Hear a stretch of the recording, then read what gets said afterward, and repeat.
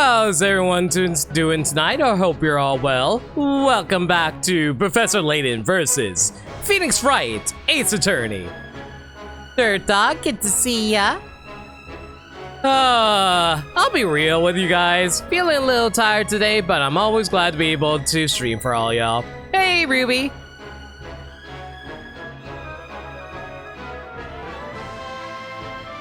Oh, no worries, Ruby. Hope everything works out for you with whatever you've discovered. Did you know that cashews come from a fruit? Wait, what? Wait. Is that actually true? Cashews come from a fruit? But even better, did you know what rhymes with fruit? Cute. And you... Okay, I'll admit, I had no idea where you were going with that, Max, so... You got me there. Thank you for the compliment. Hey, Aggers and Don, hope you're doing well. It's called a cashew apple? Cashews come from apples? What? Oh my gosh, I'm learning something new every day. You know what's really, so that actually reminds me, there's this YouTube channel that I've been watching a lot of recently called Teching, who goes over a bunch of One Piece stuff. It's primarily a One Piece YouTuber and stuff like that. Every video he always ends with a weird fact about life, like about animals and stuff like that. And I'm like, man, learning stuff about like random stuff all the time is actually such a neat thing in life. Just like just little details in life. It's like, oh wow, I never knew that about life. That's such a nice little detail. Yo, hey Kojin, how you doing? You heard that one from Tobiscus? Fair. Alright, anyway, last time on this game, I don't want to read the full title again, Professor Layton and Luke arrived in Labyrinthia. People think we find out that people believe in a storyteller who makes everything he writes into reality, and we were like, man, that's really weird. Why would you believe that anything written becomes reality? It might just be a weird coincidence. And everyone's all like, you're a witch! And now we're attempted to be run out of town. The knights want to arrest us. And we're all like, well, I guess we're going to hide out in this bread shop being ran by Phoenix Wright. RNG, fate is quite a tussle. Will limit fail another puzzle. To be fair, I only failed one puzzle because I didn't understand the context of how that puzzle went. But anyway, let's go get Genie in here.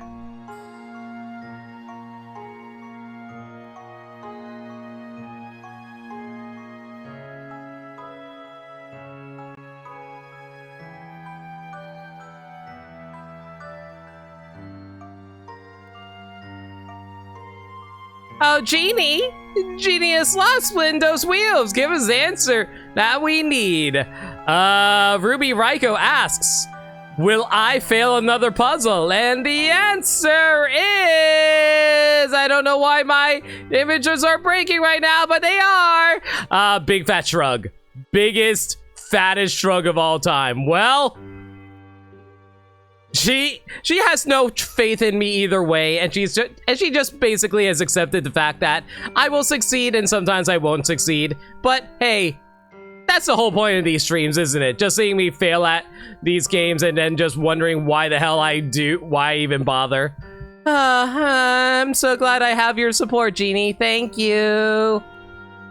Anyway, but yeah, we head over to Espella's bakery where she lives. We meet up with Phoenix Wright and Maya, who's currently working at the bakery for some reason. It be what it be. I don't think you can take any more puzzles. They need your... Thank you, Gaddy. It seemed Carmine was conducting an investigation of his own in this great archive, but what? We followed Carmine's trail and eventually found ourselves at the Great Archive. It was merely a hunch, but we believed there could perhaps be clues that could help us solve the mystery of Labyrinthia. Mind you, we haven't even arrived at the Great Archive yet. I think we're still inside the bakery the last time we saved.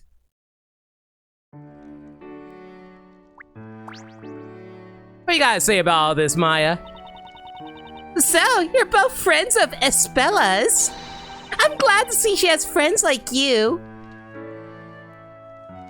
What about you?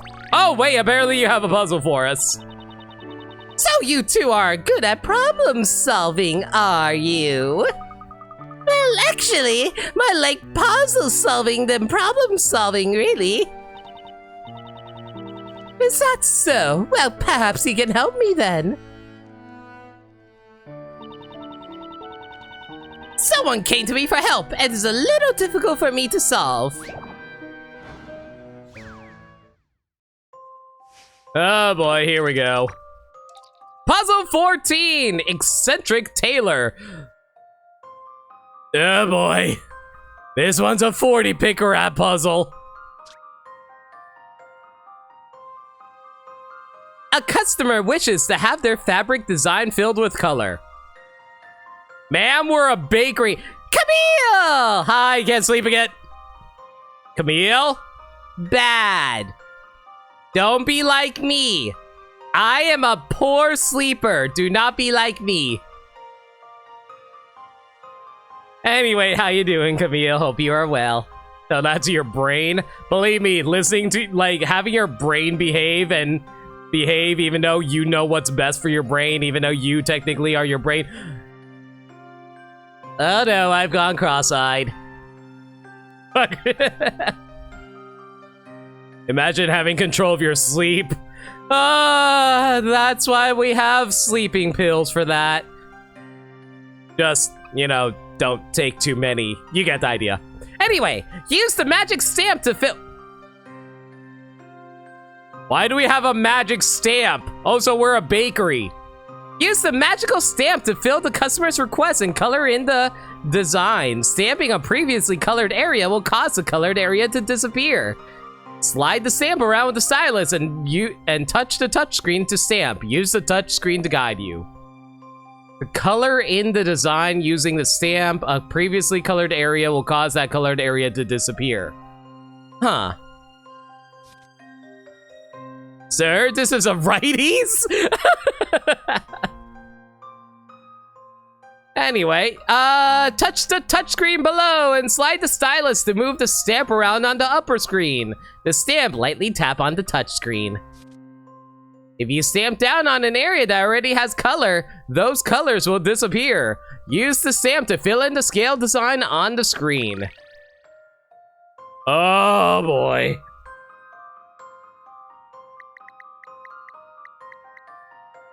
Can I even rotate? How do I rotate this thing? I don't think I get to rotate.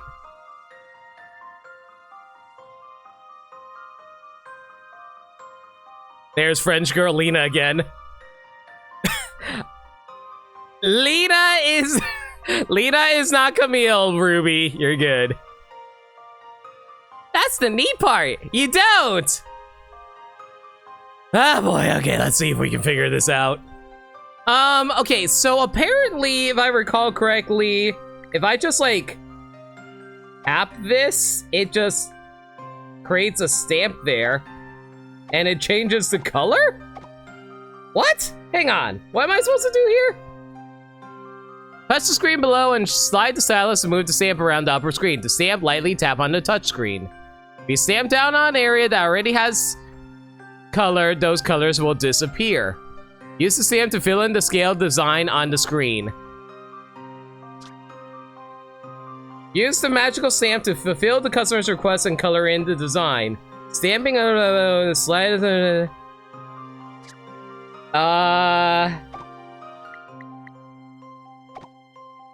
Huh.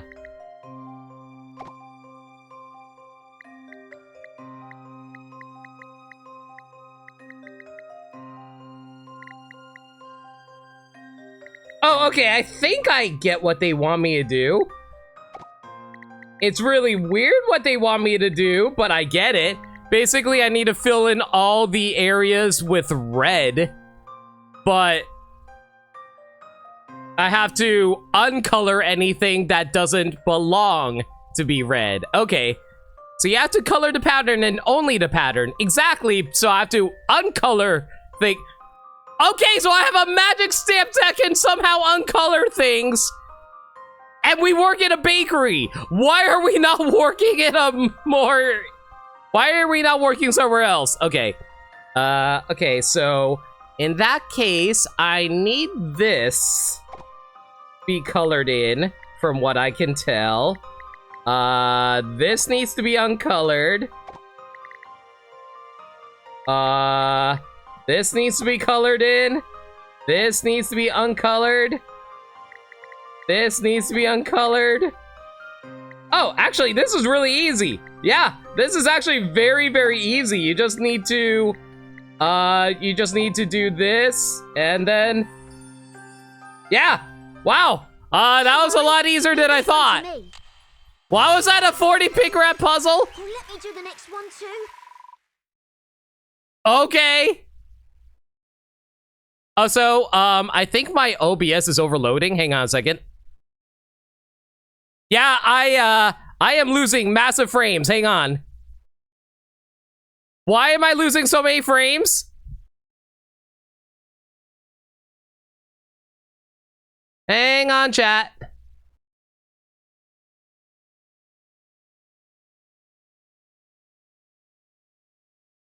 I'm closing a few applications. OBS, you good? OBS, okay, I think we're good. Okay, OBS has settled down. I think we're good again. You forgot to chip those frames. Yes, thank you. Wonderful! That is quite a lovely design. Ma'am, we're a bakery. The customer is sure to be happy. Well, I never. You really solved it, haven't you? You have a puzzle to be solved. You can always rely on us. Something tells me this game is going to be 80% Professor Layton, 20% Ace Attorney. Why people want candelabra-shaped bread, huh? Ever think of that? Yeah, you know what? I think they probably had Lumiere-shaped bread in Disney World. Why didn't I think of that? Clearly. Yo, Sinsmage, how you doing? Welcome to the stream. We just solved the puzzle. We just solved the puzzle. We just solved the puzzle. Because we're really smart. What a gentleman. I'll have to bake you something extra special later to show my appreciation. It's a scale, not a candelabra. Close enough. I'm already looking forward to it. Pip pip cheerio and all that balderdash. All right, you know what? I'm actually curious. How many of our puzzles have we done? 1, 2, 3, 4, 5, 6, 7, 8, 9, 10, 11, 12. Okay, so we've been finding every single puzzle so far. I was a little worried that we might have accidentally skipped one so far. That would be a little annoying considering I do want to try to find everything. A large variety of bread. One could have a different type of every day of the week. I feel like I've read that already. Yo, Phoenix in an apron! Is no one gonna question the fact that you're wearing a business suit underneath an apron? Maya at least looks like she fits in. Phoenix, you're, I could do a little bit better to blend in, buddy. I believe some of you broke into laughter with the Baker Slam. Oh, Camille, I absolutely did. I was not expecting Phoenix to just come in with a, take this! Professional baker, Phoenix Wright. Sorry if I came across as rude earlier. Please, pay it no mind. It's just that sometimes I get carried away when I'm pounding the dough like that. Dude. Well, it was kind of surprising to hear a big thump like that, even if you were just kneading the dough. I mean, you said, take that! My heart nearly stopped! When I bake grape bread, I guess I just feel the need to present to the customer like... that. Euphemisms, innuendo count to. All right, let's get out of here. What you got about to say about this, sir? So many types of fish. I was clicking on the person, Luke. Is there a river or lake nearby? All you can do is pray that the story is not referring to you two. Yeah, apparently Layton and Luke might be set on fire by witches. You would think it'd be the other way around where people are trying to burn a witch, but hey, this works out. Okay, I guess we probably should move on to somewhere else at the moment. And I probably should reverse my screens. The Great Archive lies to the north. We must make our way there and trace Carmine's steps. Well, it looks like there's only... Doesn't look like there's any hidden puzzles over here, so off we go. I don't know why, but I always think of the worth of this sword's edge when I'm pounding the... Camille! No! But yes. I just want to make mighty buns. Oh man, these two buns put together really remind me of another person's mighty buns. It looks like the knights have given up searching for us, thank goodness. Yes, it seems you're right, Luke. From the look of things, we should be safe to explore a little more before making our way to the Great Archive. You make this relationship work, you swear? Don't worry. Even the people before you have been trying to make Phoenix and Edgeworth a thing. Oh my god, there are so many times I gotta reverse the screen. It's actually a little annoying. Here we are in the Great Archive entrance. This huge building has the shape of an open book. So take a look. It's in a book. Reading Rainbow. 3 hit coins to locate.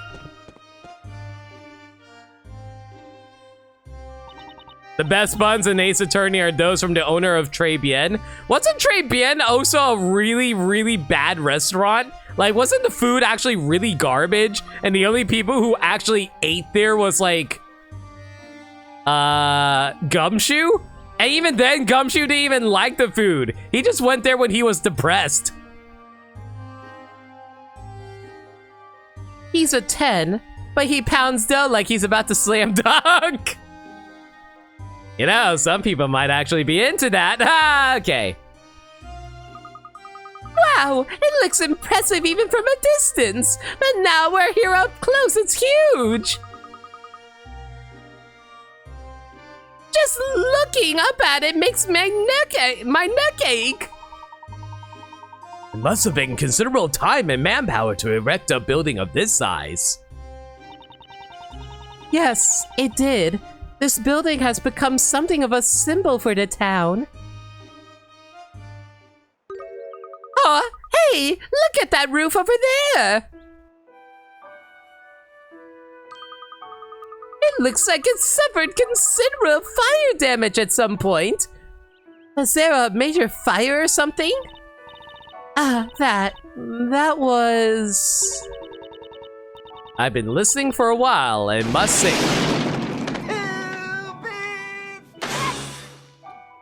Corgi dose of today. Ouch! Thank you for the 2 corgis to the face, Don. Much appreciated. Notre Dame, is that you? Have they even fixed Notre Dame yet out of curiosity? Is it still a mess or have they like fixed it up since then? Oh shit, no, you didn't even like that. Wait, I thought that's exactly what you were referring to. Like your Notre Dame thing came up right as we brought up the fire damage. They're fixing it, sorta? Okay, that's good to hear at least.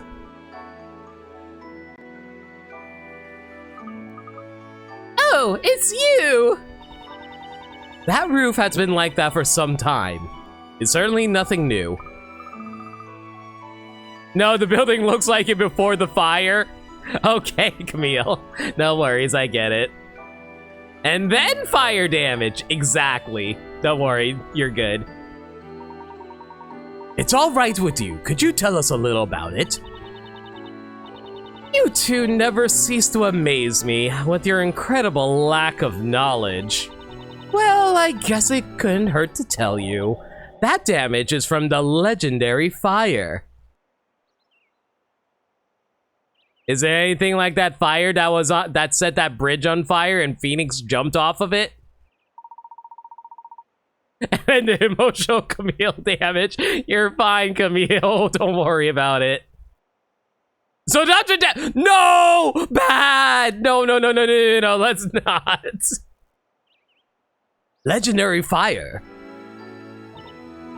Yes, long ago, there was a huge fire that engulfed most of this entire town. The damage there occurred at that time. You can see other traces of the fire around the town here and there. The entire town was engulfed in a huge fire. We're all going to hell? Major hell. All of the townsfolk know about it. You're probably the only ones that don't. Thank you for filling us in. That certainly cleared up a few things. No problem. It so happens I had nothing better to do. I wasn't much such a bad way to kill time.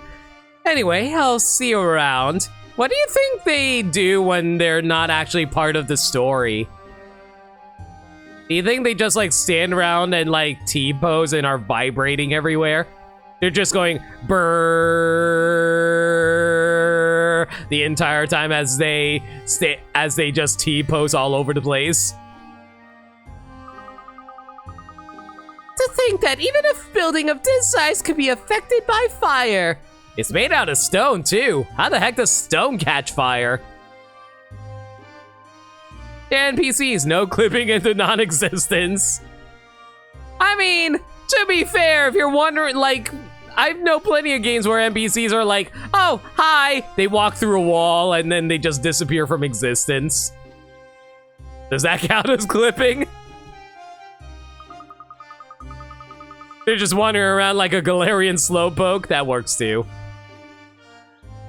The fire that spread through the town really must have been legendary. Oh man, now I'm really hoping that we get a legendary fire type. You're certainly right about that, Luke. Bella, is something the matter? Oh, no. Nothing at all. Shall we make our way inside?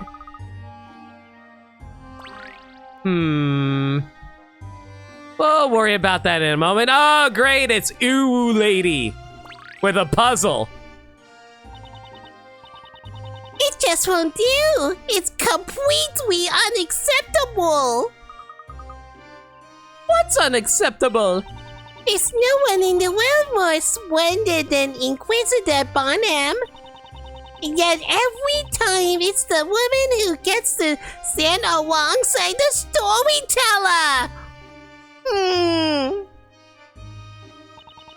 It's so unfair. You know, I just realized I'm actually doing Tiny's voice from Yu-Gi-Oh! GX. My mama said that I'm the best duelist in the world. You mean the woman who was distributing the story to the crowd, is that right? Who I want to remind chat about is a real cutie. To be honest, I found her a little scary, but also pretty. I'm sure it's all some kind of plan of hers. I just feel so sorry for my poor Zackums. While stone is non-flammable, the structure beneath is made of wood, usually very dry. The heat can also affect a mortar and weaken it, hence how a fire can even harm a stone structure. That makes a lot of sense, actually. You want Timmy Slime archetype in real life? Maybe eventually. And she's also voiced by Lady Maynif. That is true. You don't remember Jack from it? Yu-Gi-Oh! GX is a fantastic series. I definitely recommend rewatching it. It's probably... I remember someone asking what my favorite Yu-Gi-Oh! Series last Yu-Gi-Oh! Stream. I think GX might actually be my favorite. Oh, if only I could get closer. I could offer my support. It would certainly be difficult to get close with that bustling crowd all around. Perhaps even dangerous. I try. Huh? I would float down beside him from one of the... What? What the hell just happened? She just literally floated in the sky. She's Mary Poppins, y'all. Well... Wait! What is this puzzle? What was the setup for this puzzle? What? Princess Peach, is that you? What the hell just happened? I'm so confused.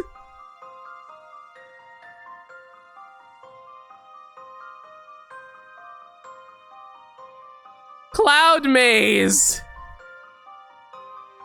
Navigate Luke through the clouds and help him find a professor. Wait, what? Hang on. Wait, hang on. Wait, are you telling me that... Wait, are you telling me that she floated into the sky, Luke got dragged up into the sky with her, and now Luke has to get from the sky to the ground and the clouds are solid and what? I am so confused right now. What is going on? What? You wanna know what will make this situation better? A puzzle? Luke got carried into the tornado and has to find a Wizard of Layton. And we're gonna come across like Emmy that's made out of straw. We're gonna find... I'm trying to think of other Professor Layton characters. I can't remember them at the moment. All right, kids. It's time to help navigate Luke through the clouds and help him find a professor. Remember, jumping into holes in the clouds will drop Luke down to the level below. Likewise, jumping on fluffy clouds will send him flying into the level above.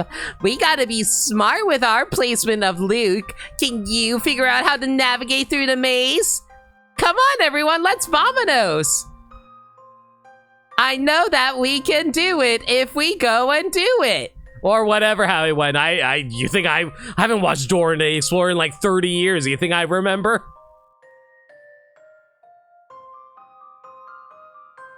Touch the arrows on the touchscreen to move in the direction indicated. Do your best to reach the goal. You can also use the control pad or circle pad.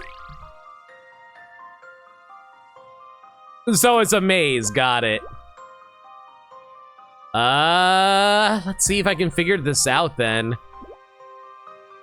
Anybody remember the freaking unknown dungeon from Pokemon?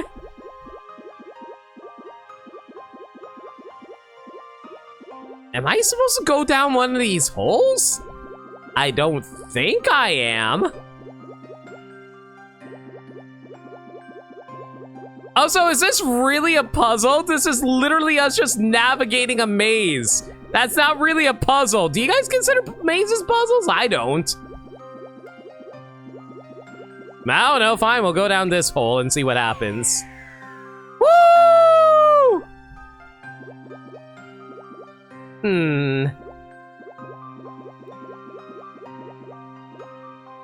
We're inside of a mystery dungeon. Oh, surprise everyone, we're doing mystery dungeon.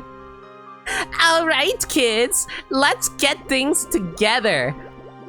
Get all things and get everyone together. 3, 2, 1, let's jam. Ba-da-da-da-da-da-da. Ba-da-da-da-da-da-da. Da-da-da-da-da-da-da-da-da. Yo, Woo, how you doing, man? I have no idea where we're supposed to go here. Like, hey, girlfriend, how you doing this fine Tuesday evening? Like, gosh, did you hear what Becky said? Look at that butt. Hey, Rosie, how's it going? Welcome to me trying to figure out how the hell you navigate in this maze. I assume I'm going in the right direction since I've been going in practically circles this entire time.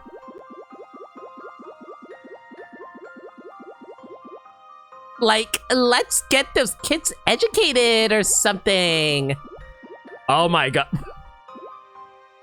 Aw, look at that. This is my answer. We did it! Professor, I did it! Amazing! I didn't realize I was playing Overwatch. Californian entertainment show, California Girls. Luke and the professor have been reunited. Great job. Professor, I thought she thinks she's coming back. Oh, yo, Rosie, you missed it earlier. A crazy uwu talking girl just like casually went Mary Poppins into the sky. I was so freaking baffled.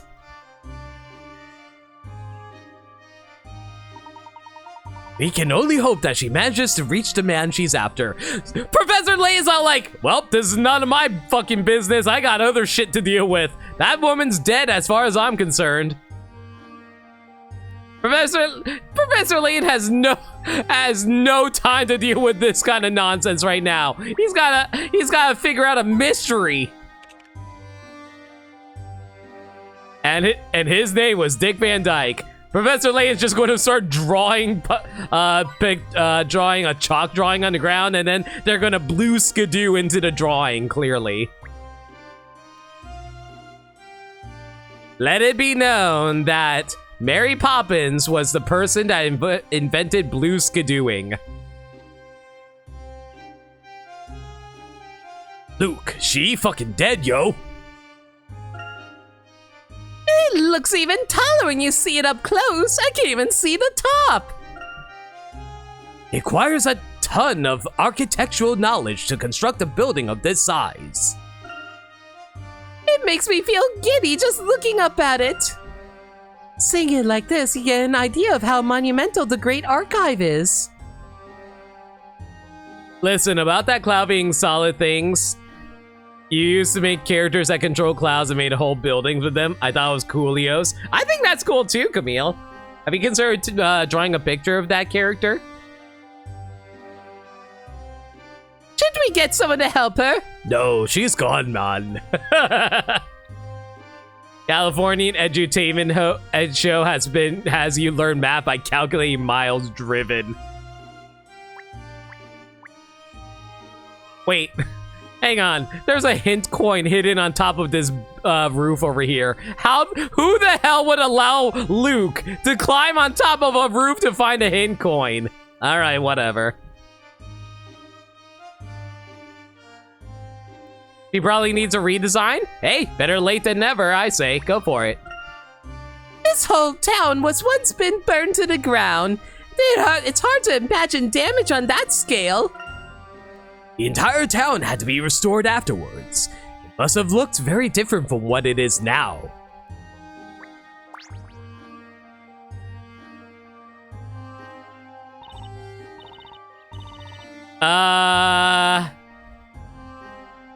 Chat, I don't know what kind of voice to assign this character because I can't tell if they're male or female. They might be non-binary. I'm just going to use my regular voice. Oh, uh-oh. Not good. What shall I do? What's the matter? Is there something troubling you? Oh, it's a girl. Okay, got it. Oh yes, something certainly is. Troubling me, I mean. Today's scary story. It's just so frightening. When in doubt, default to George Takei. You know what? That's also not a bad idea, Caddy. If I'm never sure, go George Takei. Give it an Arnold voice. That's also a fair one. may be afraid, but I have to do it. I have to finish my delivery. See this? A whole satchel full of letters! A letter fest! And I have to deliver them all! Don't worry, you have like 4 Mario Party contestants trying to pick up Larga! Thank you. Larga, thank you for the 32 months, you jerk. Bye. But thank you. Oh, we're doing well, man. Sulu the mailer, yes. Layton should stop assuming gender. I mean, I feel like Layton would have the eyes to be a gentleman to be able to determine what someone's gender is without even having to assume. That's a filthy life, Larga, but thank you anyway. Oh my, that really is a lot of letters. If you'd like, I can help by delivering a few of them for you. Oh, Spella. No, it's all right. After all, it's my job. And anyway, you look busy right now yourself. You know what? That sounded like a setup for a puzzle, and yet it wasn't. Well, a little, but we should always help each other out in times of need. Isn't Professor Layton like one of the few characters that have like pie eyes?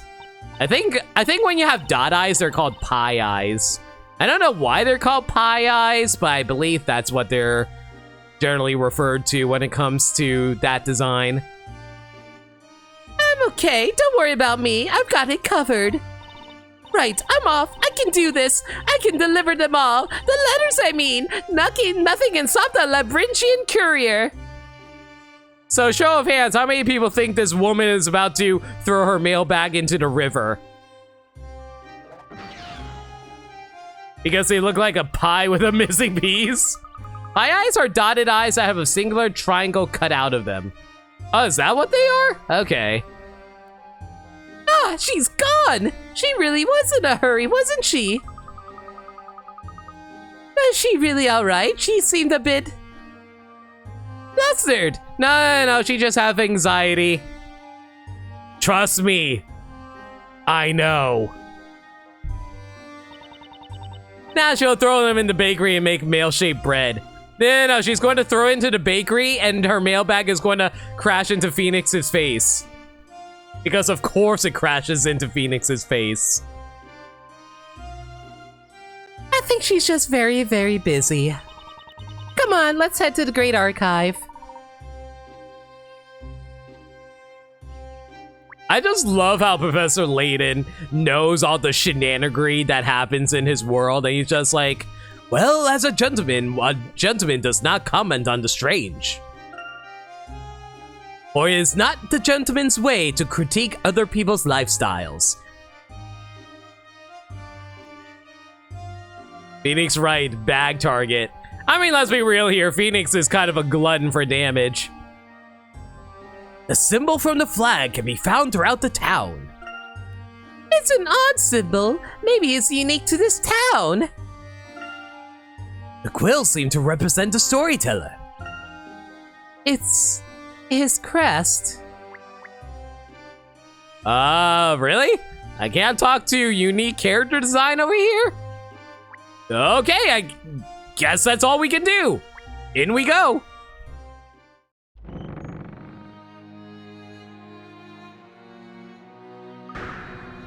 Wow, there are books crammed in here from floor to ceiling. It's almost as if this is a library called the Great Archive. I'm like 8 years old. Godot had an amazing game with his coffee mugs. No lie. Truly remarkable. Are all of these books stories? Yes, they are. All of them. It's said that these were all written by the storyteller. All these books, there are so many! Wait. I just realized. How often does the storyteller come to town?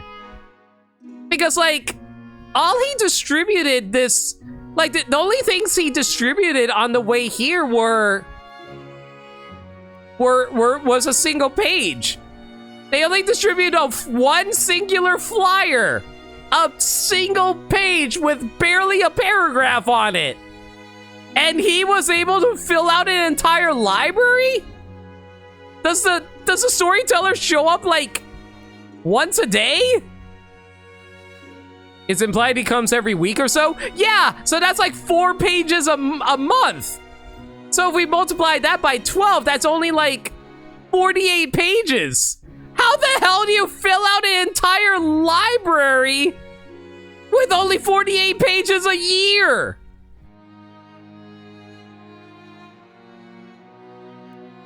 You just realized it's the Duolingo crest run.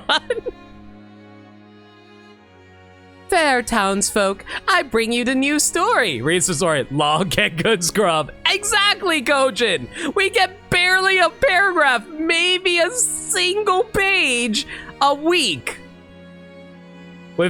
These are fan fictions, clearly. Excuse me, beg your pardon. Look out, gangway! I got him, don't worry. Piece of cake. You know, when I heard that Ace Attorney sound effect, I legitimately thought for a moment we were going to meet an Ace Attorney character. Lo and behold, it's another OC.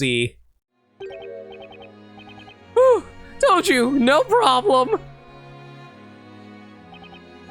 Sorry to startle you folk. I didn't think there was anyone here. That's all right. It's lucky you didn't drop any books. I don't think I've ever seen anyone carry so many books at once. Aren't they heavy? Dewey in a library. Oh, I didn't even realize. I didn't even realize his name. I love books. They feel like a mother carrying her baby. Labyrinthia Larry is what you were expecting. That's what I was thinking too, Dawn. If you love books too, why not carry a few with me? I too love books, but I don't think I could carry that many. You obviously don't understand the true enjoyment of books. Read a goddamn book! Embrace books, being buried in books, the feeling of books, the smell of books, listening to the sound of pages turning, gazing upon the books, piled high, being surrounded by books, and playing with them. That's how to enjoy books. You were also thinking Labyrinthia, Gumshoe? I could see that too, honestly. I want those books to step on me. I mean, what? I mean, to be fair, if you let those books step on you, I'm pretty sure you'll die from that. I'm not sure I totally agree. Dewey? That voice! That's a spell, isn't it? Ba-da-da-ba-ba. Here we go again! Oh, Dewey!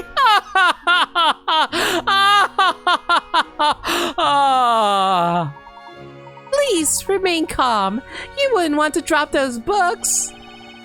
Just leave it to me! See? All under control. Leave it all to me. Leave it all to me. Sorry, I didn't mean to startle you like that. Dewey, we've come to find a book about magic. You miss Gumshoe? When was the last time Gumshoe was in a mainline Ace Attorney game anyway? He wasn't in Dual Destinies. I haven't played Apollo Justice, so I can't comment on that. He definitely was not in Spirit of Justice. And I'm pretty sure there's no Gumshoe in Great Ace Attorney.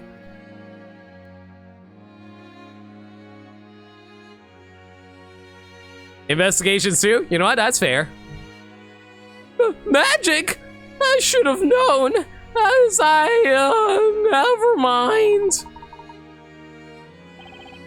Well, if it's magic that you're interested in, then might I suggest a grand grimoire? The Grand Grimoire, you say? We'd like to borrow that book if we may. Well, you'll need Miss... Ha ha ha ha ha! Miss Mystery's permission. Hardy har. Are you sure you want to borrow it? Absolutely! We're very interested in magic. Friends with a spell is interested in magic? So these two must also be... Wow, whoops, no! It's French, though. Is it actually a French name? It Monsieur. Is it pronounced like Monsieur or something like that? I'm sorry if I'm butchering the French language. I'm losing them! Like zoinks! Silence. You think the name's pronounced as more like mystère? It's a French word. Oh, really? Is it French for mystery? It's close yet? Okay, I'll try to go for mystère then. Monsieur? Oh, she's cute! Oh, she's actually really cute. I love the twin tails and the glasses. She's adorable. Oh, look at her hair bands. Her hairbands are books. That's actually super freaking cute. I love her. She's so very cute. Very, very cute. Silence in the library, Riddle. Also a nice name. Ha ha ha ha ha, Riddle. Speaking of riddles, this reminds me of a riddle. The Great Archive was founded for those in the noble pursuit of knowledge. I must ask you to be a little quieter, please. Dewey, as a budding librarian, I would have thought that you had known better. Can I just say, I love how she looks like an Ace Attorney character talking to a Professor Layton character. That's pretty good. Oh yeah, she does have a question mark tuff on her head. That's actually really clever. That's a... Man, can you tell I really love these character designs for Ace Attorney characters? Oh, I'm sorry, Monsieur. Okay, so her first name is Monsieur, or is Riddle her first name? We'll see in a moment. Well, these people say they want to borrow the Grand Grimoire. Riddle Monsieur. Yeah, I get it. Did you say the Grand Grimoire? You're Espella Cantabella. Okay, so I know that Espella's name is supposed to be a pun on spell, like magic spell. I don't understand the reference to Cantabella, unless that's a Hispanic or Latin thing, I'm not sure. When two artists collab, correct. By the way, congratulations on the John scene. I really can't wait to see it when it's finished. You of all people must know the significance of the Grand Grimoire. Canto reminds you of Encanto. I can see that. Oh, it's Italian. Yeah, that makes sense. It's an important piece of literature which can only be viewed by learned persons of significant status. Canta is a Latin-based prefix, yeah.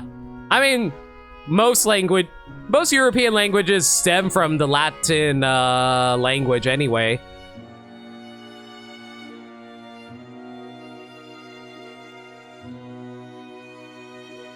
Camille, you worked hard on it too. Don't give yourself crap. It's not like I can just give my permission to whoever asks for it, you know. I understand that, but this man... I'm sorry, but rules cannot be changed. The request is all mine. That book could prove indispensable for my investigations into magic. And you are? Excuse me, but may I ask your name? Oh, look at her. That's actually an adorable pose. I want to hug it. I'm Herschel Layton. I'm investigating this town. You'd say I'm a traveler, so to speak. A traveler? I'm afraid I have never come across such a profession. Well, I suppose we can return to that later. My name is Riddell Monsieur. I am a librarian, as well as a curator of the Great Archive.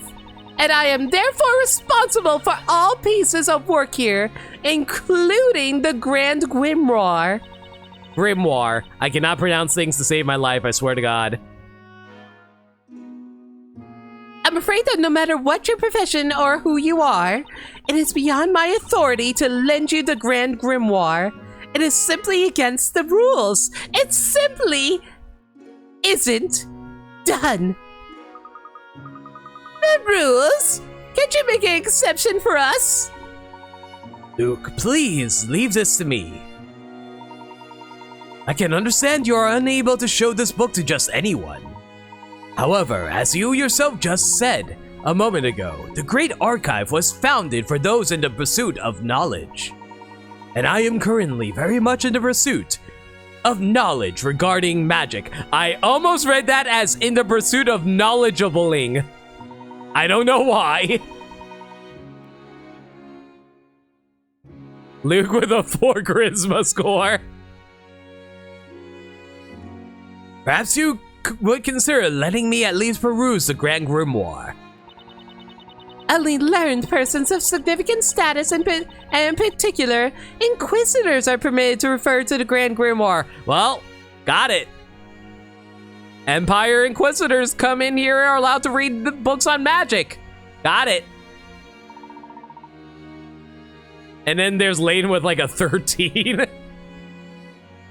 Oh, I just realized something. Give me a quick sec, guys. I forgot to fix up the audio.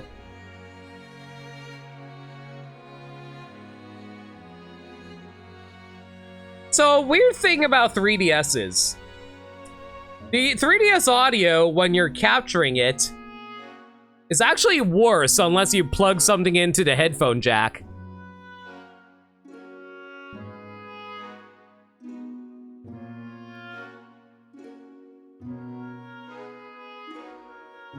I don't know why it does that, but it does.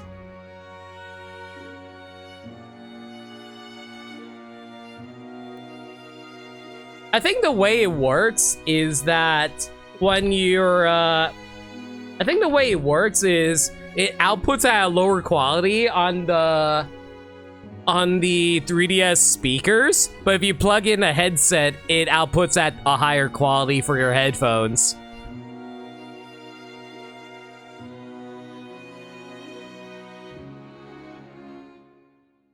Time to crusade in the name of whatever god we have. So we need Morag. Correct. Those who administer justice in this town, Knights of Wisdom as they are known.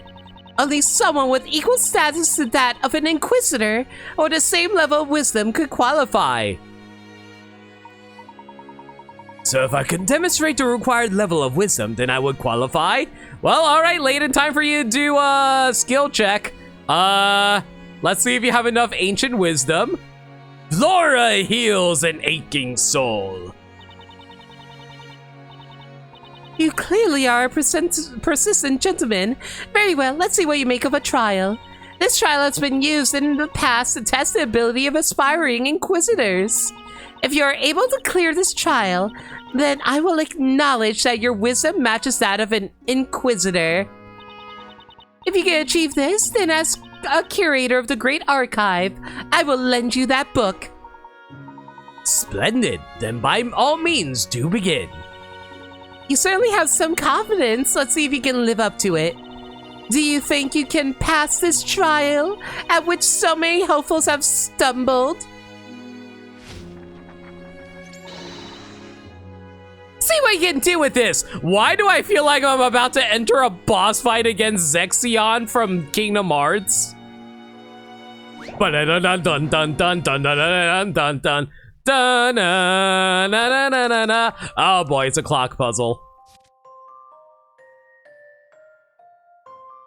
This puzzle is worth 20 Picarots. Make your way through the maze of strange clocks and to the goal. I almost read that, and to the goat. You can only move in the direction of the clock hands. With each step you take, the clock hands will rotate 90 degrees. So take care. Will they rotate 90 degrees to the left or to the right? You didn't tell me which way they rotate. Touch the arrows on the touchscreen to move the knight in the direction indicated. Note that the knight is only able to move in the directions indicated by the clock hands. Pay attention to the direction of the clock hands and you find your way through the clock maze. You can also move using control pad or circle pad.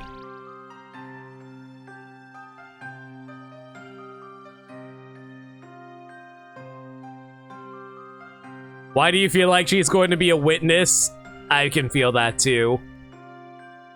They clock, so they go clockwise. Ha ha ha ha ha. If only there was some way to know which way clocks rotate. Alright, wise guys, I get you. But you know what, that's not entirely true. Clocks can go counterclockwise if you need to reset the time. For all we know, these aren't guaranteed to always move clockwise. After all, if we go by the logic of how 90 degrees actually works, 90 degrees technically is going counterclockwise because if we go at 0, 0 is facing to the right, and 90 degrees is going straight up. So if we go by that logic, that would be counterclockwise. Mathematicians! But that's the way villains' clocks go. They go counterclockwise. Oh, I know you guys are joking. Don't worry, I'm just screwing around too. Nope, they definitely go clockwise. All right, let's see now.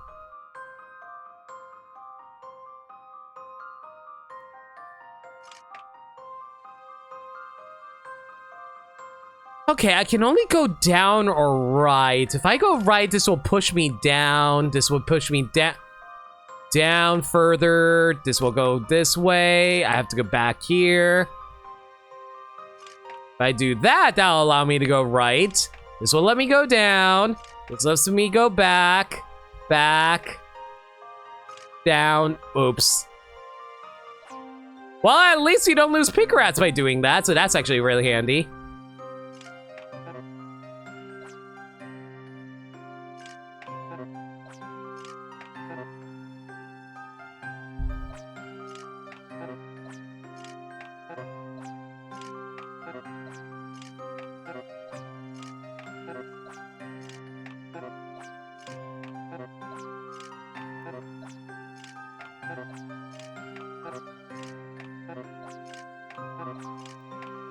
Don't worry, I got it.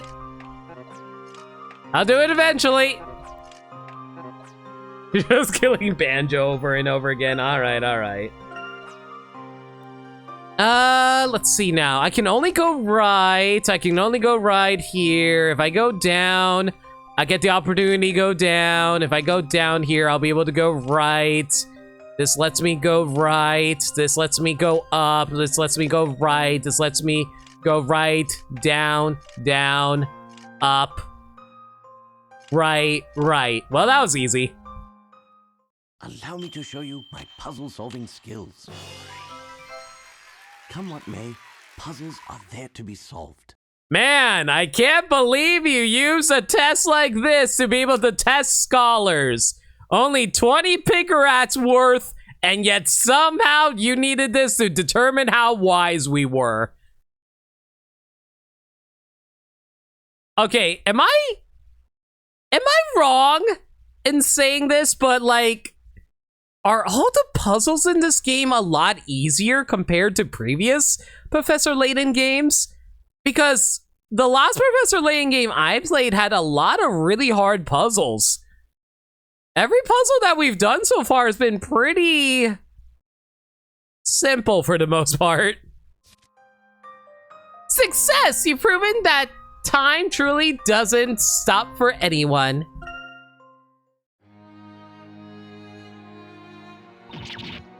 You did solve it, but you'll take away 100 points for killing the knight several times the same way. Oh, can you imagine? I mean, you are pretty early on, I guess. Even though this is my 3rd stream, but what do I know? How many Professor Laytons have I played? I played Miracle Mask, and I played the beginning of Azric Legacy.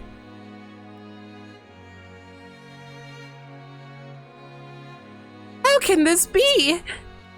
Sacred brew, how can it be? That hardly seemed a challenge for you. That must be pretty awful for a French person to hear. Who are you? And how did you do that so effortlessly? More importantly than who I am, there's one thing of which I am certain. So not as used to puzzles as you thought. I mean, to be fair, I grew up doing puzzles, not necessarily Professor Layton puzzles, but even then, these are pretty easy puzzles.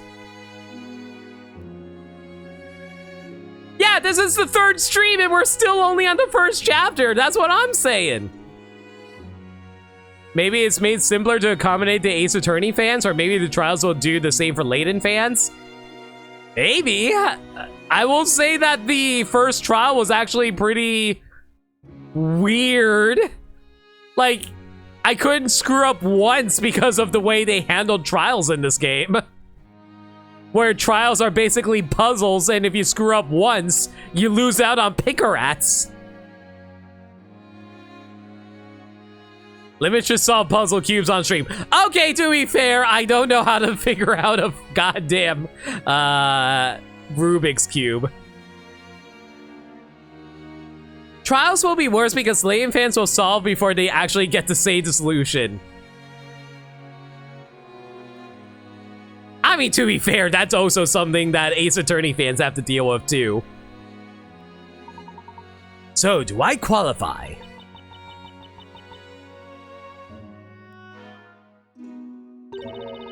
Not so fast. Do you really believe that my permission can be obtained as easily as that? That was no more than a preliminary trial. Oh god, thank god we got another one. To separate the wheat from the calf. Now for the real trial. Even a man of your caliber should find this challenging. This better be a 70 Pickerat puzzle. This trial will have your eyes rolling and your head spinning. Miss Monsieur, I've never seen you get this excited. Silence. Be quiet, Dewey. Sorry. I assume it's safe to predict that this will not be quite so simple. Ahem. This will put an end to that overconfidence. Yeah, with an animation like that, she looks like a witness. Prepare to lose your mind in this mind-bending puzzle. Da da da da da da da da da da da da da da da da da da. Ah, boy. Well, we went 40. All right. Out of time.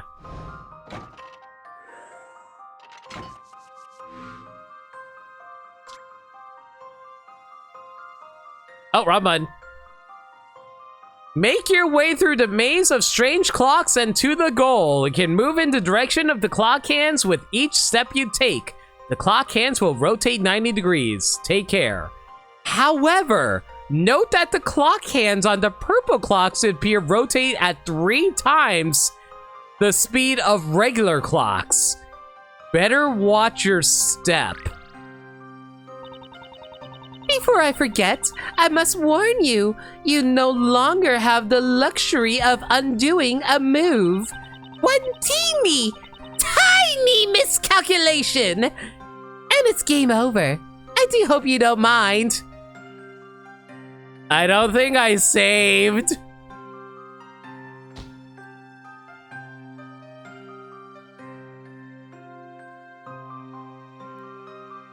Wait. Wait. I still have a restart button. What's the issue? I can just restart.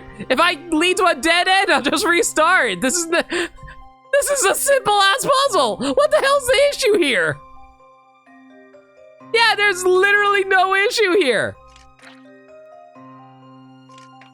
All I gotta do is just hit restart if it looks like I'm gonna die. Okay, if this rotates 3 times, 1, 2, 3, I'll be able to go right or down. Let's go this way. Okay, if I go right, that'll give me a right over there. That's fine. But then the purple is going to the purple on the right of where if I go right will rotate 6 times. So 1, 2, 3. So the left hand would be pointing down. 1, 2, 3, and it'll be pointing to the right. And then the right hand would be pointing 1, 2, 3. 1, 2, 3, down and right. Okay, that's fine. If I go right, it'll go... If I go right... This is the boss fight. It's not that difficult, honestly. If I go right, I get to go straight down. But if I step once to the right, the arrow is going to go straight up on the purple underneath that. And then it'll rotate 3 times again when I step on it. So 1, 2, 3, it'll go backwards to the left. So if I go left, hang on. So basically, if I go right, down, and then left, that'll be left. So the arrow underneath me would go left, up, and then back to the right.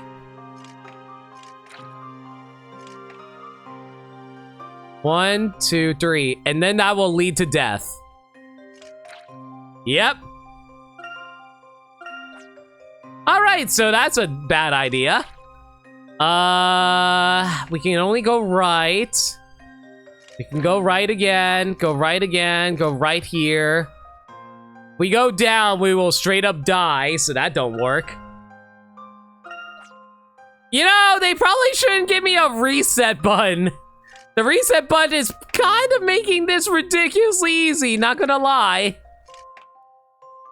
Oh no! I'm gonna die! Whatever will I do? Surprise! There's a reset button. Why did they give you a reset button? Why would she be all like, oh, you need to be careful because if you step in the wrong pathway, it's game over for you, Professor Layton. And then we're all like, okay, thanks for a reset button. Like, seriously, why did they give us a reset button?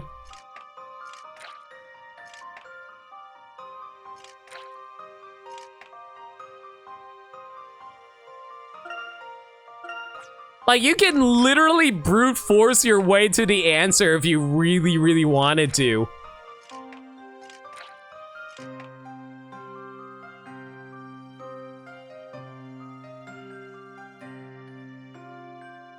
This is like really easy game design. It's like, aha! There is no way for you to escape out of this, Perry the Platypus. And then we're all like, oh, but I want this to be fair for you. So here's a reset button if you need any help. Oh, would you like some cheese with your crackers too? They're effectively spinning counterclockwise by 1? Yeah, functionally.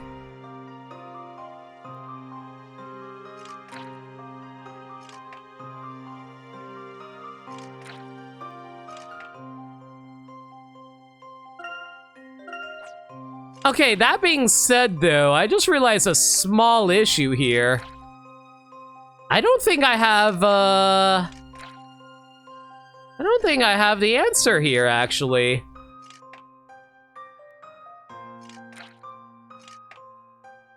Yeah, I just realized a small issue here. I don't think I can figure out the answer here.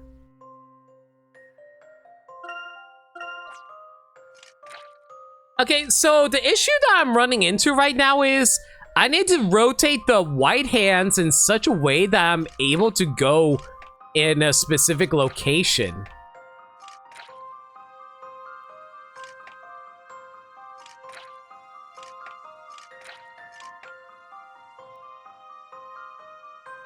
Because, like, I think what I need to do is get to the very bottom leftmost clock, but I need to be able to rotate in a way to get there.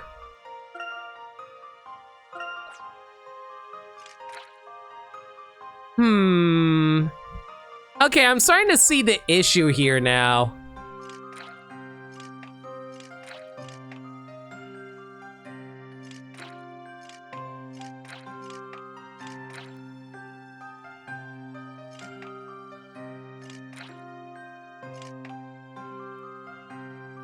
Because, like, no matter what I do, I can't rotate the clocks in a specific way to dodge one of the black pits. Because if I try to go down here, it will knock me into the pit. If I go right, if I just go left, I'm forced back to go left.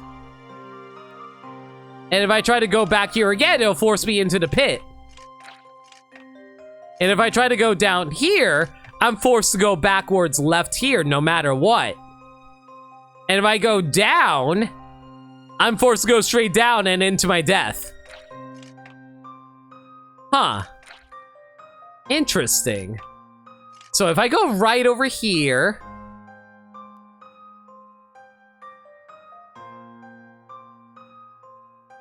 If I go down, I will die. If I go right, I'm forced to go down. If I go this way, I'm forced to go left. If I go this way, I'm forced to go right. And I'm forced to go to death. If I go right here, go right, and then I go left, and I go left again. I go down, go right, I go up, back to the right. If I try to go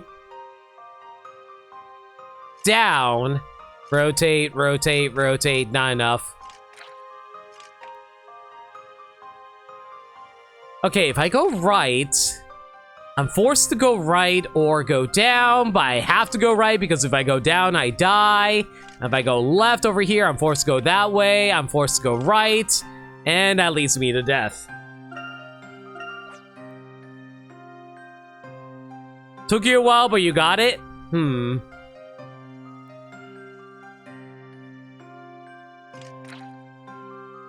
Okay, I'm forced to go right here. If I go right,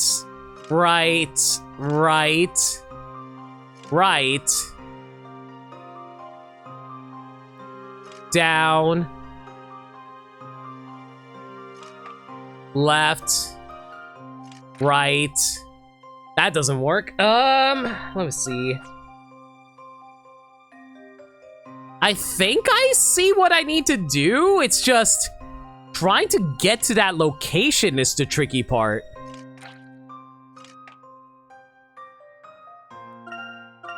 I think what I need to do is to go down the middle, but I'm not seeing how I can get down the middle. That's the thing that I'm trying to brute my force way through at the moment.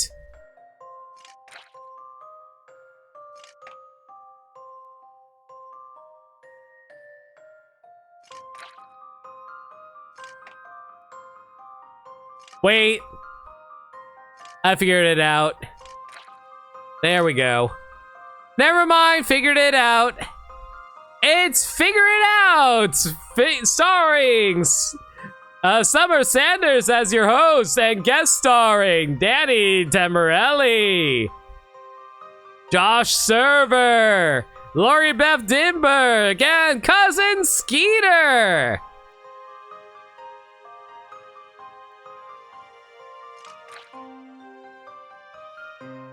Okay, so if I go right, if I go up, I go left, then I go down, then I go right, then I go right, and I go up, and I killed myself. Whoops.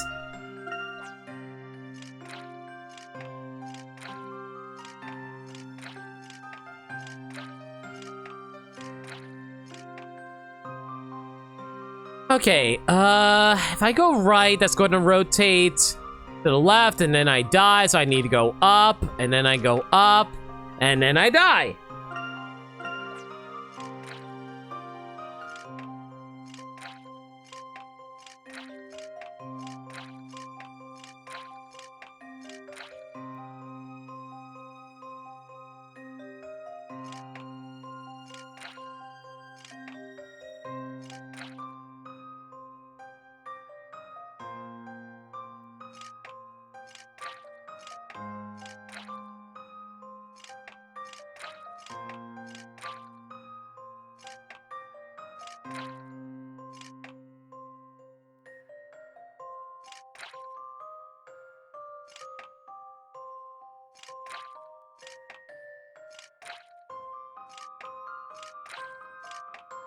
There we go.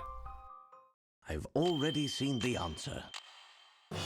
Again, why the hell did they give you a restart Joy of button? solving puzzles. That's actually a lot easier if you just like, because of the stupid restart button.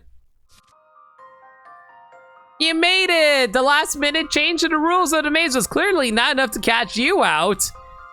I mean, it's easy to figure out if you just brute force your way through it like I did. I just exhausted all the options I had and I had to reset a few of the clocks.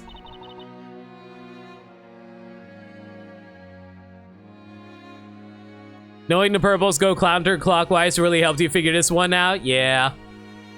How? My mind-bending puzzle! You didn't lose your mind. On the contrary, you found the solution! That's impossible! Oh my god. Oh my god. She's such a cutie. Look how cute she was. She's so cute. Oh my god. My glasses! Let me put them on. Just a moment. Why? Keep your glasses off. You're cute. You want to be a mature lady? Take off the glasses and be cute. Can you imagine how many times you have to load and how annoying it'd been if you didn't have a reset button, though? Oh no! I get it! From a gameplay standpoint, I get why there's a reset button, but it also makes it really easy by doing that too. That's better. I apologize for a moment there. I lost my composure. We interrupt your game to bring you Velma Dinkley. But I see my trial cleared like that. It seems I underestimated you, sir. It was a fascinating puzzle. No more than I expect from the curator of the Great Archive. Oh, Layton, you sly devil, you sly devil. I find your confidence rather disconcerting. I hope someday to have the pleasure of showing you a puzzle that'll make those little round eyes of yours spin in your head. But nevertheless, a promise is a promise. I hereby grant you your permission. The special viewing room containing the Grand Grimoire is located on the first floor. You would think that you would keep them elsewhere, but fine. As I'm sure you're already aware, that book is of unparalleled importance.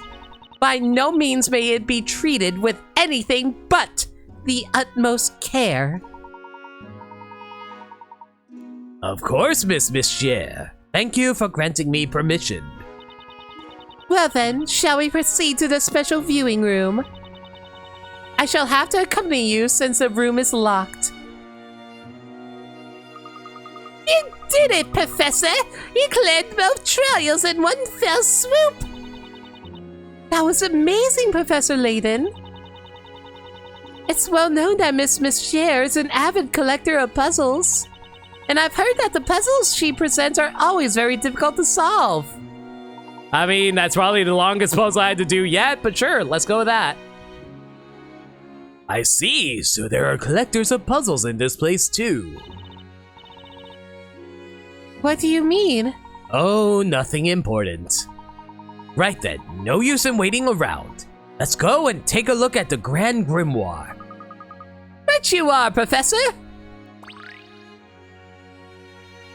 Well, might as well examine everything before we head out. A candle chandelier! How do they light the candles? I would venture a guess that they light them from the second floor with the aid of a long stick. Reading by candlelight can ruin your eyesight. Oh, I remember seeing very bright streetlights in London. They were so strange. I can only imagine how hard it is to actually maintain a candle chandelier, though. You have to, like, swap out the candles, too. Like, once the wax burns out? Ugh, can't even imagine. This appears to be a documentation on accidents in criminal cases. There's nothing on magic or witches in here. Just something called the DL6 incident. Oh, that probably doesn't matter.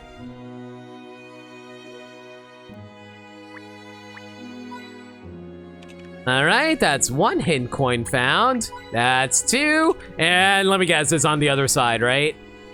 Well, color me shocked, it's not actually there. Statue? There are 2 identical statues, one on each side. The statues portray people reading. Maybe that's supposed to motivate those who come in here to read more. The statues look much bigger when you get closer. Ah, come on, there has to be a 3rd hidden coin here somewhere. Wait, I just realized! 1st floor! Oh my god! Well, you know what? Any Europeans in chat? Like, can anyone answer this question? 1st floor is 2nd floor for like, is basically like the 2nd floor for us, right? I'm pretty sure that's actually the case for Europe. Yo, Andrew, how's it going? We just solved the clock puzzle, and now we're hunting for hint coins. Could be somewhere around here, right? Come on. Give me a pop-up somewhere. An owl statue. You might even call this an owl house. This is frequently used as a motif in this town. Your hotel does that too? It's dumb. You hate trying to direct people where to go. Ah, that's right. The flags also have an owl symbol on them.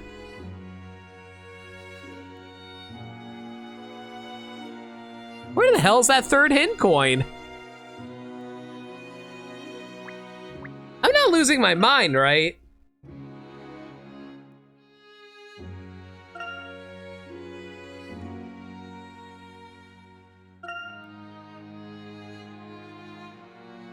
Okay, I figured as such. There is a missing hint coin here.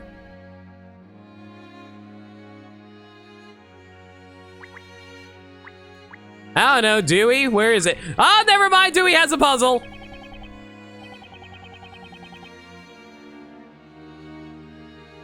That was really amazing, overcoming Miss Mischief's trials like that. Yo, Crimson, how's it going?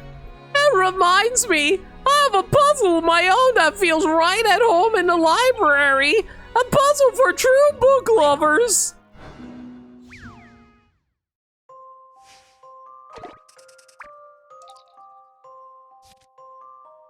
Baffling bookcase! This puzzle is worth 20 peckerats. The books on the shelf are all out of order. When correctly arranged, the book spines form an illustration. Rearrange the books so that they are correctly lined up. Why is this another jigsaw puzzle? Rearrange the books so that they are arranged correctly. On the top screen, you will find a picture of the books as seen from below. Don't mind the burnt parts, it's still just as helpful.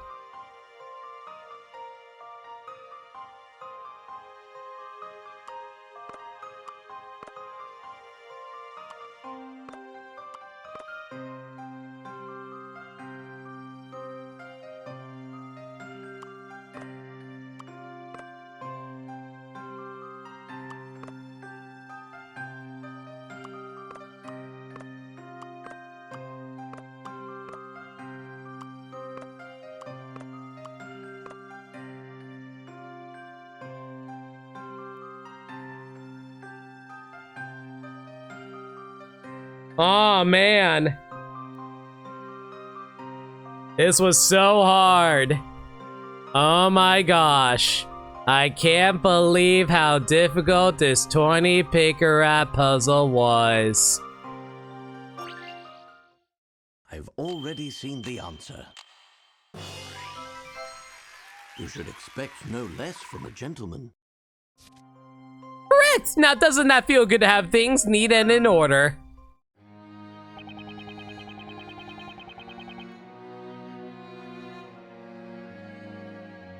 You love the Lena artwork on the top left? Thanks. The pose was actually inspired by Haruhi Suzumiya, if anybody remembers that series at all. Just what I expect from someone who sailed through Miss Mischief's trial. I must polish my own puzzle-solving skills. Like zoinks, maybe Velma will notice me one day.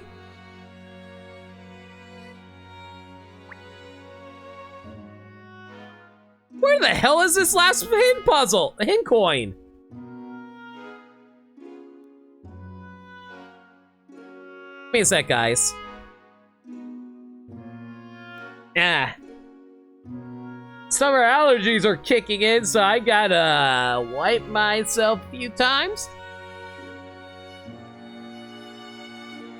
Who's Scooby-Doo in this case? Luke? No, it's Eve, the cat.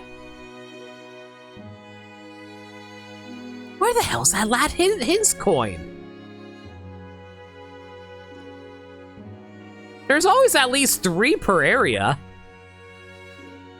It's not on the desk. On the bookshelves over here.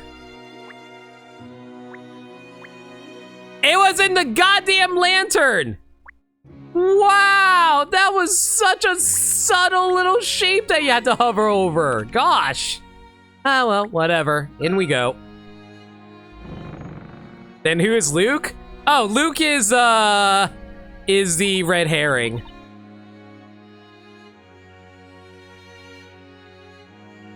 This is the special viewing room.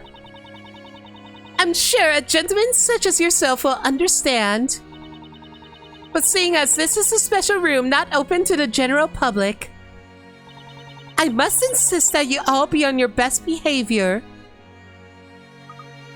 Wow, this room feels so grand and elegant. It's my first time in here. Oh, it's Isabella. It's my first time in here too. I must admit, I feel a little nervous. Certainly does give some indication of the importance of the book being kept here. That book in the center must be the Grand Grimoire. Well, before we examine that, let's search for hint coins. It looks like candles are the only source of light at night in the Great Archive. Quiet's Great Archive, bathed in warm candlelight. Looks very peaceful. Oh, Mystery Incorporated is one of my favorite, Scooby-Doo series, personally. It looks very nice, but I wouldn't want to be the one who replaces all these candles when they burn out.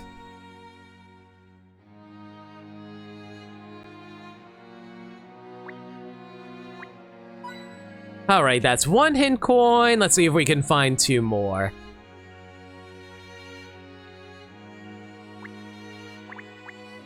That one? Or are you just going to highlight over this? Oh, the colors and the brushstrokes. That wasn't painted by some amateur. I don't know why I keep on trying to say the weird pronunciations of words. An abstract painting in soft colors. It reminds me of a meadow in spring. If you look at it from a distance, it resembles an animal. Look, there's a title. A very happy cow. Oh, that's an amazing leopard that you're drawing. Oh, wait, no, it's a panda. It's a moo cow. From school the other day. Shout out to anyone who gets the reference there. It's locked! I can't even peek inside!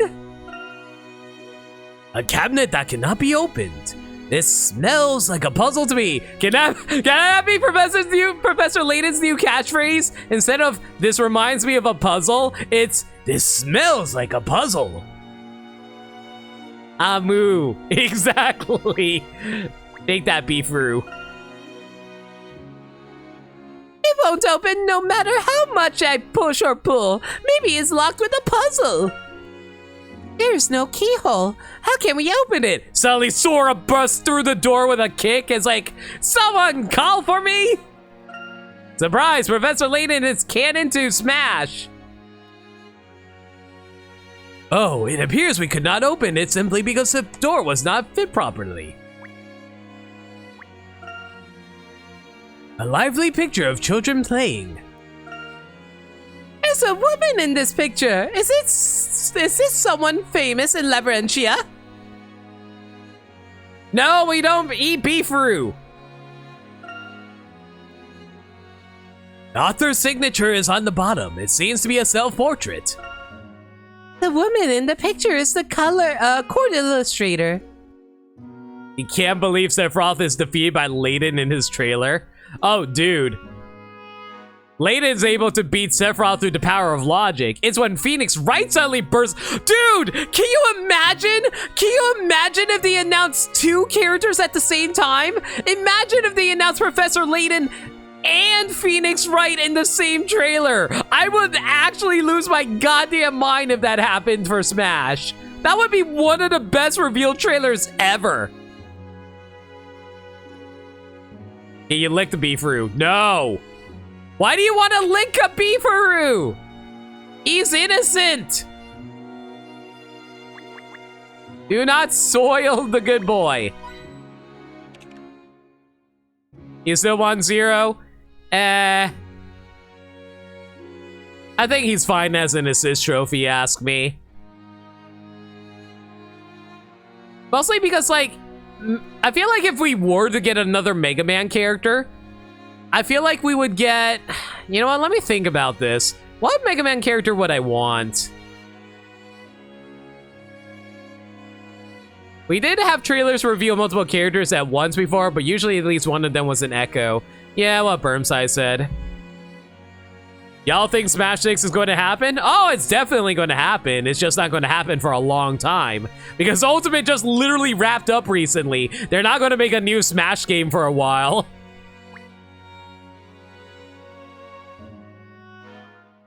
Where the hell is this last hint coin?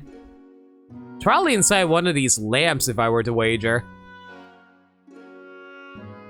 Not here. Oh, I'm pretty sure the roster is going to be completely different. I think even Sakurai realizes having that many characters come back is unfeasible.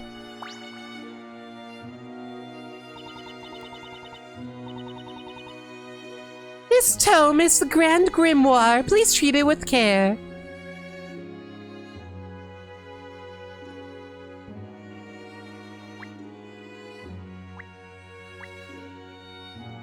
Where the hell's this hint coin? Is there another hint coin? Hang on.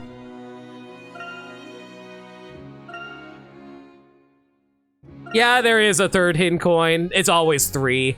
It always comes in pairs of 3. Wait, pairs.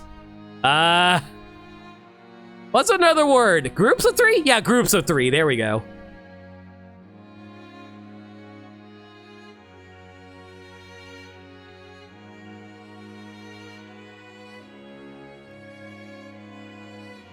I don't really like speculating on what Sakurai is ever going to do with Smash in the future. Mostly because, like, Sakurai is his own person. He kind of does whatever he wants. Trying to speculate what other people are going to do is just like, it's just, what's the word for it? Task in... I know there's an expression for it where it's like, an exercise in futility. There we go. That's what I was looking for.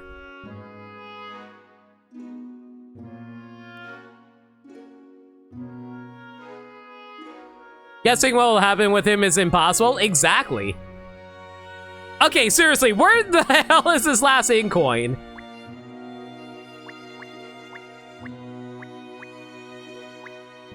What? It's hidden behind her. That is such a cheap location for a freaking hidden coin. That is so rude, game. Whatever, read the book.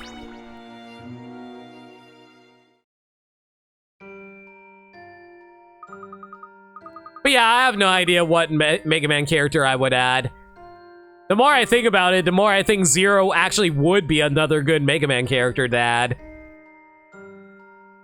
This is incredible! It's crammed with information about magic! People say it's the magic used by the witches. If that's so, then the magic we saw in London must be in here somewhere too. That may well be true, Luke. A tome as thick as this must surely contain such information. Blue Skid 2, Weekend 2. Finding it is a bit daunting, though. Huh? What's this? Professor, this page is different from the others. What is this? What's this? What's this? There's weird writing in a book. What's this? What's this? We just bleached a plot hook. This page isn't about magic at all. Something about it makes me feel uneasy. Luke, this page, it appears to be addressed to someone, don't you think? Oh, you mean like a message? Let's read it, Professor.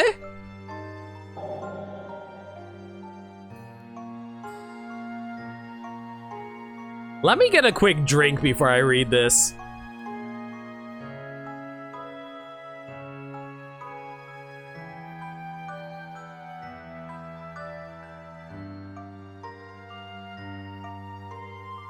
Limit the stuff you read in this book will be critical for a side quest in the next Pokemon game. We do not talk about that side quest, Permsai. Because I want... I gotta be legit with you. That is probably one of my favorite side quests from Legends Arceus. But the funny thing is, I don't want people to know about it. Because I want people to figure it out themselves. Because when you realize it, it is amazing. Anyway. From a long time ago, or time long ago, the ancient flame has been locked in an infinite vault of books, waiting for the awakening. Alright, got it. We're going to go play Fire Emblem Awakening. Be right back.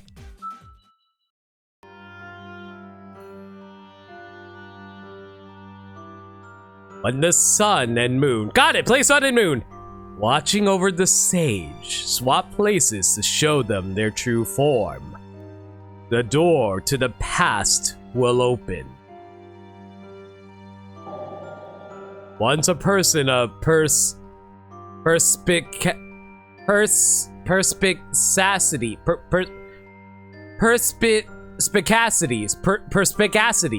has fulfilled the challenge, the door will be opened. Oh my god, this actually is a Kingdom Hearts game. Until then I will wait for the time of the awakening.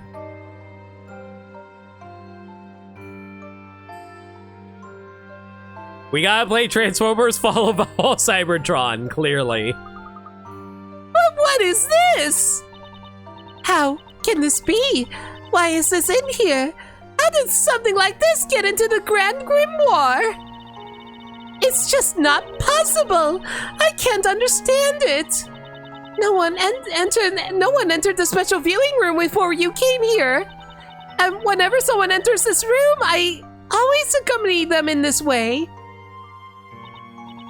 So that means that the page must have changed at some point, doesn't it? Could this really be possible? Perhaps with some kind of device. Butch! His name is Butch, Andrew! unthinkable! There's only one key to this room, so no one can enter without being granted my permission. I assure you, it's true, on my honor as a curator. But then, how can anyone have done this? Luke, I believe we both know who might be capable of such an act. Eh? Oh, surprise, Luke is actually Canadian. You mean witches, don't you? Witches? We don't yet know who changed that page. But the more important matter is what's written here. The infinite vault of books mentioned here presumably refers to the Great Archive, which implies there is a secret of some sort hidden within the library. Professor, what about this part? A perspicacity. Well, I believe that could be referring to Carmine.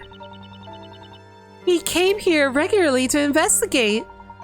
So it's certainly somewhat likely, which means our next objective is to find the answer that he was looking for.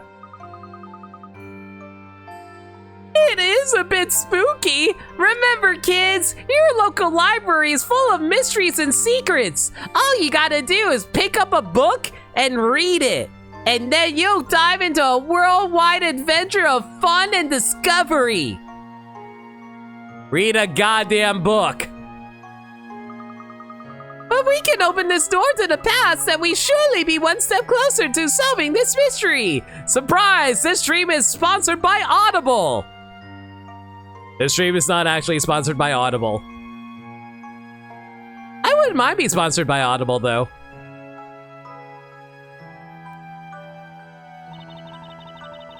Just a moment, please. I'm the curator here, and I won't be allowing you to investigate anything without my permission. So you mean we can't investigate? Not at all. I'm simply insisting that you allow me to accompany you. Dude, I actually love Riddell. She's actually such a cutie. Can she be my assistant? I want her to be my assistant. There should be no doors in this library that I don't know about. Like, she would be such a good... You know what she reminds me of? She kind of reminds me of, Oh, I feel so bad. I feel so bad right now. You remember the princess character assistant from Spirit of Justice? She reminds me of her. I love her. I love both of them. It reminds you of Emma Syke. You can, yeah, she has Emma Syke energy too. I can see that. Padme? Yes, Padme from Spirit of Justice. Speaking of which, I've been watching Obi-Wan Kenobi recently. Just watched the first episode. It was good. Can't wait to watch more. Rafa, that's what it was. Thank you, Rosie. Oh man, I can't believe I forgot her name. And even if there is something hidden somewhere, as suggested by this message, it is my duty as curator to know what it is. I completely understand, Miss Monsieur. We can only benefit from your presence. Now then, how about we all make our way back to the entrance? Let's think about where this door could be from there. Throw Luke back in the gutter where you found him. Wait, is Luke actually an orphan? Have you played Dual Destiny since Spirit of Justice? You know what's really weird? Going to head out for the evening. Suddenly got thrown in. Oh, I'm sorry to hear it, Kojin. I hope you feel better, dude. Yeah, always happy to stream for you. Feel better, dude. Take care. But yeah, I have played Dual Destinies and Spirit of Justice. Believe it or not, Dual Destinies was my first Ace Attorney game. Yes, I realize how weird that is. But professors, supposing there is a door, that message is such a puzzle in of itself. Don't you think it'll be difficult to find? You may be right, but this library is so large. Finding anything will surely... Whoa, something happened here. Hang on.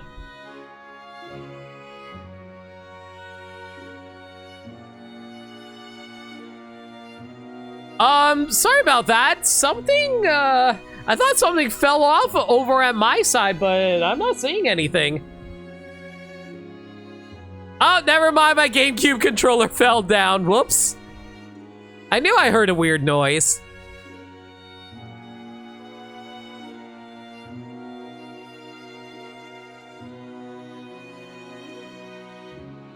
Finding anything will surely take a great deal of our time. No, I think not. You're both missing something here. I believe I may know what is meant by the words of the message.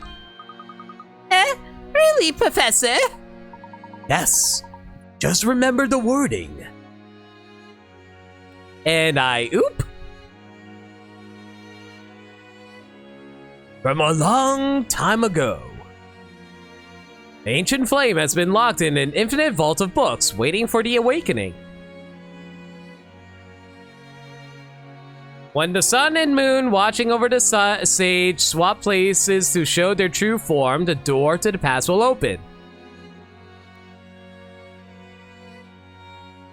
Once a person of perspicacity has fulfilled the challenge. No, we just found like the Grim Grimoire and we found a hidden prophecy kind of thing in here. We should try watching the Professor Layton movie one day. I'm down. It's just that I would need to slip it into a marathon. At the moment, we're currently going through the live-action Disney marathon, so I'm trying to figure out what marathon I would throw that under. Maybe a game movie marathon? I would be down for that if anybody wants to watch stuff like, say, the Super Mario Bros. Movie.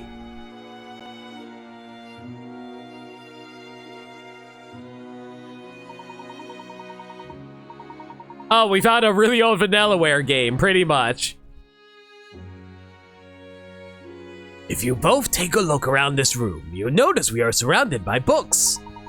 There is probably nowhere else in the library with more books than there are right here.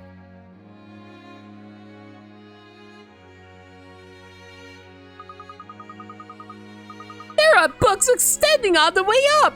We're completely surrounded by them. And the key to opening the door is in the sun and moon watching over the sage. But what could that mean?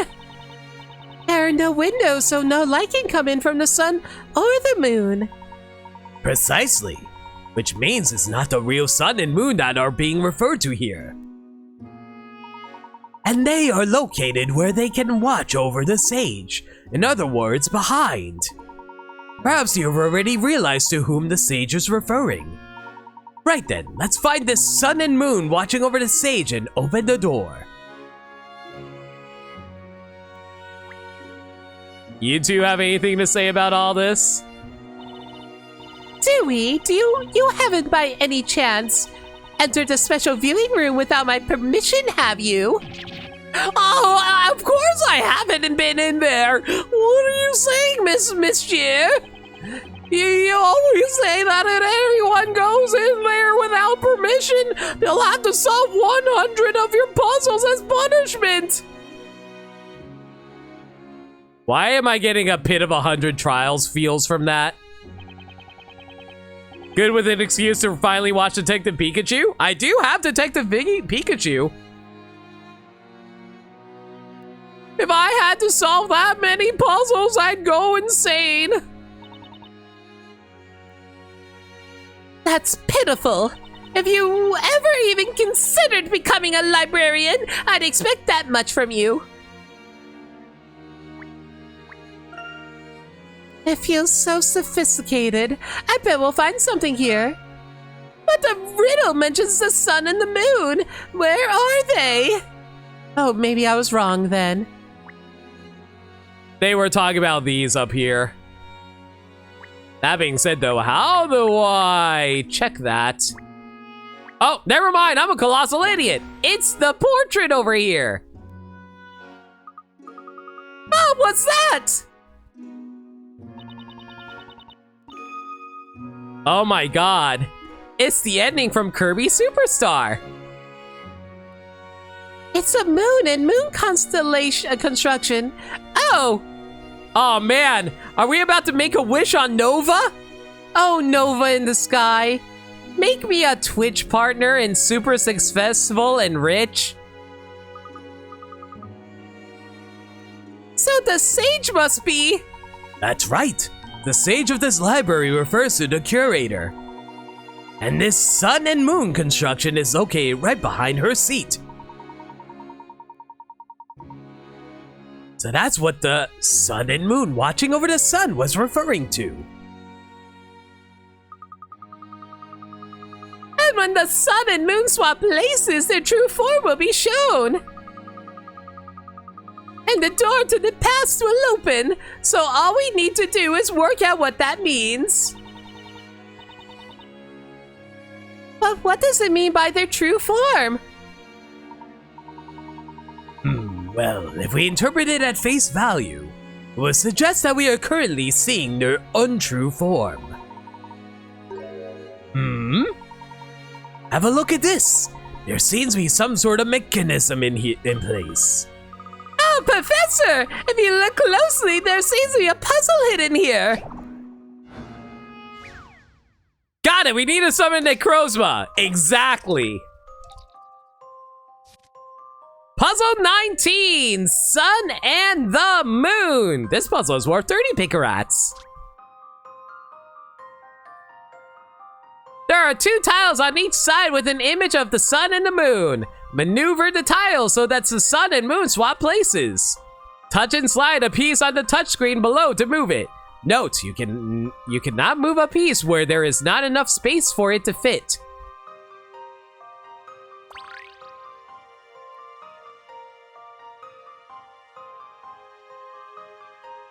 I'm really bad at sliding puzzles, everyone.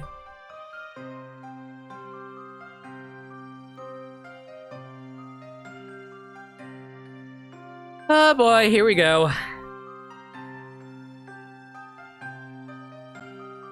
I think I know what I need to do, though.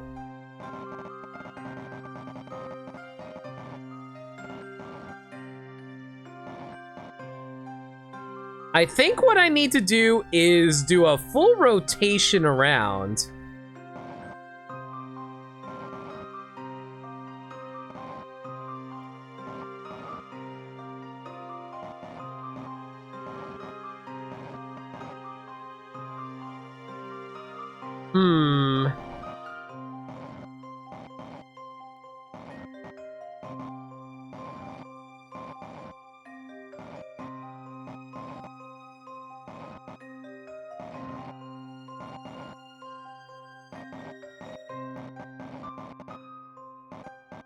Yeah, I think I have the right idea. It's just a little tricky because you need to slide these in a specific order. But thankfully, once you move everything over, it's pretty easy to get everything into place.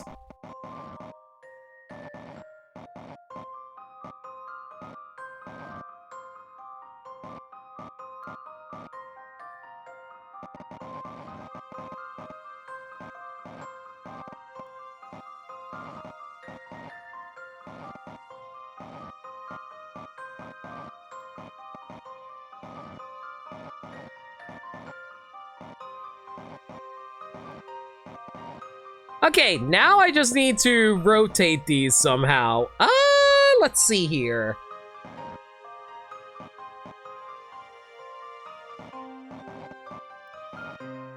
Oh yeah, this is really simple. All I have to do is just like slide one out and then we're good.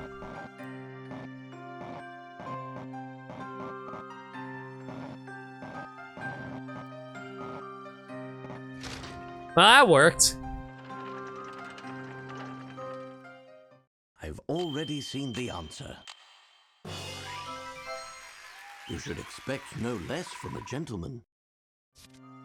Success! The mysterious library puzzle is solved. But just what will happen next? Can I just say, it really, really bums me out that level 5 doesn't develop home console games anymore. And that they don't localize their games anymore. I wish we got a new Professor Layton game.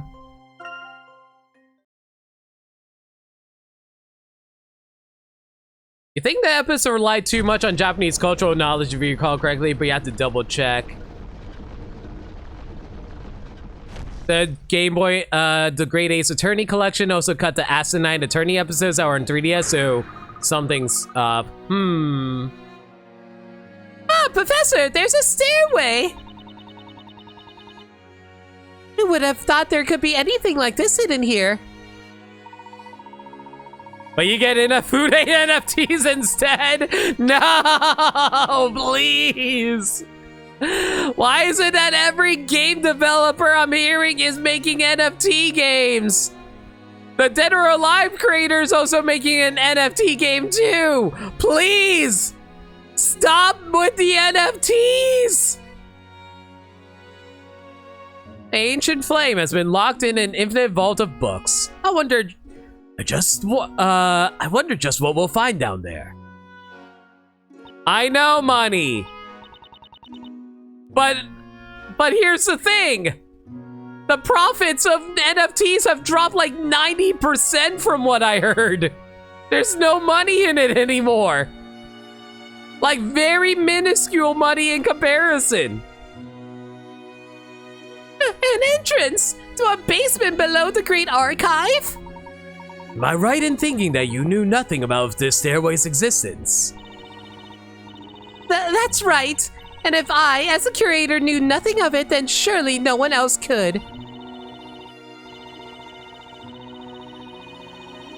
It's hard to believe that such a secret such as this could have been hidden here all this time. Who could have possibly left such a message? It might be wise not to let anyone see what has been revealed here. I agree. I'll be back as soon as I have asked the other visitors to leave the building. I like the timeline where NFT stands for nice fucking titties. Nice fall trees are and nice neat frog toys are good too. Well then, are you both ready? You betcha! Let's go, Professor!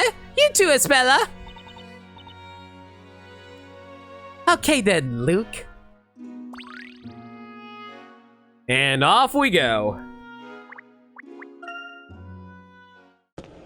I hope we find a dead body down here. This place appears to be some sort of historic site. Guys, I just want to point out it's been 6 hours of me playing Professor Layton. Like, if we combine last stream with this stream, it's been 6 hours of Professor Layton and no Ace Attorney gameplay. This really does feel like it's 80% Professor Layton, guys. This place appears to be some sort of historic rite. It's amazing to think a place like this could exist under the library. I wonder when it dates from. Ah, that mural. It can't be. Why do you think Ace Attorney fans got mad at this game skewing too much toward Layton? Yeah.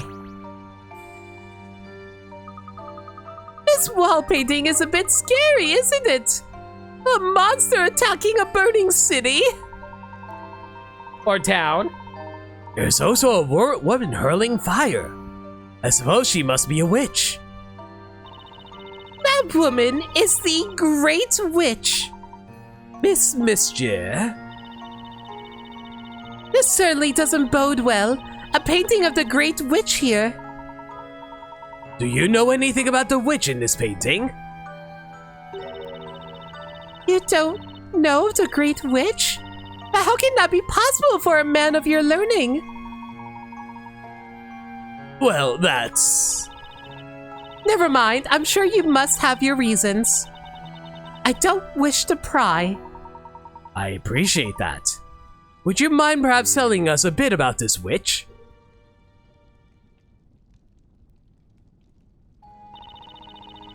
The woman in this painting is the great witch Bizella. And this painting depicts the infamous legendary fire that she caused. The legendary fire.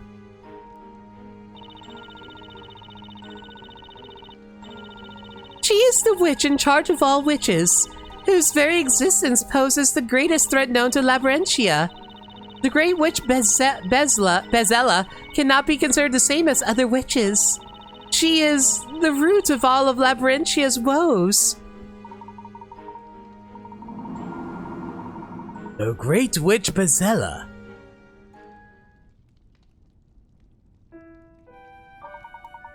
What do you mean by the root of all of Labyrintia's woes? The reason for all of Labyrintia's suffering at the hands of witches lies in the very existence of the great witch Bezella. Would you mind elaborating? The great witch Bezella is the source of all the other witches. As long as she exists, there will be no end to the other witches. While the great witch Bezella is with us, the townspeople will forever live in fear, under the shadow of witches. So you mean that if there were no great witch, there would be peace? Great, we're in Madoka now. Oh man, I can't wait to see Espella get her head cut off. No great witch, that's easy enough to say. But while all of the knights have been searching for Bezella, nobody has ever been able to find her. There are very few clues, and no one has ever seen her in person. Nevertheless, the great witch Bezella is undoubtedly present in Labyrinthia. How can you be so certain? Because her deep claw marks can still be seen through the town. Huh. Claw marks? You must all have seen them too. The traces of that fire when you entered the library. Ah, yes, there was part of the building that had suffered noticeable damage. Bezella is a fearful witch who has all other witches doing her bidding. I will laugh so freaking hard if it turns out Espella is actually Bezella. I will laugh so hard.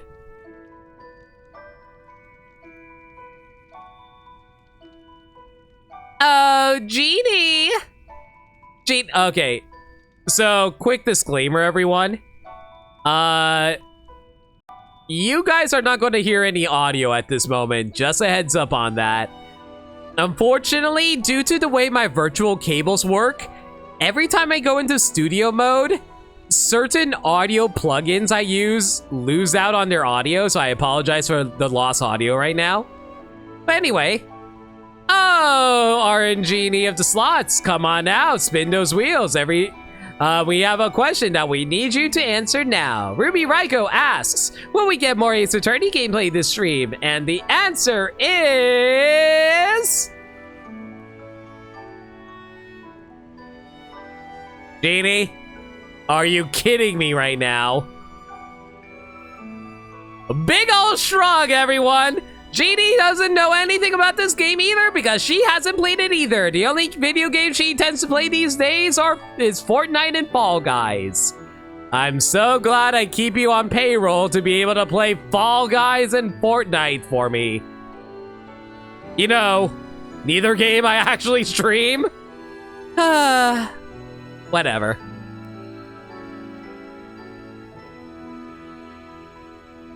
Yeah, I don't know why the RNG is being really picky tonight. He's not even on break. She just gives you meh and answers. It's so helpful. If this basement is secret, who lit all these torches? Clearly they're magic torches. You just realized the pun on Riddell's name? Yeah. Long ago, this town was reduced to ashes as a result of her fiery magic. Reduced to ashes? That must have been, let me see, 100 or so years ago. I mean, Ruby, you're also the only one who regularly uses RNGD. Maybe someone else should give her a try. That's not true. She also plays Among Us. You know what? That's true, Andrew. She's a pretty good liar when it comes to Among Us. She's also pretty good at picking out the imposter, too. She usually just picks someone at random and she ends up turning out to be right. I wonder how that works. It was on the evening of the Fire Festival, held every year in honor of the Great Witch Bezella. The Great Witch's fury was unleashed without warning, as the entire town burned. That's terrible. That was the legendary fire. Every person in this town knows about it. We also know about her legendary Charizard, because she always tells us to have a champion time. She was rather pants with direction, however. A legendary fire.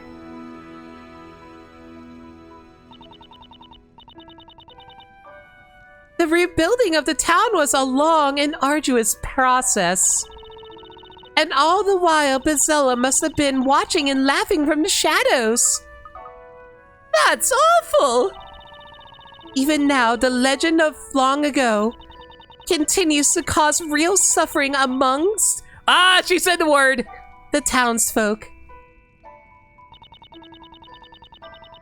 It's gotta be a Moltres. Oh man, guys, we gotta find Moltres because someone kidnapped Articuno.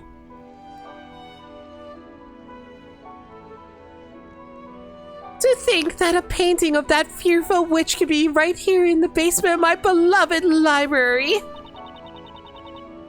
What is it doing here of all places?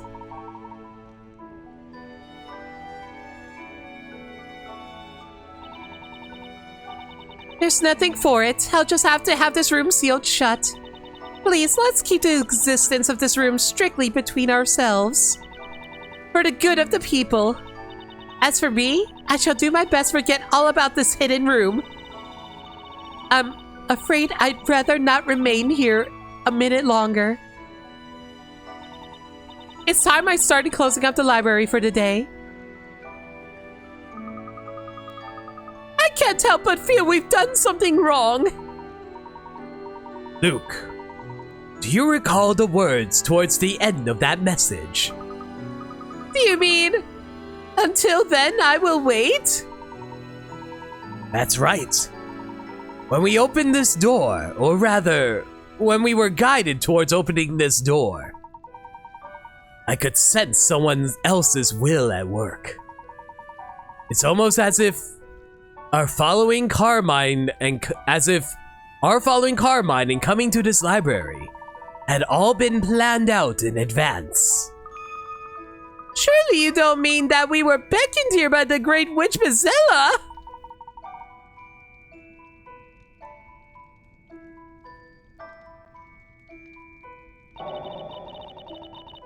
Do you think we're but batties? Espella.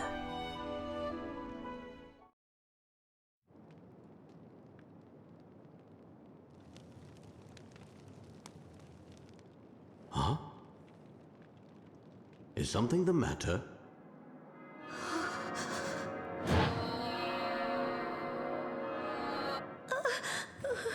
Are you feeling all right, Espella?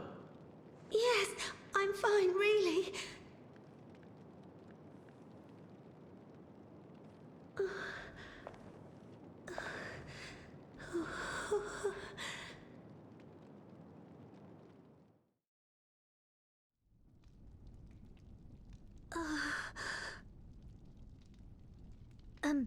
Espella? Yes? What is it? It's just that, well, you've been so quiet. Oh, it's nothing. It's just that this room... It's a little chilly, don't you think? The atmosphere is a bit sinister, not to mention that scary picture. Maybe it's about time we made a move from here? Yes, indeed.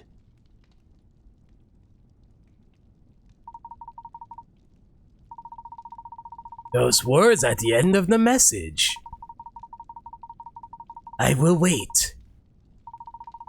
What if we weren't meant to be the ones being called here?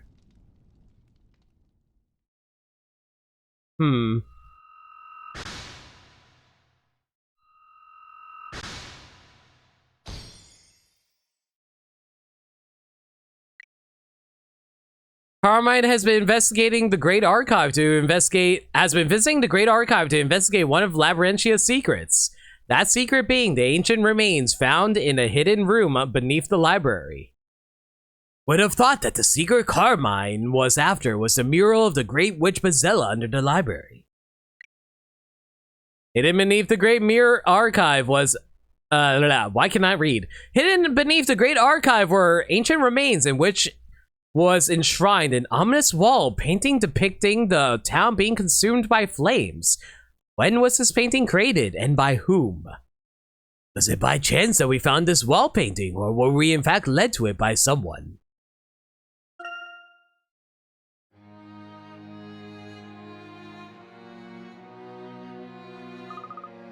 Phew! It's much more relaxing here, isn't it? It felt so intense and claustrophobic down there. Yes, it certainly did. The day has been full of surprises. Not only did I meet with you two again, but we also found that mural in the library. It seems that this town really does hold a mysterious secret, doesn't it? What shall we do now? I'd certainly like to learn more about this magic. We've been in here for quite some time. Must be getting late. It's probably best if we wind up our investigation for today and take a rest. You must both be feeling tired. Yes, I suppose you're right. I'd be happy to do a little more investigating with you two. But I have an errand to run before it gets too late. I'm still up for investigating further. Whatever the puzzle, I'm ready to solve it.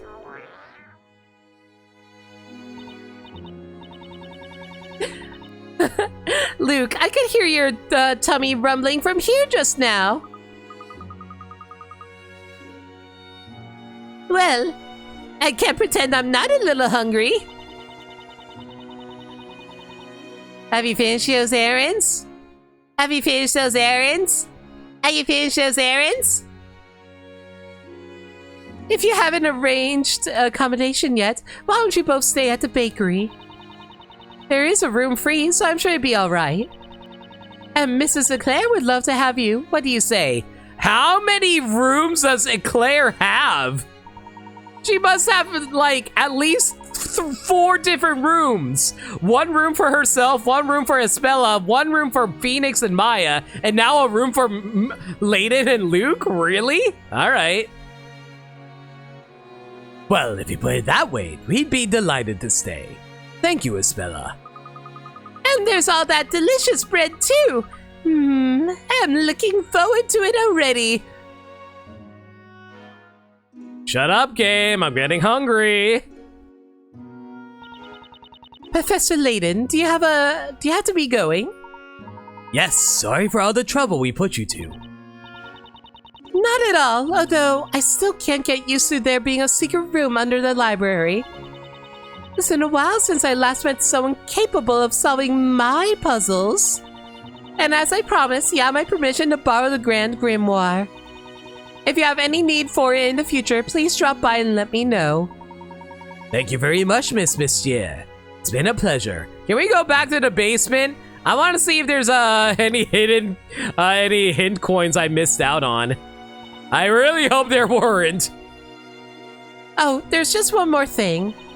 I have all of Labyrintia's puzzles stored here in this library. As you continue your investigations here in Labyrintia, there will likely be puzzles that you cannot solve or which you do not find. Some puzzles will come to me. Oh. All right. Anytime you wish to solve such puzzles, just visit me and I'll show them to you. Puzzles that we cannot solve or do not find, you say?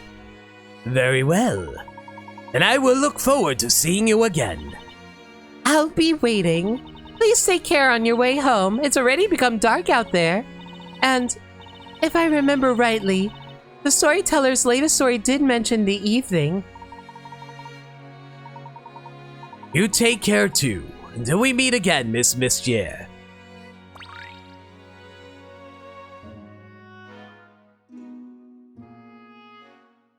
Are we done with chapter 1, or are you going to kick me into chapter... Or are we actually going to have to do some more stuff? Wow, it's already this dark out here. I didn't realize we were in there so long. Looks as if it must have been raining up until a moment ago. The ground is still wet. Yes, and that reminds me of what Miss Claire was saying before we left. She said, you might want to hurry. It looks as if it might rain at any time. Let's get a move on. You two as well. Hey, where is she? That's strange. She's not here. The audience did. I wonder where she could have gone. Perhaps she's still in the Great Archive. Sir, please do not bring books outside.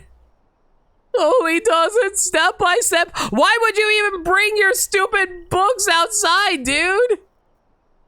When it looks like it's going to rain? Actually, heck that. What's even the point of bringing books outside, period, when you're at a library? I mean, yeah, you gotta bring books out when you're checking them out, but you work at the library. Why would the library need you to bring books outside? Whatever. Oh, are you two still here? Oh, wait, wrong voice. Like, can you let me through? I have to lock up. What? What? What? You need to lock up, so you bring a stack of books with... Whatever. Hello, Dewey. Have you seen Espella? Like, if you're looking for Espella, she left while you were still talking to Miss Mischief. Eh? I wonder why. Maybe he's bringing back returns. He works at the library, Red. I'll say, how you doing? He said something about having to buy some milk, even though it was still raining. Ah, yes, I do remember Mrs. Leclerc asking her to get some milk for the bakery. It was raining, you said? Yes, it started raining about the time y'all went down into the library basement. Wait. When Miss Espella left just now, it did look as if the rain was about to stop. Oh, yeah, she left a message for you. She said to go back without her. But she didn't have to go alone, especially in the dark. I'm sure she'll be fine. If it's only milk she needs, then she can get it at the market. It's not far, so she should be back soon. If anything, I'd be more worried about you two being the ones in danger. You know, in the story, it said there were 2 companions. Surprise! Phoenix and Maya are going to be burned by the witch, die, and the rest of the game is just a normal Professor Layton game. I hate that there's literally only been 1 trial in 3 streams.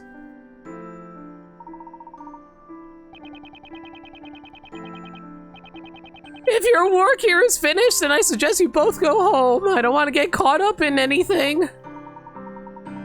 Luke, why don't we head back to the bakery and wait for Espella there? I suppose so. I guess she'll be alright, right?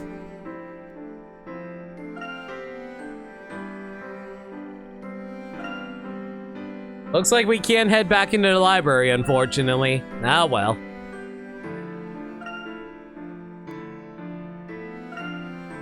Doesn't look like there's any hidden puzzles around here. Alright, back to the bakery you go. Offhand though, can I just say,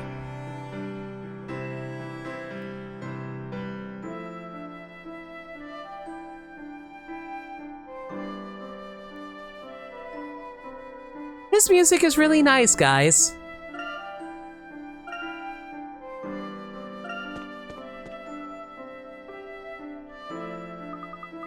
Professor, I smell freshly baked bread. I wonder if that could be Mrs. Claire work. Let's go inside. Yes we could. Although, we could also take a walk around the town at night. There's nothing else you'd particularly like to see, perhaps we should head back in.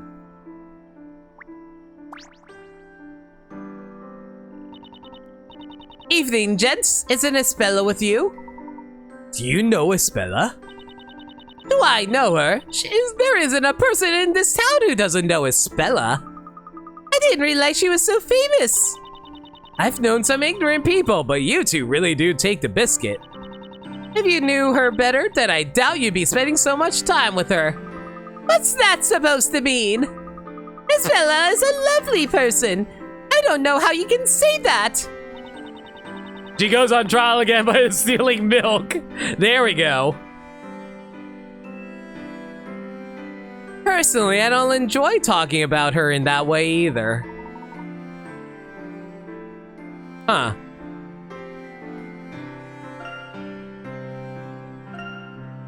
I don't know why, but I feel like the game is hinting at me to do a little exploration. Maybe there's like some kind of people I can talk to.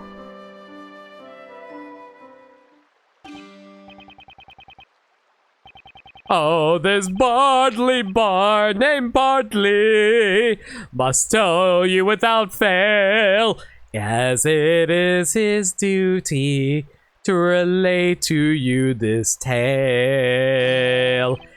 In the darkness of night, when the sun has gone down, the shadow of the witch shall appear,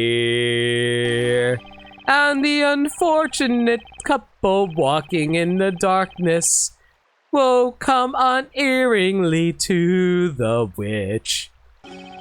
And bathed in the witch's fire, their lives will be consumed by her flames. Oh, the story you hear today is terrible, I have to say. Well, that didn't teach us anything, did it?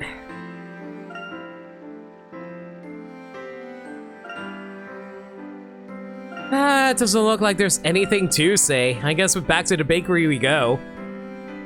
Surprise! We find a dead body inside the bakery.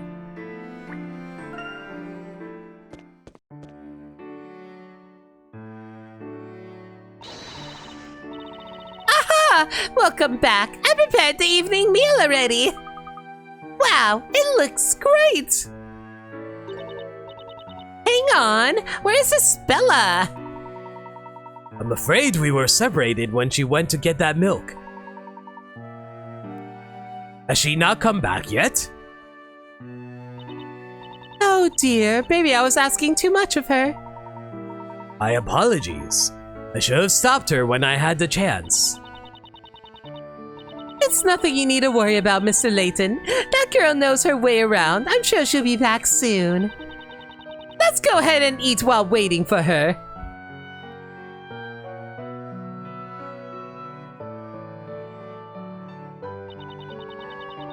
I love it when we all get to eat together. Meals are much more enjoyable that way. I've never had bread and jam that tasted this good before. I hope Espella gets back soon. Oh yeah, you guys went out to the Great Archive with her, didn't you?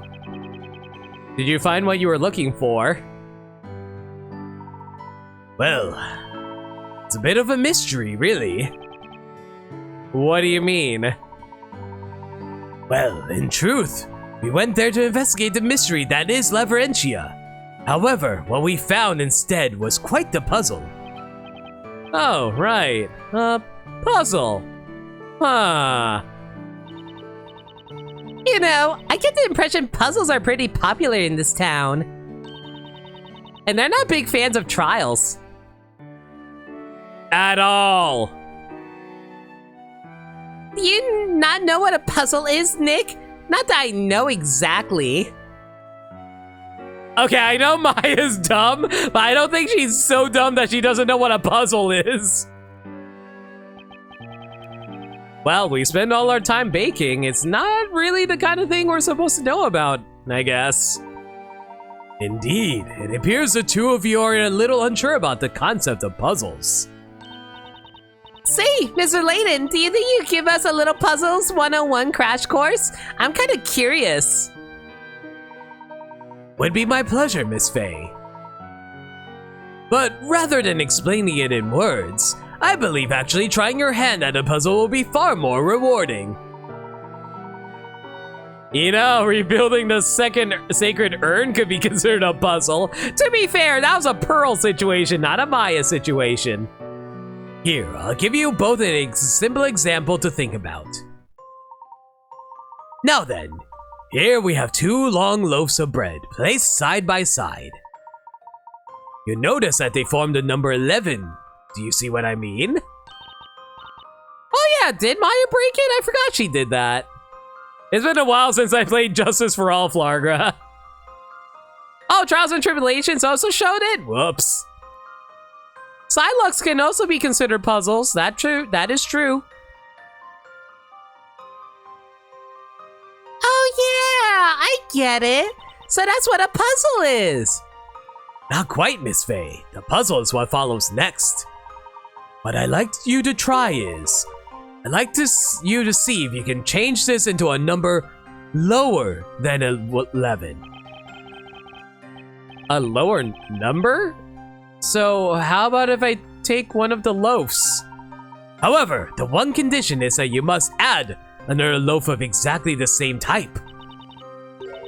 You need to add another loaf? Even though we add a loaf, the number has to be lower?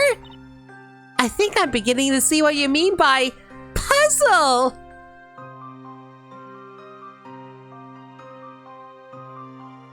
I am upset how little Maya and Phoenix know how puzzles work. Also, the answer is really easy, guys. You put the loaf next to the left loaf. You make a V. You make a V and then a 1 with the last loaf. It becomes a 6.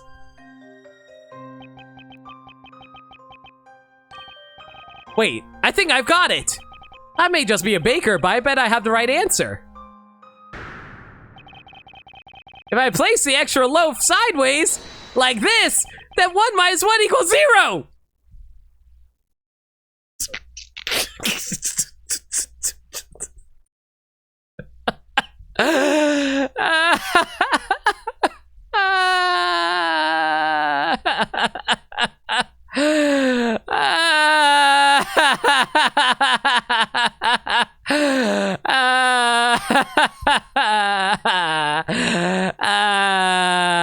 I love you, Phoenix.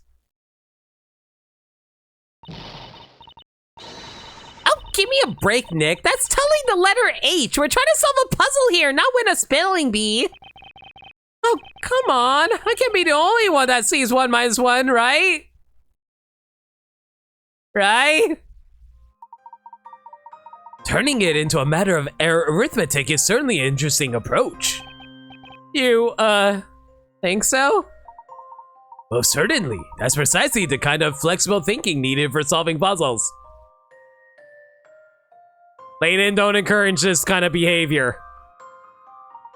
Now, let's think again. Take a seat and leave this to a pro, Nick. How about this?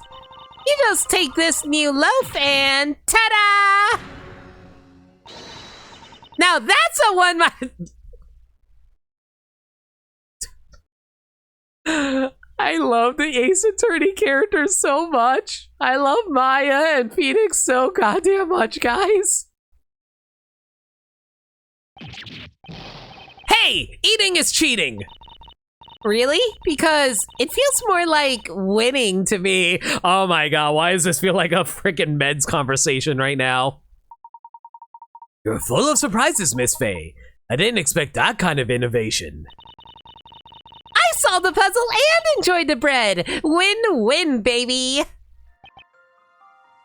But didn't Mr. Layton tell us at the start that we need to add another loaf of the exact same type? Huh? Seriously? That's right, unfortunately. I'm afraid I can't accept this as a solution to the puzzle. This feels more like a nah, this is very much, no, I can totally see Meds pulling this kind of stuff too. Well, alright, but is there really another better solution? Well, what do you think? Can either of you think of a different solution? I'm drawing a blank. I guess this kind of thing just isn't for me. Both came up with such creative answers. I'm sure you'll be solving puzzles in no time. And now it's time for the solution. I wonder if my guess was actually the correct solution. The important thing in this puzzle solution is the angle of the loaf that is added. Oh, please tell me that I'm correct. But if the new loaf is placed upright like so,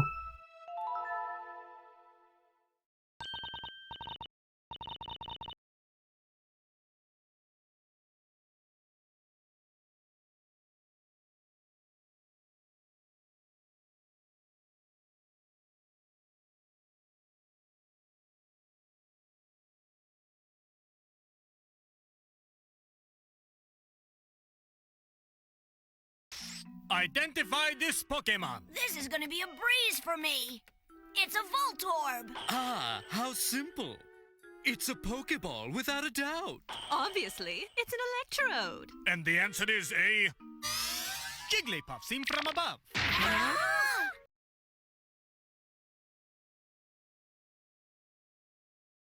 This is the dumbest puzzle ever.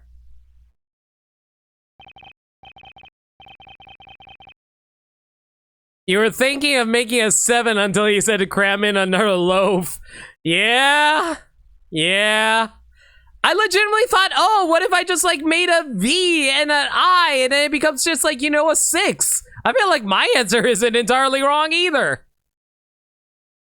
Another option is considered the upright loaf like a symbol for multiplication. Multiply 1 by 1. That's also true.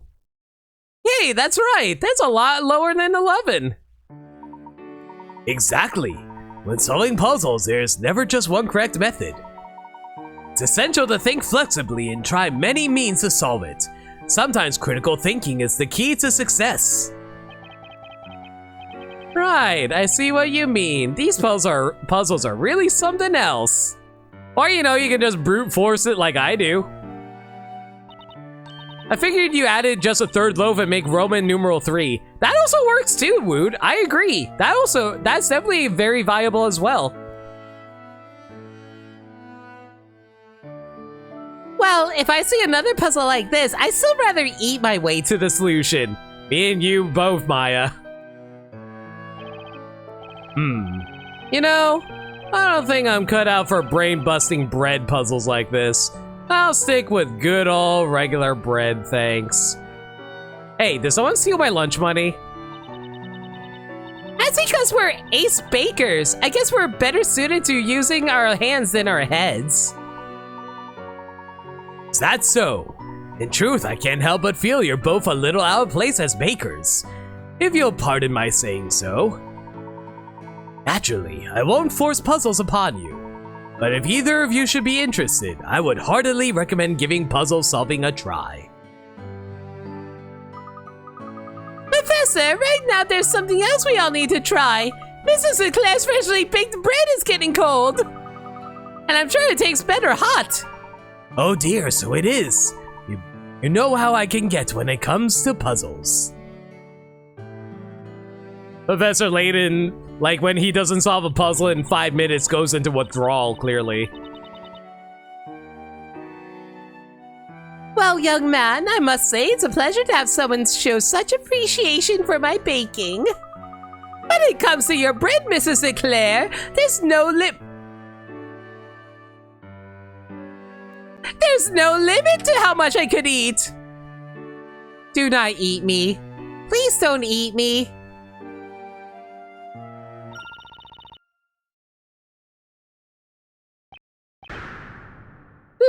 Luke!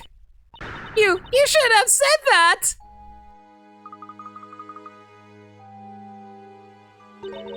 My, aren't you a darling? Well then, in that case, I suppose I'll just have to bring out my special reserve. Hold on a moment, I'll just go and fetch it. Alright, I think it's time I started preparing tomorrow's bread. Yes, me too. I'm sure it must be that time already.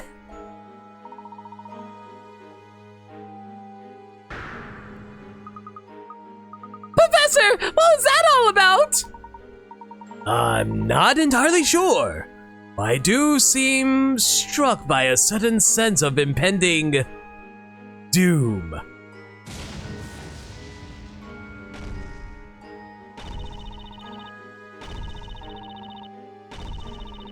Sorry I kept you waiting. Oh. There you go! Have at it, but be warned, I won't be taking kindly to any leftovers. Whoa! Let's loaf! Hey, wait! Where did those two go? Miss Maya, Mr. Wright! Luke, it would appear that we have been left to tackle this particular task alone. You read this in Muriel's voice? I can totally see that, and that's amazing, Gaddy. Breadsona! Phew, I'm stuffed. I believe this must be the most bread I've ever eaten in my life. Wait a sec. I've just realized we finished eating, but Spilla still isn't back yet. She went to the market, didn't she? Perhaps we have to go and... Oh my, customers at this late hour. I'm sorry, we're closed.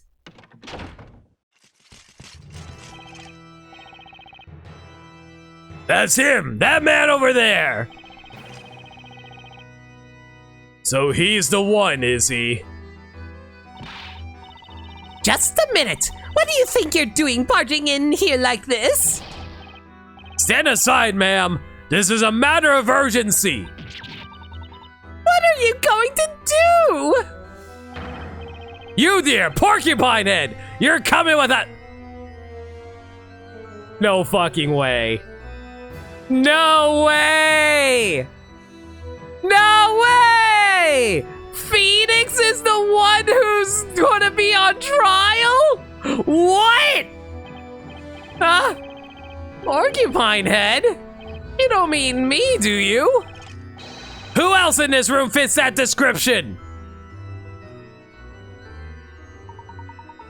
Well, somebody better be dying. If this reminds someone of a puzzle, I swear to God. Certainly, you would appear to be alone on this particular front. Obviously, he fed someone bread they were allergic to. Are there eggs in this bread? I'm allergic to eggs. I wish I had a top hat too right about now. Enough of your idle chit-chat. Time to get going. Huh? What do you mean? Well, it should be quite obvious. You're coming to the court, of course. The court? Mr. Wright, what did you do? Yeah, Nick, what did you do? I didn't do anything. The only thing you could accuse me of is making bread that's too good to eat. Ahem. This man is not the one who's on trial. In that case, why is Mr. Wright being made to go to the court? That's simple. Because the girl has requested him, of course. Is it just me or is the frame rate suddenly lower? Girl? What girl? Naturally, the girl facing trial for this evening's crime. Maya?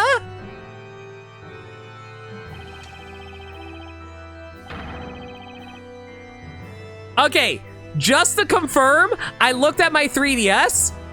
The frame drops is because of the game itself. It's not because of my capture. Thank God, I got really scared for a moment there.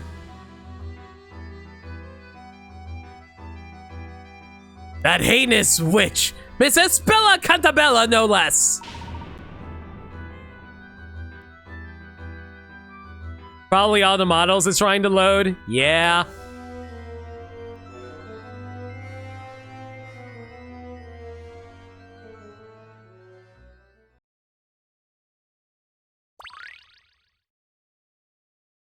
Oh, hey! Puzzles sent to Redette. What? What? What? Hang on. I missed 3 puzzles? Where the hell did I miss these puzzles? Is it because I wasn't exploring? It's because I wasn't exploring. Okay. Well, I'll worry about those puzzles later. For now, though, time for an actual Ace Attorney gameplay! Yay!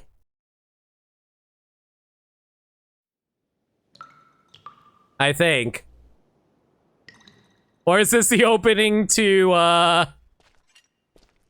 Namco Cross Capcom?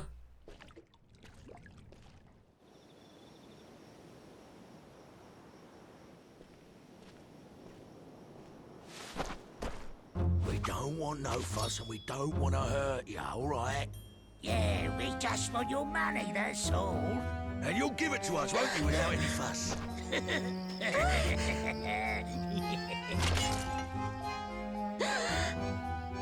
Ignaz!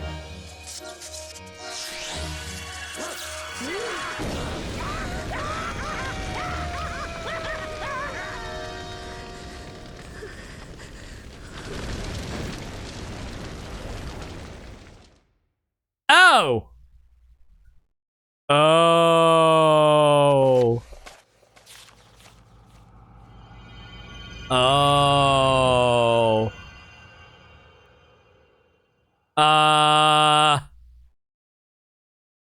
I see that the story was true. That's very unfortunate.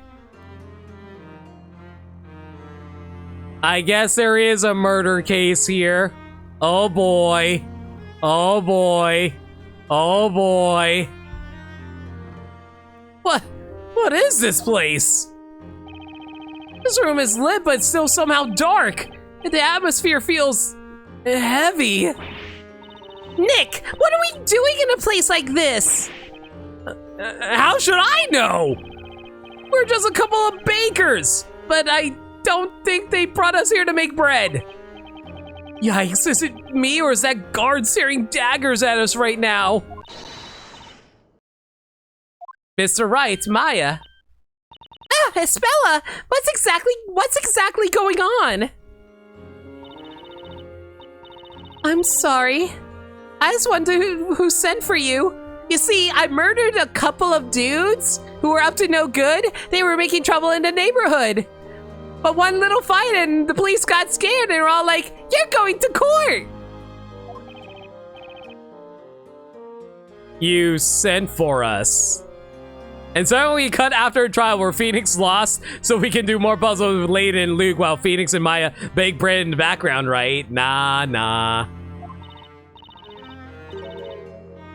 I'm being put on trial. Wait, what? What's happened? I don't know. I just don't understand what's going on.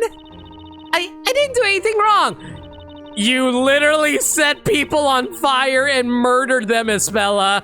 I don't know how I can defend you on that. I don't exactly defend magic. I defend with magic, but there's a difference there. I couldn't possibly murder anyone. Murder? Murder.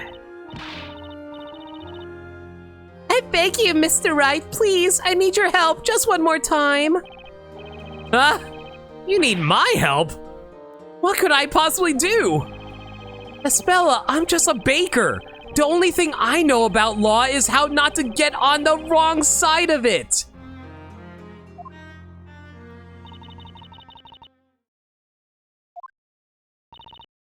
Wait, hold on a sec. Espella, what did you just say? You said you needed help just one more time? One more time? I'm not quite sure myself, but when the knights came and took me, a vision suddenly appeared in my mind. It was Mr. Wright.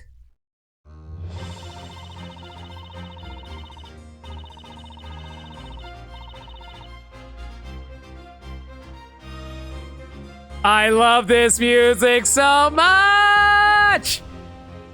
He was fighting for me, defending me, that brave blue figure. It was clear as day. Are we sure we're talking about Phoenix here? I was fighting for you.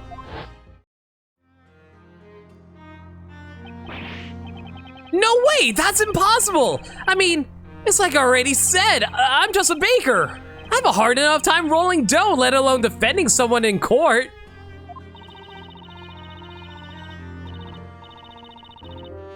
I thought the same thing too at first, but I don't think that's quite true. I mean, a case or two could be argue you defended magic without spoilers. I have no idea what you're talking about. I'll get to that eventually. That's right, Phoenix. You're actually Sonic the Hedgehog. You and Maya, at some point somewhere, you helped me. You fought for me as a defender. A defender?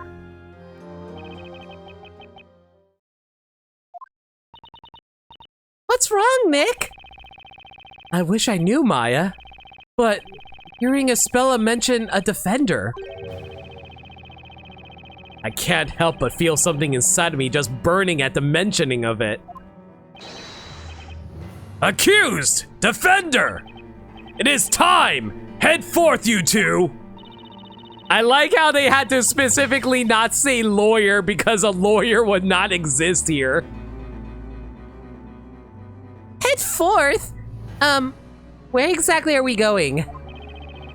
To the courtroom, in which today's trial will be taking place.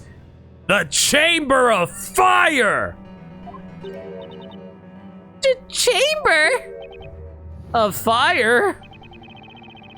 Make haste, if you're but a moment late, a guilty verdict will be delivered immediately. What? No way. Mr. Wright, I'm truly sorry, Mr. Wright. I know this is all of a sudden, also sudden. It's a lost cause, isn't it? Well then, let's head inside, Espella. Huh? This overwhelming pressure feels so familiar somehow. Almost like I've been to this place before. Mr. Wright! Let's go, Maya. Maybe we'll get a better idea once the trial gets underway. I really wonder if Maya is actually going to like randomly turn into Mia. And Mia's all like, oh, hey, Nick, I see you're trapped in a storybook. Sucks to be you. And then she just vanishes. All right, let's do it, Nick.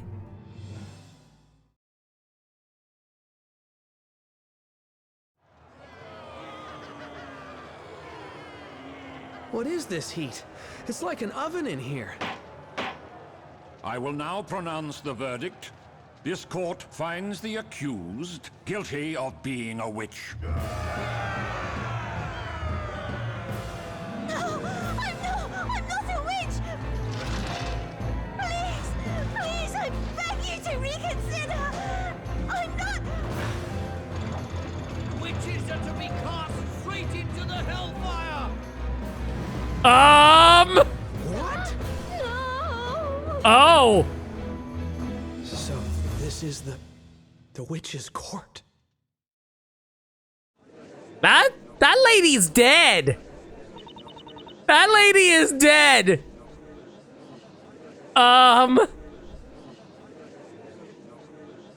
Phoenix was too late. So, how you feeling, Nick? I want to vomit.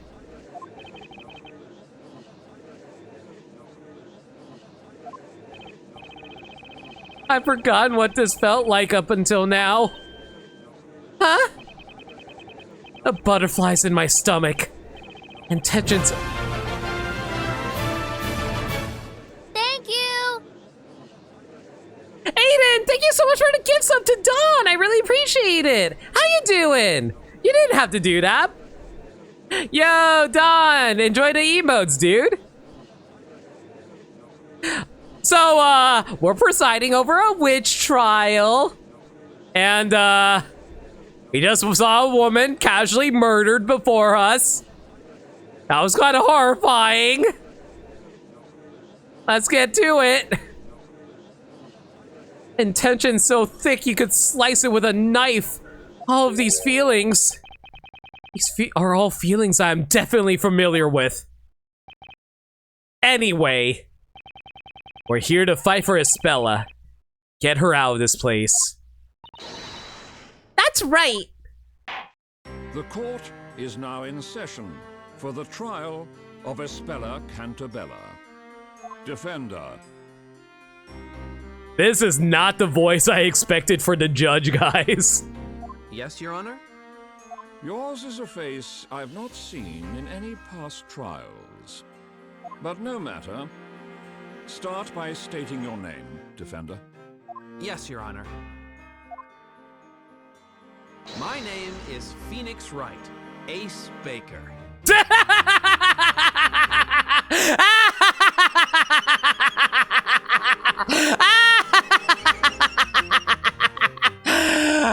Okay, game. A baker? I asked him to come, my lord. I want him to represent me. This court dictates that the accused is free to assign a defender of their choosing, my lord. Very well. At any rate, the result of this trial shall not change. Okay, here's my question. Who's the prosecutor? We haven't met the prosecutor at all yet. Who the hell could the prosecutor be? That aside, I've not yet seen hide nor hair of the Inquisitor assigned to this trial. Inquisitor? Oh, right. I should have noticed earlier. No one's there. Should the assigned Inquisitor fail to appear in court, I will have no choice but to dismiss all charges. He is an Inquisitor of high caliber, but if he does not come forward soon... I really hope it's ye old Edgeworth. I really hope it's ye old Edgeworth. Please, give me ye old Edgeworth. This trial will end, and victory will then be declared in favor of this baker. Hold it! Ye old Edgeworth?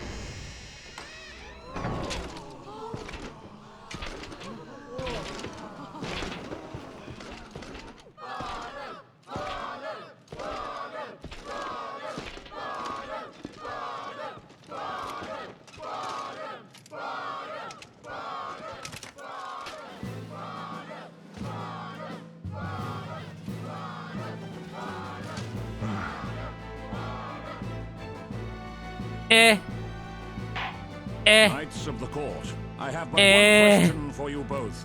Are you prepared to cross swords? I, Inquisitor Zacharias Barnum, am indeed prepared to do battle, my lord.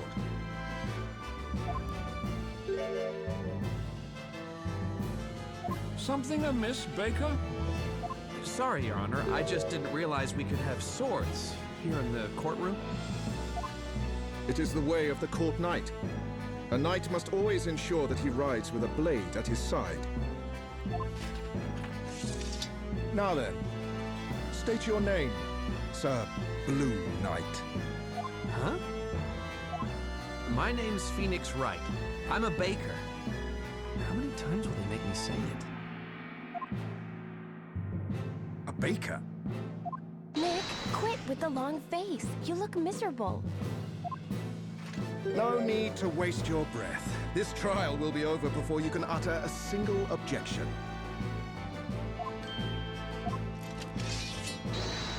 For the security of all of Labyrinthia, my blade shall rend your defenses swiftly and without mercy. I wonder if Professor Layton and Luke are currently sitting in the peanut gallery. That's it, Barnum! Put another one out of their misery! This trial is pointless! Hand down the verdict already! Put that doughy defender on trial too, I say!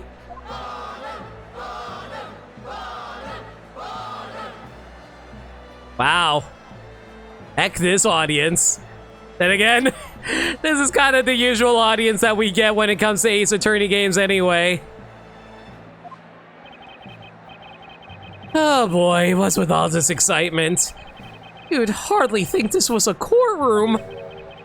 Crowd doesn't seem very interested in law, that's for sure.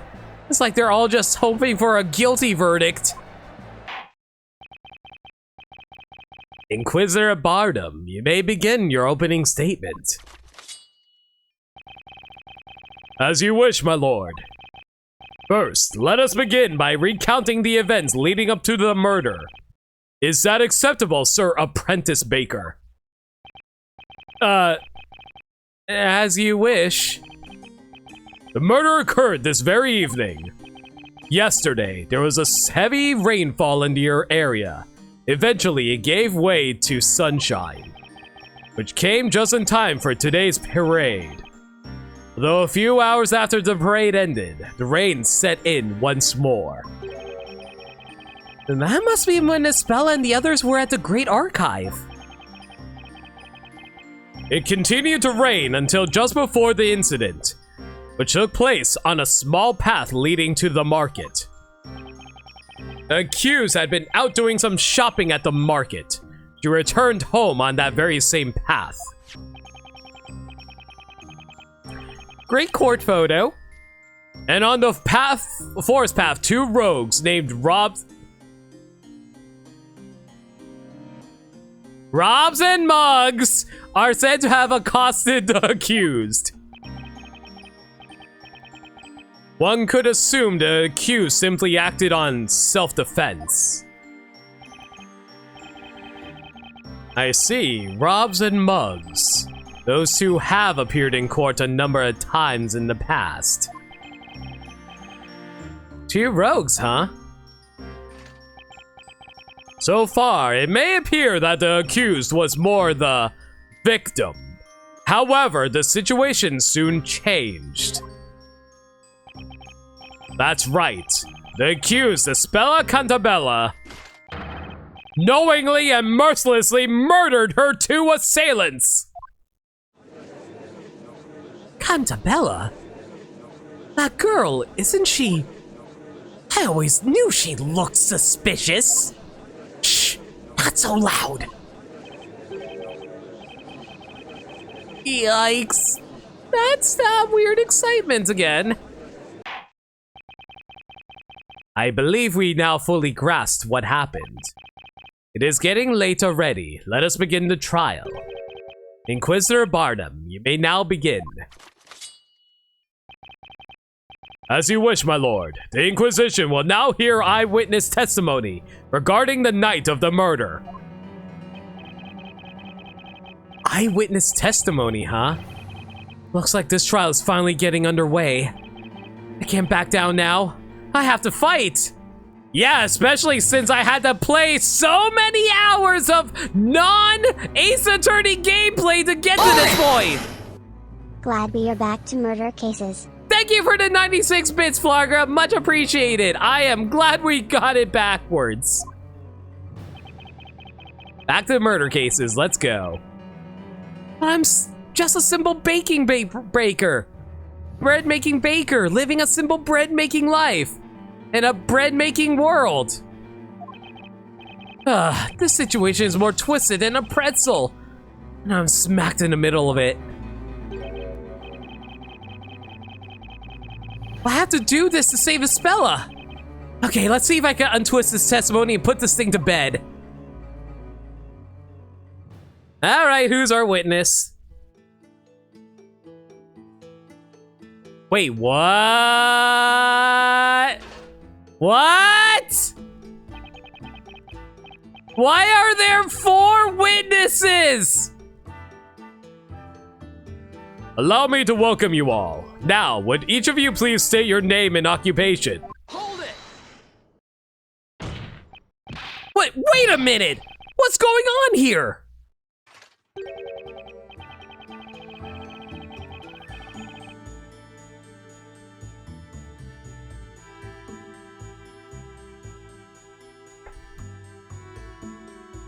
As already explained, Sir Apprentice Baker, this is the eyewitness testimony. Yes, I understand that, but there are 4 witnesses! Indeed, this many people inside the courtroom could pose a health and safety issue.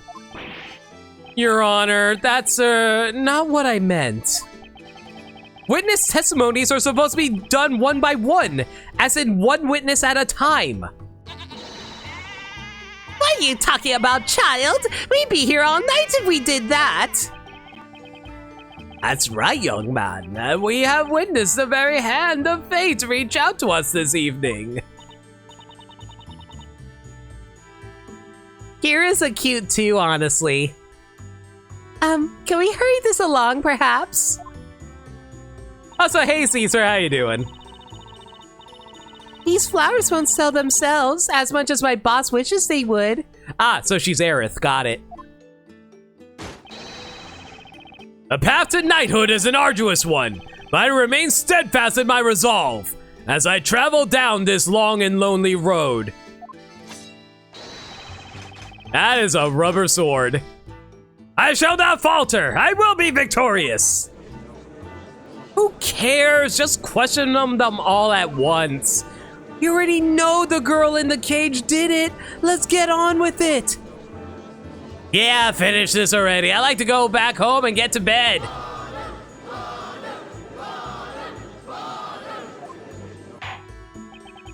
Witnesses, again, state your names and occupations. I am known as Wordsmith, but what is a name? How doth one describe an occupation? Like the bubbling of a babbling brook. I float gracefully around the rocks and debris that is life, nary a worry in my mind. Right, so I guess that means he's jobless. My name is Mary, and that...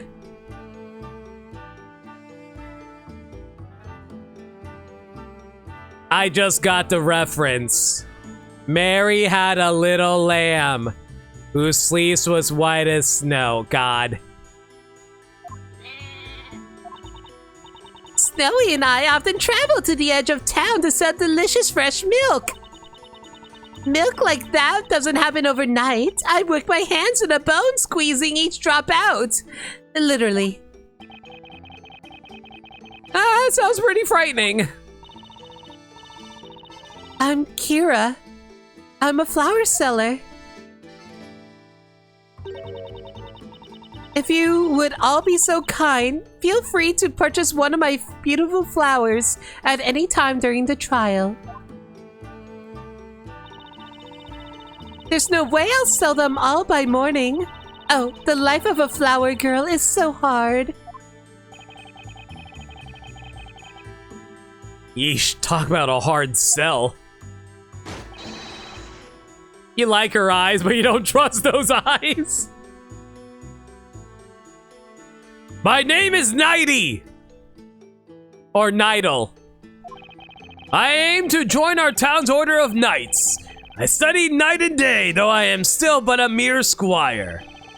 Joining the Knights of the Inquisition is my life's ambition. And I, Nidal, will do whatever necessary to join. So he's jobless too. Honorable witnesses, I ask that you show this court your best when delivering your testimonies. Now tell us what exactly you all saw on this ill-fated eve.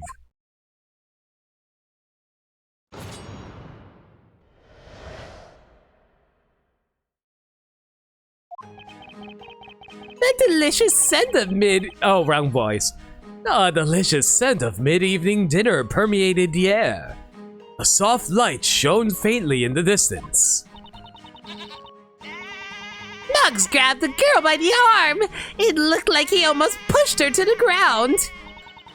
I heard a faint voice cry out. The next moment, those two villainous men burst into flames. There was not a trace of fire to be seen in the area. Without a doubt, magic must have been used. Magic. Sir Apprentice Baker, you may now begin your interrogation. I have but one piece of advice. I suggest you pay it heed. Do not waste the court's time by grilling these witnesses over irrelevant nonsense, Sir Apprentice Baker. Are you alright, Nick? They sure love calling you an Apprentice Baker, huh? I'll be honest with you, Maya. I have no idea how I'm feeling right now. But I know it's all up to me. As her defender, Espella's fate is in my hands. I have to believe in her. And I and I need to start believing in me. I can do this. I believe Espella is innocent, and I'll fight until the end to prove it. I don't know, Phoenix. Even I don't believe it. yeah, that's the spirit. We can do this thing, Nick.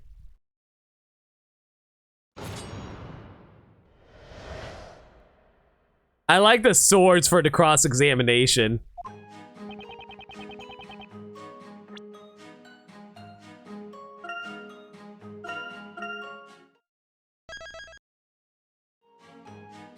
Wait, I just noticed something. Hang on.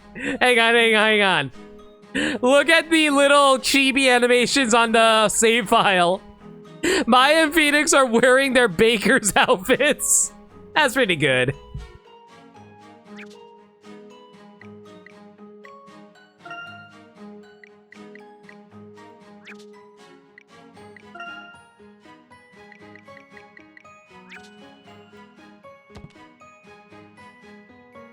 This remix of the cross-examination theme is pretty good. Delicious scent of mid-evening dinner permeated the air, and a soft light shone faintly in the distance. What time would that be exactly? Dinner time. When else would be the scent of dinner be in the air if not dinner time? Do you see? Not so much. Sun already set by that time. That should be adequate. The sun already set?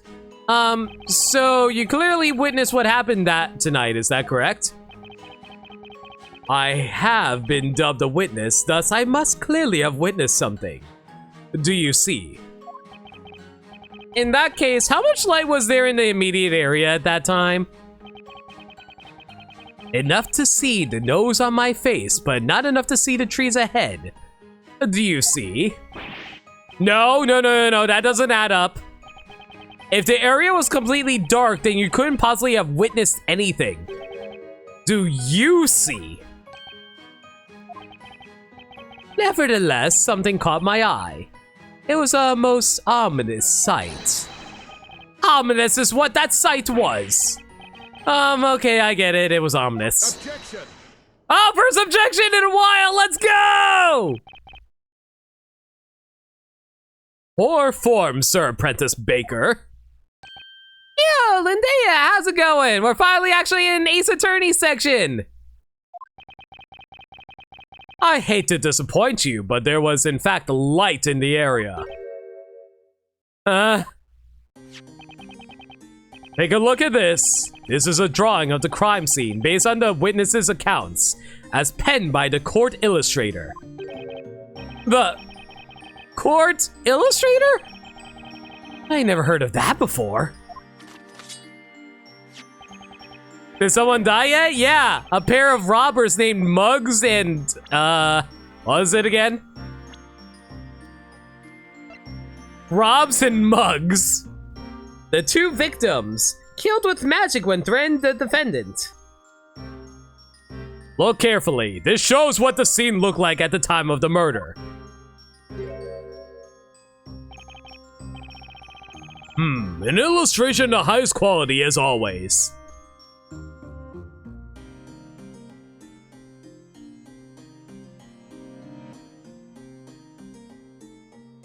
So we're supposed to take illustrations at face value? What? Now then, we have established that by the time the murder occurred, the sun already set. And so naturally, the defendant was carrying a firelit lantern, as we can see. How do we know this? How do you know this? This was an illustration. This is not a photograph. You don't have photographs. This isn't Legends Arceus time period, I think. A lantern? Rika, indeed. Yes, that is what I was saying earlier. It was a lantern, I say. Oh, please, you totally forgot. Be honest, I did not imagine it would be necessary to present this, but... My lord, here is the lantern in question. This is what was responsible for the light illuminating the area. That too, Gaddy. Very well, the court accepts this into evidence. The lantern Isabella was holding, the glass is broken, is covered in mud. Speaking of which, Inquisitor Bardem, in this drawing, the accused seems to be holding a milk bucket of sorts. What became of this? That is a strange case indeed, my lord. That bucket seemingly disappeared from the murder scene. The milk bucket disappeared, you say? There has been talk of wolves living in the nearby forest. It is thought they often make off with the items they find on the ground. Great! Wolves that steal your stuff! Remind me to never set foot in the woods. This is great, Nick! We got new evidence now! Yeah, I guess you're right. You know, Nick, you really don't look like just some normal run-of-the-mill baker. I'd say you're more like a somewhat articulate run-of-the-mill baker. I think you might even have a knack for being a defender. There's a clear contradiction somewhere in that testimony, and I'm going to find it.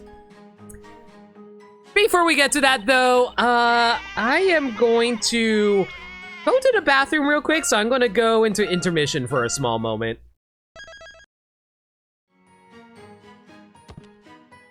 So, give me a moment, guys. Just going to rush to the bathroom, and I'll be back in, like, about as long as an ad break. Let me play an ad real quick.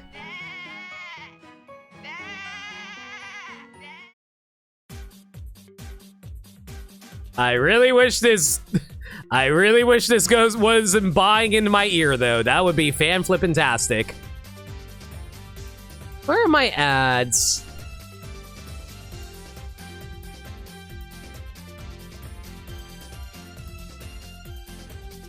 Alright, I'll see you guys in a bit.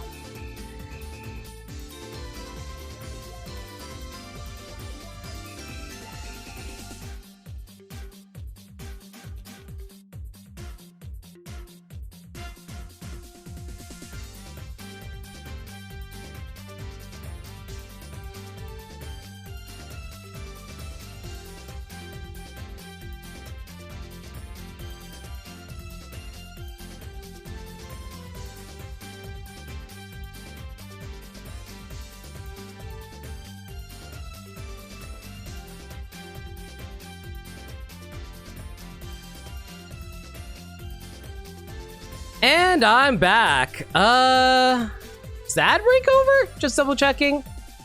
Yeah, it looks like the ad break's over. Oh my god, this goat has not stopped bleeding for the past few minutes. I am so sick of it. Anyway. Muggs grabbed the girl by the arm. It looked like he almost pushed her to the ground. Hold it. Muggs was one of the two rogues, is that correct? That's right! That man, he grabbed the girl's arm and pulled out a knife!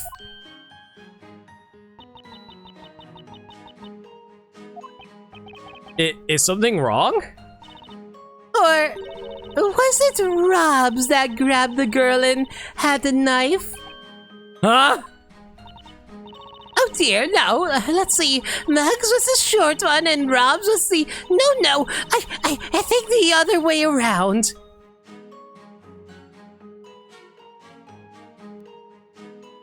Bruh. Mary, please! This is very important! Well, it doesn't really matter which was which now, does it?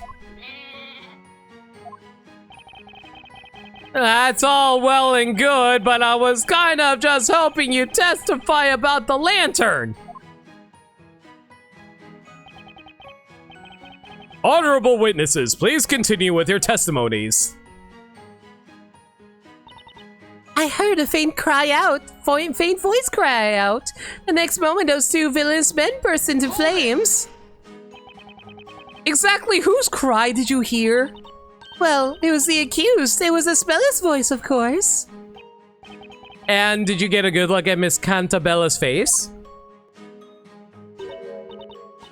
Yes, I mean, she was carrying that huge lantern after all. You're only sure because of all the other witnesses just finished saying that they saw her with lantern. There's not a trace of fire to be seen in the area. Without a doubt, magic must have been used. I don't know why, but this guy kind of reminds me of that old pervert dude from that one case from Trials and Tribulations. I forget what his name was. He was the guy with the big red nose. He had a Japanese name, I'm pretty sure. I forget. Yeah, Victor Kudo. Yeah, that guy. I don't know why. This guy's giving me Victor Kudo energy. Isn't it a bit premature to assume it was magic? What an absurd statement! Say what? Think about it. The Nays were engulfed in flames in the blink of an eye. The blink of an eye. There was not a single trace of any other fire source to be found in the area. Not a trace. Did I hear that right? I think I just found a contradiction in this testimony. Let's do this thing, Nick. Hurry up and present something. Hit him with some decisive evidence. Well, that was a really easy one to figure out. Where's Layton and Luke? Probably up in the audience. Isabella was carrying a lantern at the time of the murder. That fact definitely contradicts a certain witness's testimony. That's right, but even if we know what the contradiction is, where do we go from there? I mean, what can we do? We're just a couple of bakers after all. No, Maya, I think you're wrong. Huh? I don't know why, but I feel like I know how to do this. If you're going to speak up in court, there's only one thing that people will listen to. And that's evidence. Why does this feel like a tutorial trial? We just went through a tutorial trial like 2 streams ago. Why are we going through another one right now? Did Nick and Maya lose their memory? Yeah, they think they're bakers in Labyrinthia for some reason.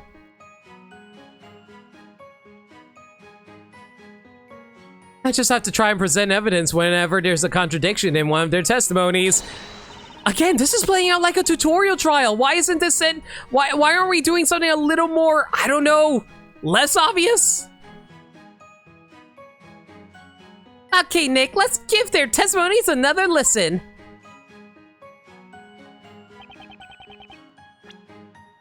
But then again, this is basically the first contradiction. The first contradiction is usually pretty easy. It gets a little harder as we go on. Oh.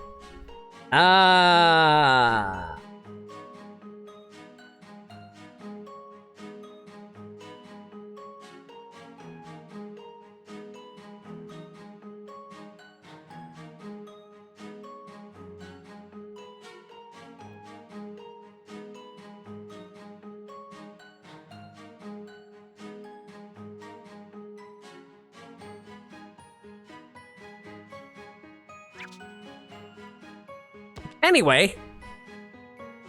Let's see now. Move over here, move over here. You know what? I never actually got to get a good look at the evidence. Let's take a look at that real quick.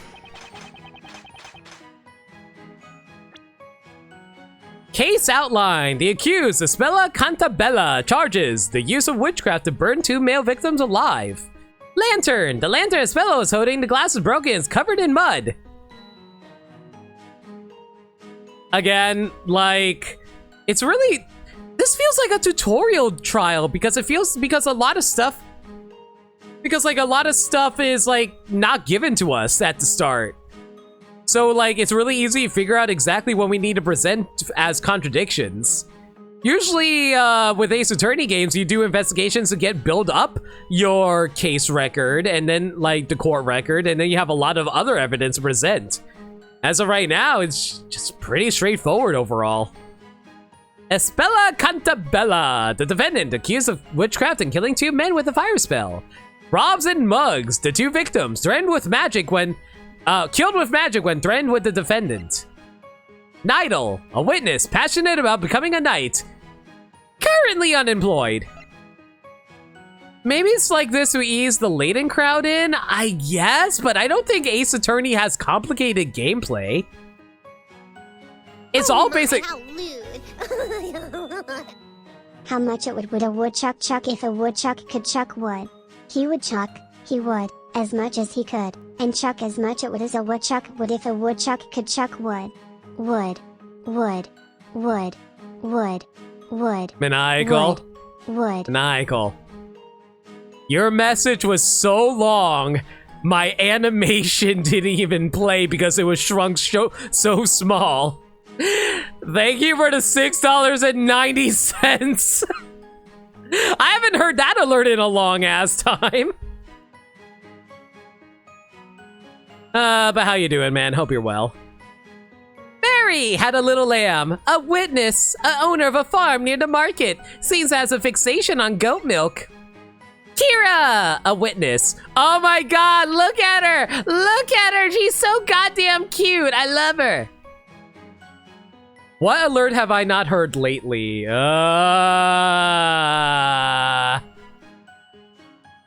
over 9,000 one, but you're not dropping $90 on me, Maniacal. Maybe it's because this place works differently. Would be fine with it if the first trial was not nearly as long. Yeah, that too. Flower girl who thinks only about leaving the court as soon as possible to sell her flowers. Wordsmith, a witness, mysterious old guy, totally detached from reality. Objection!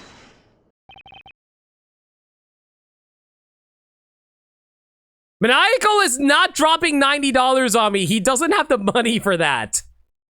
I know for a fact he doesn't. Anyway, yeah, I was waiting for that objection count to go up.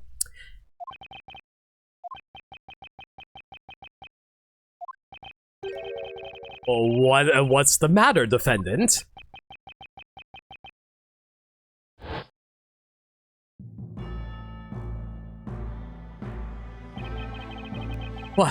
What is this feeling?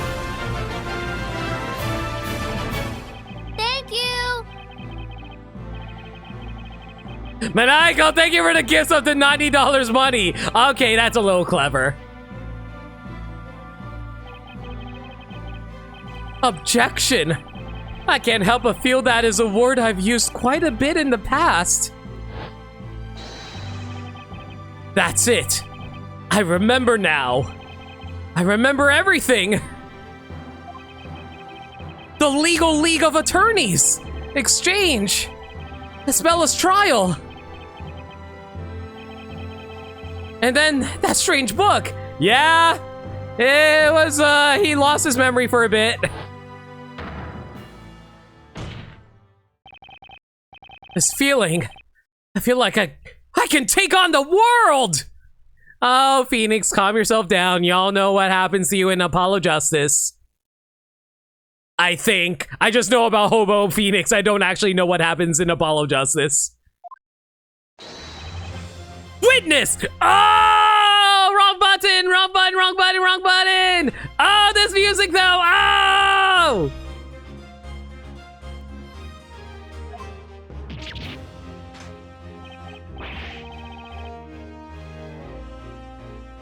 What's with the sun and pointing? I'm a soon-to-be member of the Honorable Knights of the Inquisition. I accept your challenge. How about you? So you didn't accidentally spoil something for me? Yeah. The only things I know... Okay, just to give a quick primer on what I've played. I played the original trilogy. I played Dual Destinies. I played Spirit of Justice. The only mainline games I have not played are Apollo Justice and Great Ace Attorney. You said that no fire was present at the scene of the crime, meaning the defendant must have used magic. Unfortunately for you, that is not the case. What do you mean, Sir Apprentice Baker? What I mean is that the defendant was in fact carrying a lantern containing fire. Those two rogues were actually burned by the flame that was inside that lantern. That is the only logical explanation. I haven't played Edgeworth's games. I would love to play them, just haven't. My, what a startling conclusion you've come to, Sir Apprentice Baker. If the game did not give so much focus on fingerprints in the first case, only to take all possibilities of them away, assume because of this case I had not seen the full game, that would be nice. Feels like a focus on that in the first was a complete waste of teaching. Yeah, that too. I don't know, there might be fingerprints in later trials, we'll see. The only logical explanation. Do you agree with this statement, honorable witnesses? It is presumptuous for a man that knows nothing to claim that he knows something about which he really knows nothing. So you already played the classic game? Yes, I played the classic game. Huh? Besides, how could one teensy tiny flame be strong enough to set them both ablaze like that? There were two of them. How could that flame engulf them so fast? Furthermore, if they did burn as you claim they did, do you mean to suggest that they were soaked in oil or something? Oh. I love how Phoenix was riding on his high, and then it's like, yeah, bring him down with obvious logic. Well, Sir Blue Knight, it would seem you have bitten off more than you can chew. Let's be real, what else is new?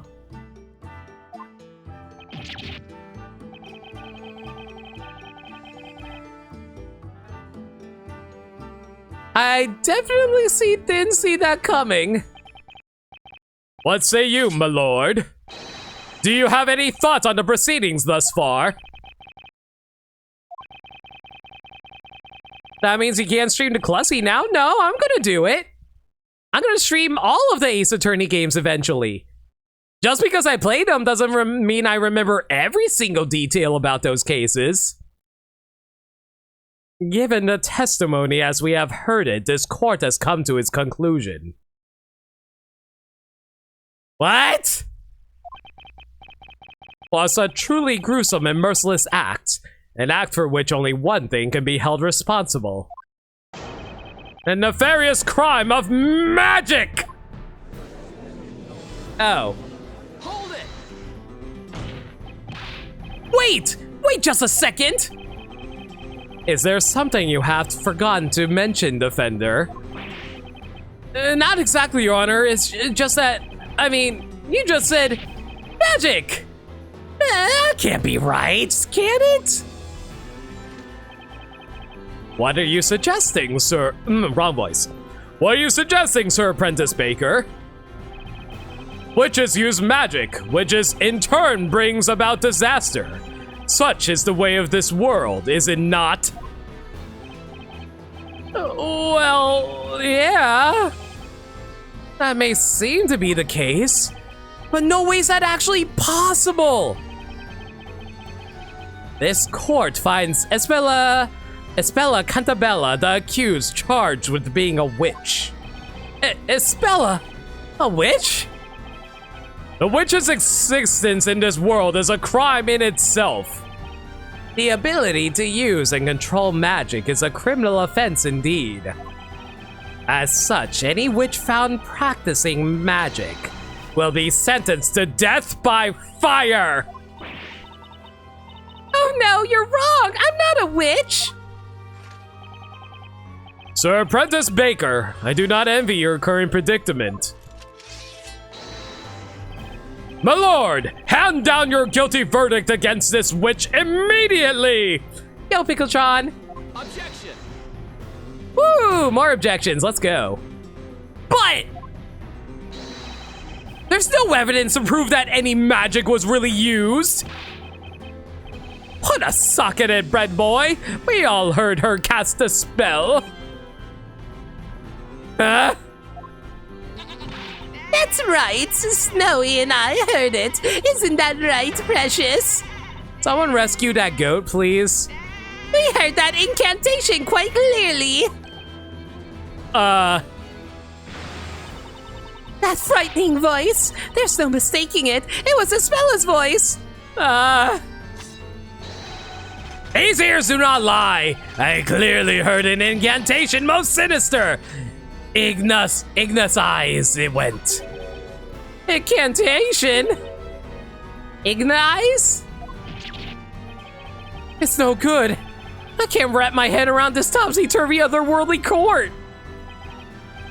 Well then, it would seem the defense has no further objections. It's probably rubber. It appears so.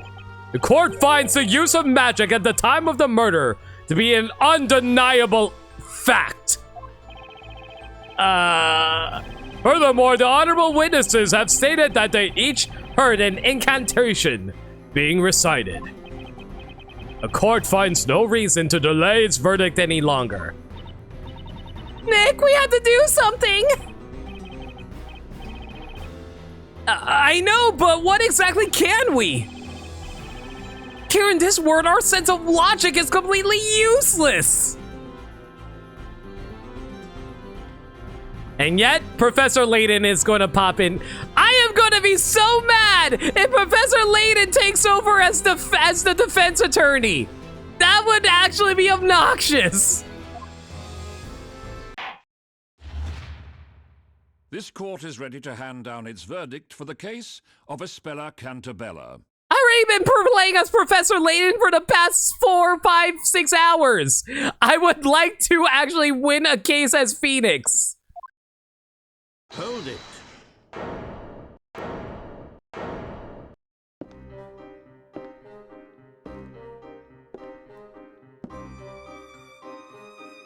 Your Honor, I request that the court hold its verdict a moment longer. Well, there he be. What is the meaning of this intrusion? That being said, though, his music is nice. Glad to hear the Layton theme. I have something I believe will be of use to the defense. A weapon of sorts. That's the Grand Grimoire. All of this world's magic is contained within its pages. Without it, this trial cannot reach a satisfactory conclusion. Hey, Layton with the last-minute save. You know what? I'll take it. I will gladly take it. The Grand Grimoire. be kind of backseat defense attorneys. A bit. Throw this book at the night, Phoenix! We meet again, Mr. Wright. Well now, it seems things are already afoot here, although the real contest begins now. Are you fully prepared? So, are you here to help us? Of course, the professor always helps people in trouble. It is the duty of every gentleman. Right, Professor? Professor? There is a saying that I find quite useful in situations such as this. There is a time for words and a time for action. Right.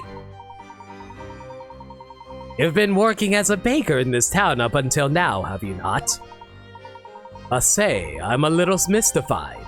I'd expected you to be more familiar with this world and its system of magic. Yeah. How can I put this? I guess that's not quite the full story. Is that so? I kinda had an epiphany just now. I remembered all sorts of things. Like how I'm not actually a baker. And well, how magic can't really exist. And it would seem I was correct about you, Mr. Wright. You're not, in fact, a citizen of this town, is this correct? Right.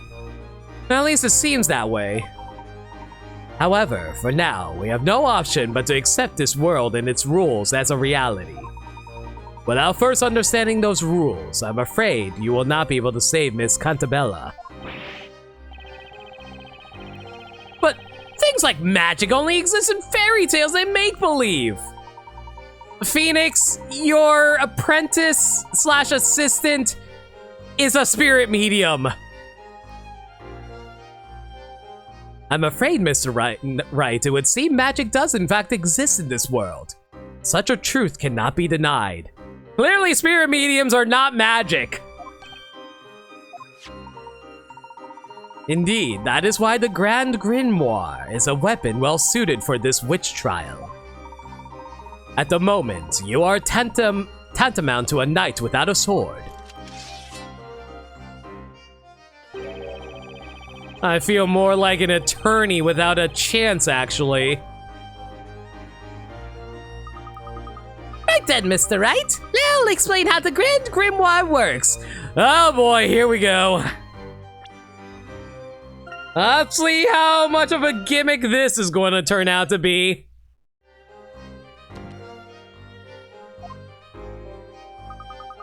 Have a look at the touchscreen.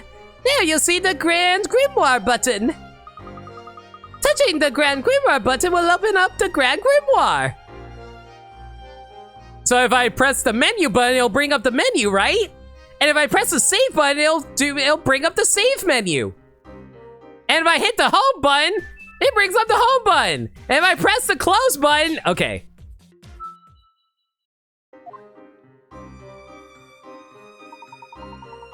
We'll be able to present spells from the Grand Grimoire in much the same way you would present evidence. The book will surely be a most important asset for us in this trial. If we have a book containing all the world's magic, aren't we liable for witchcraft? To be fair, it was in the public library, so... This is just extra evidence, pretty much, Gaddy.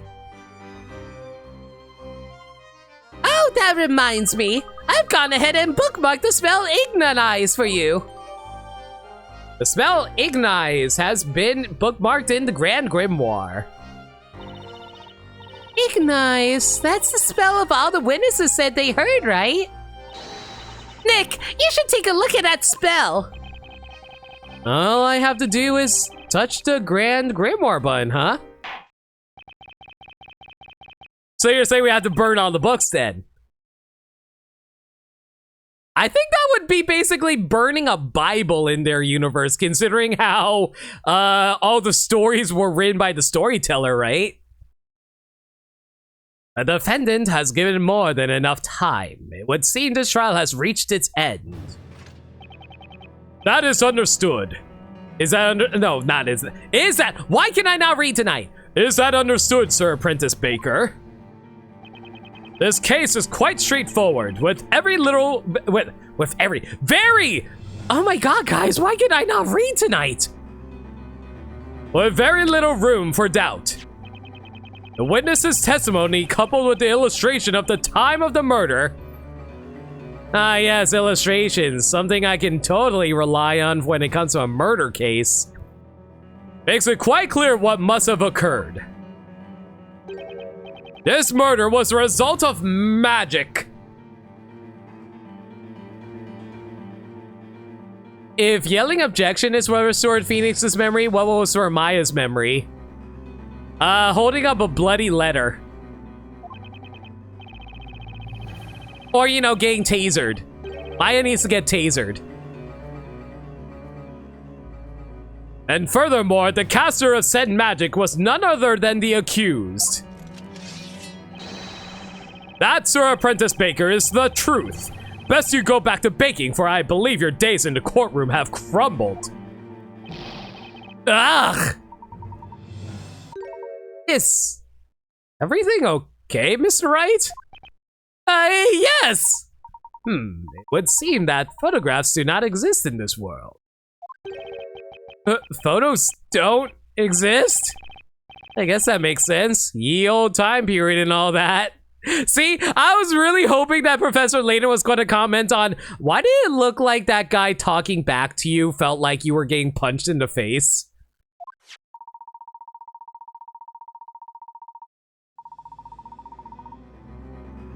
No spoilers in chat. I know you're as blind as I am, Lundea, but yeah, definitely something to consider. The sketch drawn by the court illustrator. Therein lies your final chance, Mr. Wright. My final chance? I understand the witnesses have already finished their testimony. However, you could perhaps find a clear contradiction within this illustration.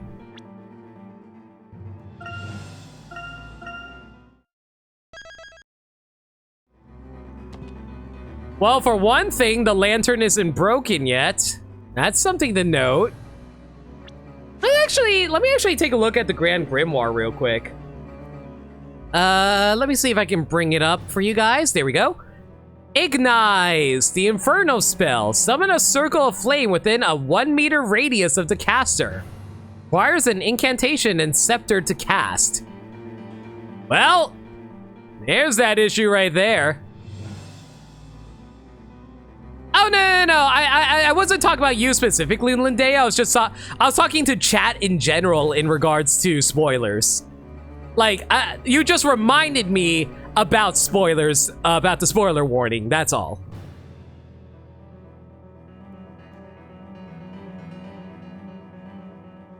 If you could perhaps find a clear contradiction within this illustration. There's another contradiction? In that case, there's still hope that I can turn this around. You might even call it a turnabout. Mr. Wright, you have to hurry! Look, the judge! He looks ready to deliver his verdict any second now! This is it. This is my last chance. But what should I do? Yes, obviously we should give up. Hold it! 1 second, Your Honor. The defense requests permission to have another look at the court illustration.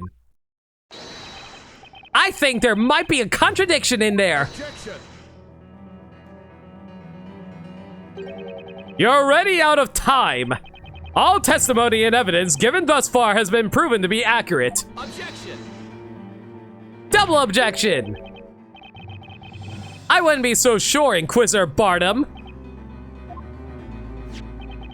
There's just one thing you overlooked. A piece of evidence within this book. The Grand Grimoire. Absurd! I overlooked something? You are the defender here. You should have examined the tome earlier. I mean, that is how real-life attorneys work. You're right, I should have. But unfortunately, I was nothing but a simple baker until just now. Interesting. You've certainly begun to show your true colors, Sir Blue Knight. Let us see what type of knight you truly are. Have at you! The defense will now show us this supposed contradiction. The court illustration in the Grand Grimoire. And I'm saving again because I do not want to lose Pickerats. Thank you. Somewhere there's a contradiction between those two and I gotta find it. This is my last chance. Defender, use this magnifying glass to locate the point of relevance. Then reveal to the court the location of this contradiction.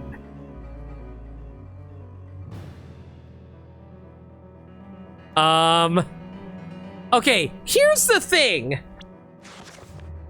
I know the thing about this is the fact that there should be a meter. It requires a scepter to cast. The problem is I don't know which one to present. Do I present her hands? But which hand? I'll go with this one? Please be right? Got it. Contradiction is right here. Okay, I got it, thank God. A hand of the accused. She seems to be holding a lantern. What is your point? Yeah, I've never seen got it before. That's brand new. According to this tome, using the spell Ignize requires the use of the witch's scepter, as well as an incantation. Isn't that right? Phoenix holding a spell book is male as hell. Dude, how do you think I would feel if Phoenix was in Smash and he picked up one of Robin's drop tomes? That would be amazing. God, it was used in the 3DS games? Oh, it's been a while since I played the 3DS games. I forgot. Correct. For witches to use magic, they must have been in possession of a witch's scepter, also known as a Talea Magica? Talea Magica. If that's the case, then there's only one thing that doesn't add up. Take one look at Miss Cantabella's hands. Tell me, do you see the witch's scepter in either of her hands? Phoenix could wield the death scythe too? Yeah. Man, now I'm really upset that Phoenix didn't get into Smash. It would've been so awesome. And goofy. There we go. Let's see you point that sword at me now. You did it, Mr. Wright? But wasn't that contradiction just a little too obvious? Shut up, Luke. You may be right, Luke. Eh? Would certainly appear that the good Inquisitor is taking this particular oversight rather too well.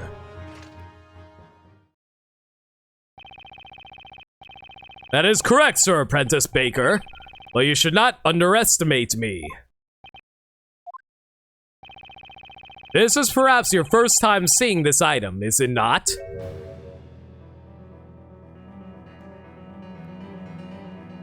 What?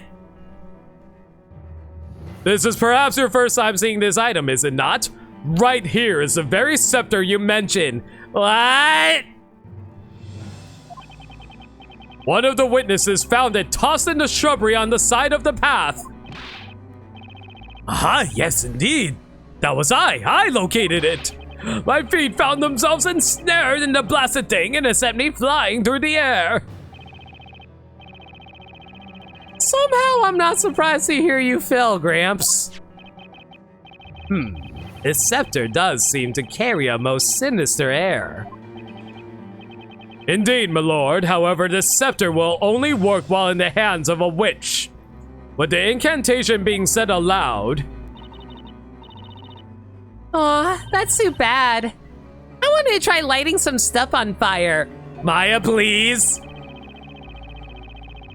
I already know you're a kleptomaniac. I don't need you to be an arsonist too. Please don't look at me when you say that.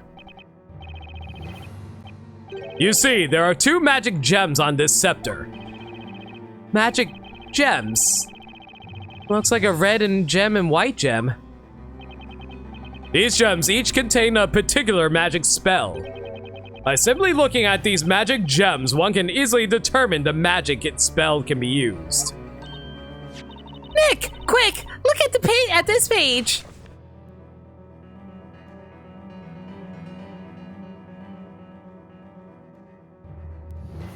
Yeah? Is that the red magic gem?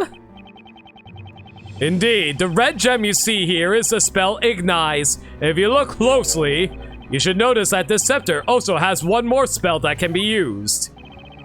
One more spell? That must be the white gem. Mr. Wright, I found it. Here's the spell for the white magic gem.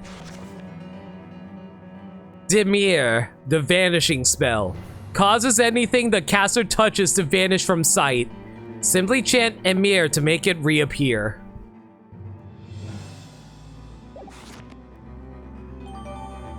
The spell Dimir has been bookmarked in the Grand Grimoire. Yeah, it's basically just more evidence.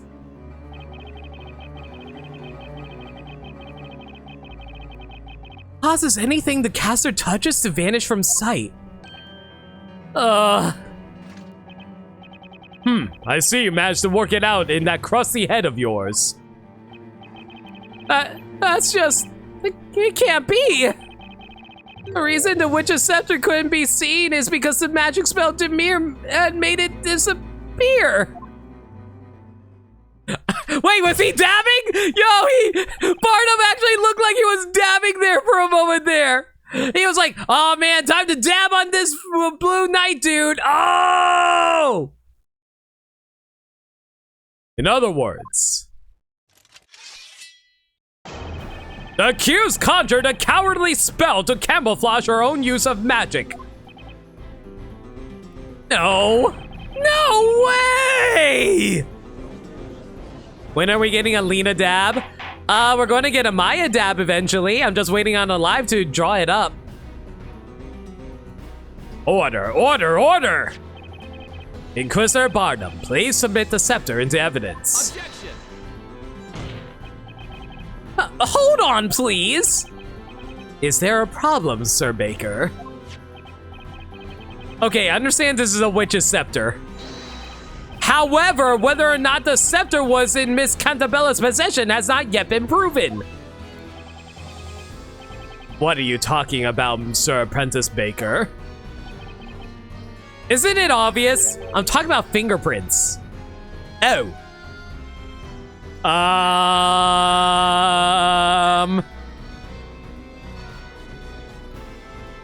Phoenix? Supposing Miss Cantabella did in fact handle this witch's scepter, then her fingerprints should still be on it.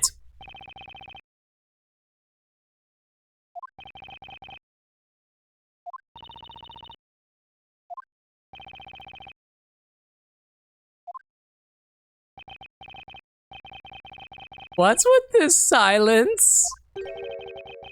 You said fingerprints. Inquisitor Barnum, tell me, just what is this Baker blabbering about? I haven't the slightest clue, my lord. It is the Baker's first time in court, after all.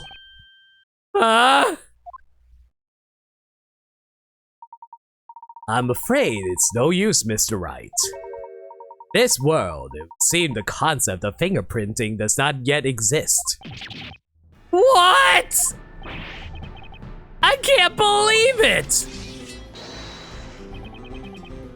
As already said, best you head back to the bakery lest you continue to serve this court more of your half-baked ideas. You're about as half-baked as your terrible puns, Barnum! Forensic science does not exist here. Instead, this is a world with which witches and magic are accepted as fact. Truly fascinating. A magic scepter needed to cast spells. The available gems depend on the... What the heck? are just way too many things I don't know about this world. Mr. Wright, I believe you might be able to take these things you don't know and use them to your advantage. Huh?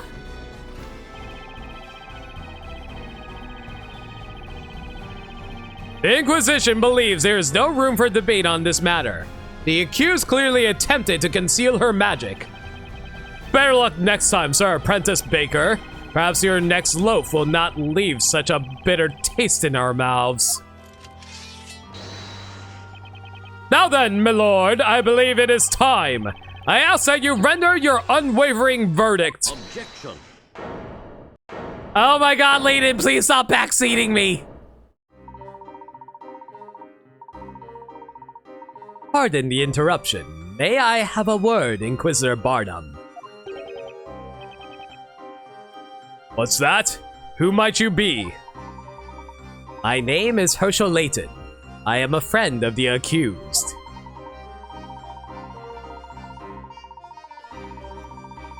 Yeah, it's all good, Bumbletron. Just try to be careful about that in the future, alright? Thanks. Inquisitor Barnum, please allow me to confirm that you believe happened on the night of the crime.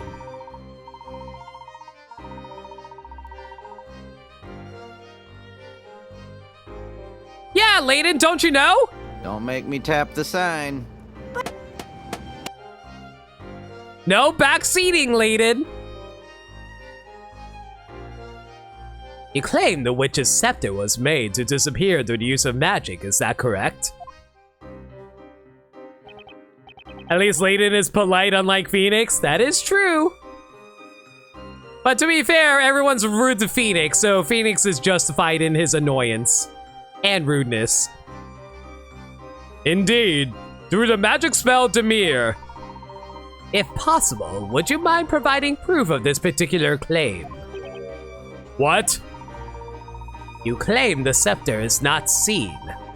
Indeed, that is one possibility. However, a wise man must always consider every possibility. Yeah, a wise man named Herlock Sholmes. What you say, Inquisitor Barnum? Can the Inquisition fulfill the request presented by the gentleman with the unusual hat?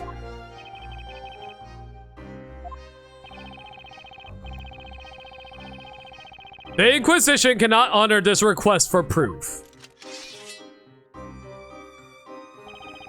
If you are asserting that the accused is not a witch, then the burden of proof lies at the feet of the defender.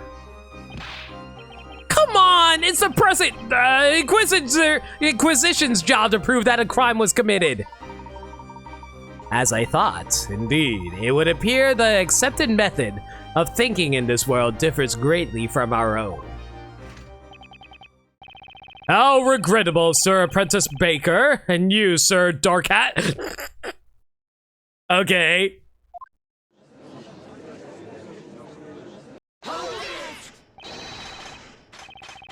Inquisitor Barnum, sir! Should you require it, I stand ready to lend my testimony. Would anyone care to purchase any pre-testimony flowers? I've got a lovely array of bewitching lilies. Snowy and I will not be dismissed so easily. We came here to expose the identity of this witch. Isn't that right, Precious? A witch's scepter, you say? Yes, I know of a scepter. Allow me to elucidate the matter. What do you think, Inquisitor Barnum? The witnesses appear to have something to say on the subject. Very well. Most honorable witnesses, I grant your request to testify once more. Okay, I will say something about this chapter. Like, it is bothering me to have Layton a little bit backseaty of defense attorneying for us.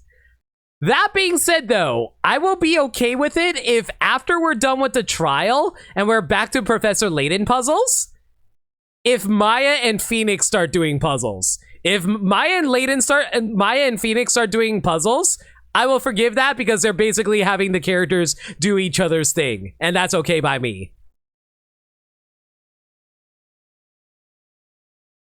Those honorable witnesses, I grant your request to testify once more. Tell the court all you know regarding this Talea Magica. Ugh, well, you somehow managed to keep the trial going. I owe you one, Sir Dark Hat. Please, Mr. Wright, Mr. Layton will suffice for the time. Wait! Did Layton just read Phoenix's mind? What? Was Phoenix was Phoenix talking? I thought whenever he's got the parentheses and the blue text, he's thinking it. Layton just thought it. Yeah, surprise! Layton's actually an Esper. Will be stuck doing the daily Wordle? Ugh. When I saw her, the witch was carrying a large milk bucket in one hand and a lantern in the other. Even if they just tag along and comment while we do puzzles with Layton and Luke, that would feel balanced. I agree, Woot. No, it's fine. The girl had the lantern hanging from her wrist. Her hand was contorted in a strange way. I've got a good look at her hand, and it looks for certain that she was gripping something. The witch was holding a scepter in her right hand. She did not drop it once before she was apprehended.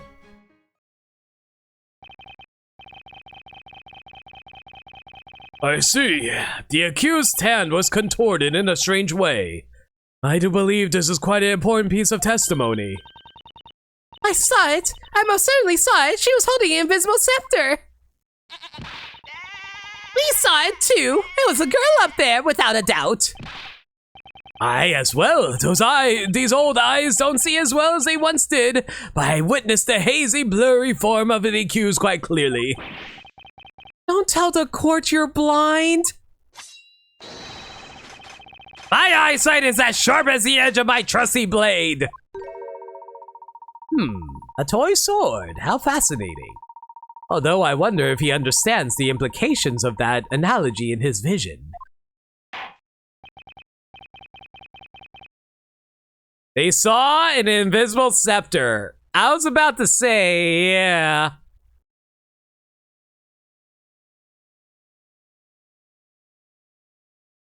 Sir Baker, you may proceed with your interrogation.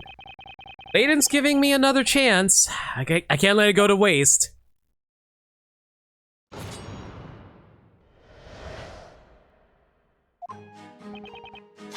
When I saw her, the witch was carrying a large milk bucket in one hand and a lantern in the other.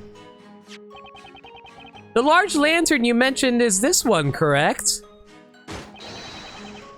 There's no mistaking it. That fiendishly fiendish form with its case darker than the darkest of the nights.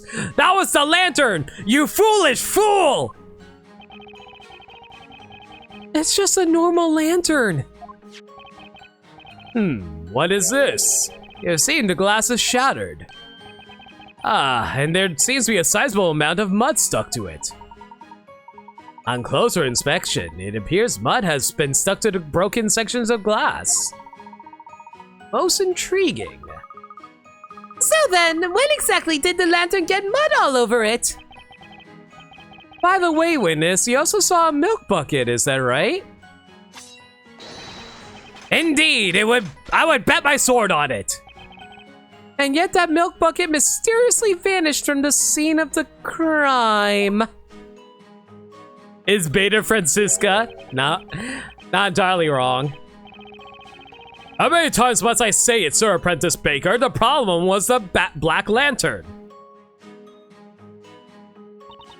The girl had the lantern hanging from her wrist.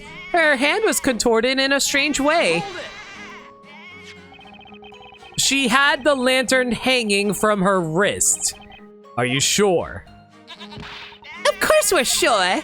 If that wasn't it, then how else would the girl manage to hold her invisible scepter? Ma'am, please, just testify about what you actually saw. We just saw that what we saw. Isn't that right, Snowy?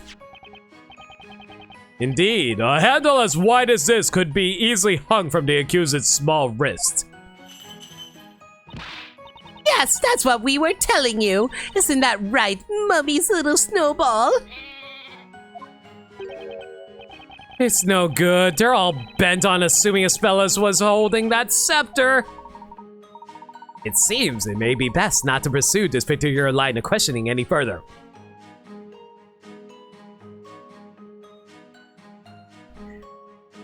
Game? Layton, I don't need you to tell me what I need to pursue and not pursue. Thank you. Well, that's just super. I got a good look at her hand and it looked concerned that she was gripping something. Someone save that goat. What exactly was the defendant gripping? It was, that's right. It was something cane-like. What was it called? A witch's scepter? Yes, it was definitely that. Objection! Whoa, whoa, wait, Miss Kira, you didn't actually see it, did you? Witness? This cane-like object, was it perhaps roughly this size? Oh, why, yes, it was exactly that size. It's no good. They're all bent on assuming Isabella is holding that scepter. Alright, ignoring that. The witch was holding a scepter in her right hand. She did not drop it once she did not drop it once before she was apprehended. Hold it! Let me get this straight. There was no way for you to see the evidence. Oh shoot, hang on, dropping frames, hang on. Well, I'm not dropping frames, but my 3DS was dropping frames. There we go. Hang on. Why is my computer overacting right now?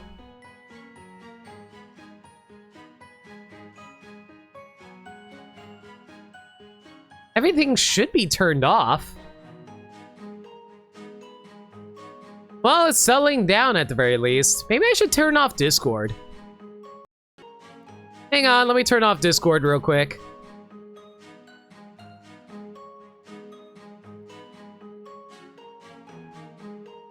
Okay, Discord's off. Should be good now.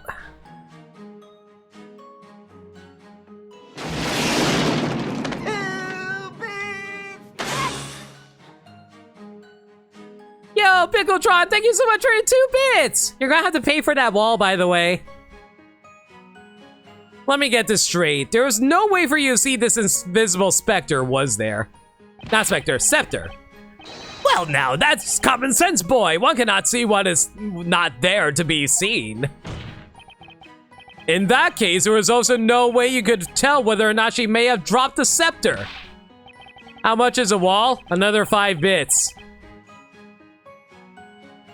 Well, those old eyes of mine honed in on her hand like a hawk until they couldn't see straight. Or 2 bits, whatever. That was a joke, by the way. You don't have to cheer bits if you don't want to. Always appreciate them, though. Is mine.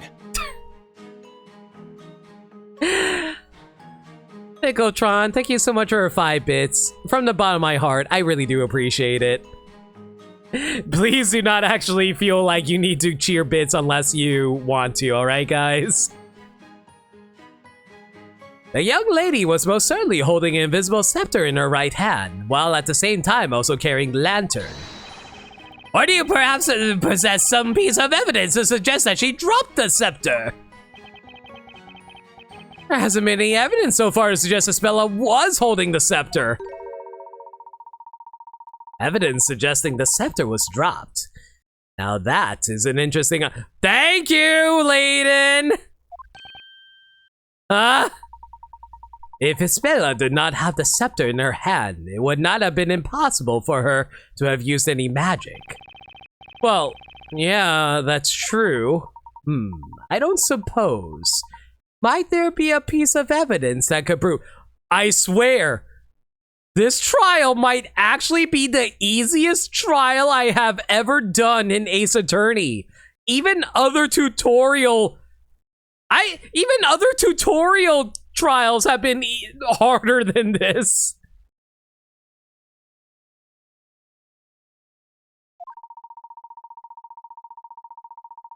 Something to prove that Isabella was not holding the scepter at the time of the murder. In other words, evidence to show that even if Isabella has been holding the scepter, she would have dropped it.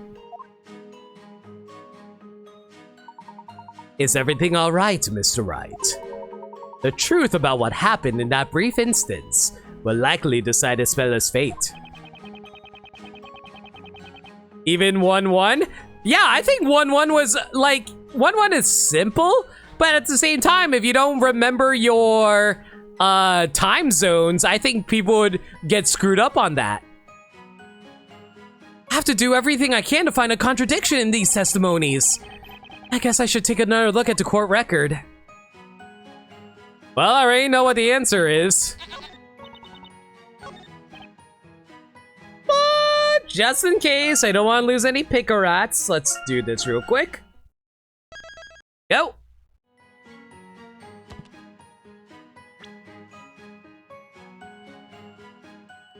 Objection! There is a high probability that Miss Cantabella was not holding the scepter. But if for the sake of argument she had been holding it, she would undoubtedly have dropped it at the time of the incident. What do you mean?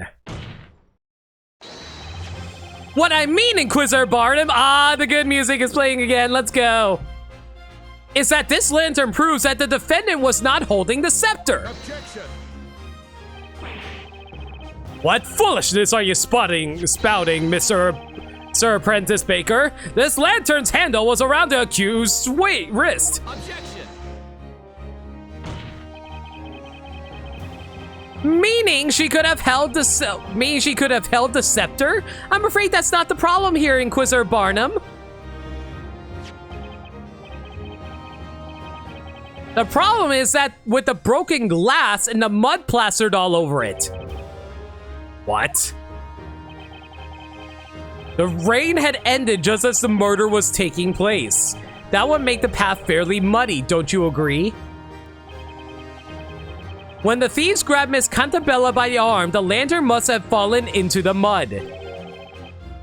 The lantern fell into the mud. Why, of course! That makes sense, doesn't it, mighty little snowy wowie? Well, what do you say, Inquisitor Barnum? If she was holding the scepter at the time, then that would mean that when she dropped the lantern, the scepter would have fallen along with it. What's going on? Inquisitor Barnum seems speechless. That defender's managed to turn the thing around, even though he's just some baker. No way. Pay the witch's accomplices no heed. They're just trying to trick you.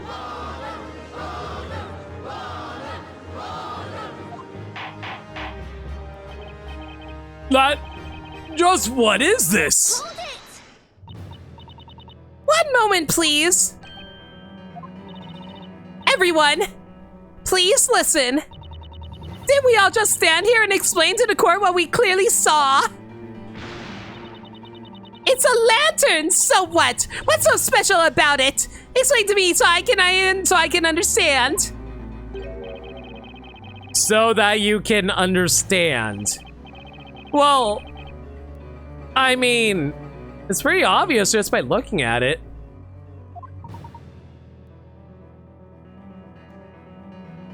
You know the problem with Mary, but that poor goat constantly looks like it'd rather be anywhere else. Well, to be fair, it didn't necessarily, the original thing wasn't like, oh, Mary had a happy little lamb. Mr. Wright. What is it, Mr. Layton?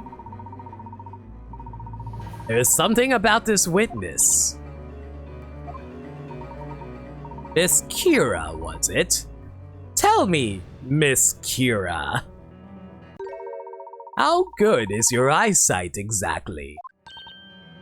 Huh? As you just heard Mr. Wright explain, the answer to your query is quite obvious at a glance. Tell me, are you able to see the mud present on this lantern? Mud? What mud? What are you talking about? You're on. Yo, Layton slamming his head down on the table like that is so weird. I'm so used to him being soft and gentlemanly. Your Honor, did you hear that just now? Ah, yes, indeed. What does it mean exactly? It means that Miss Kira's poor eyesight is the reason she cannot see the mud present on this lantern. In other words, the validity of Miss Kira's testimony is questionable at best. Ah!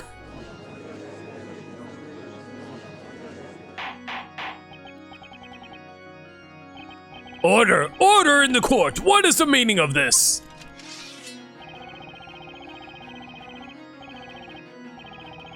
What say you in your defense, witness? I highly recommend you give us nothing but the truth. I'm sorry, Inquisitor Bardem. It's true. I need to wear glasses all the time, in fact. You need to wear glasses? Now that you mention it, I did notice something odd about you today. Oh, I thought you looked familiar. Gone is the mist that shrouded my mind. In its place, clarity. Fair maiden, a pair of spectacles are as valuable as a shield to a knight. Make haste and procure another pair. Now then, Miss Kira, tell me, at the time of the incident, were you wearing your glasses? No, I was not wearing them. The truth is, I lost my glasses a couple of days ago. You lost them? So her glasses were missing during the time of the incident. Mr. Wright, might I recommend you keep a note of this fact? It could prove useful later. Got it. Glasses! Kira has poor eyesight and wears glasses, but she lost them a few days before the incident.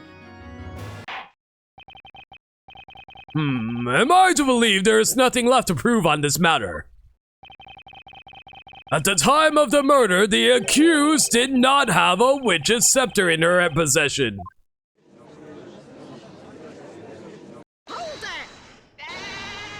Wait just a moment. Snowy and I have much more left to say. That's right! My trusty sword of justice shall cut through this witch's treacherous lies. I may have lost my glasses, but I haven't lost my will to testify. Wait! Did she just eat her flower? Are you a goat too? Eureka! I remember now. Old age has a way of sneaking up on me. I'm sure you must understand.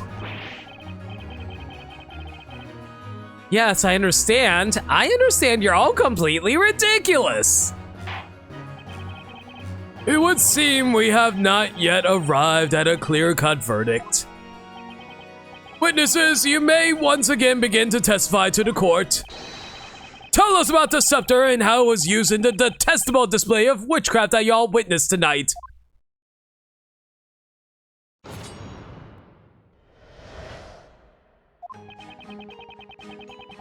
That girl was not holding the scepter in the same hand as the lantern, which means it must have been in her other hand.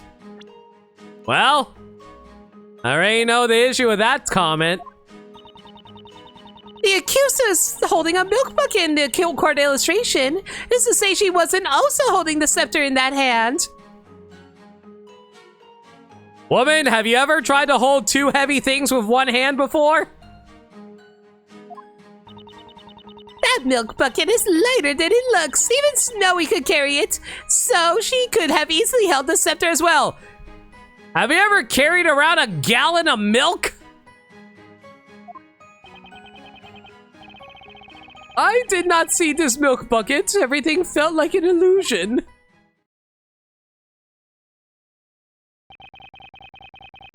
That would be an amazing twist.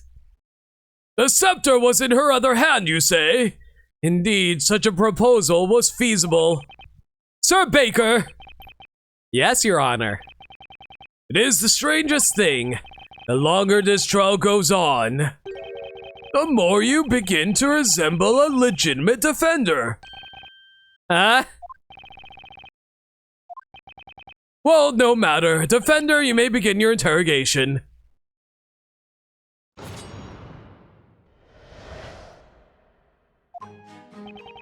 Hold it! But did you actually see that with your own eyes? Alas, magic's vile embrace hid the scepter from my sight, so I did not see it per se. However, though my years of nightly training, I have learned to see through such cunning trickery. Is that so? For example, this morning I found myself unable to locate the whereabouts of my trusty blade. Its location was a mystery. So I tried my hardest to think and remember where I could have kept it last. And before long, behold!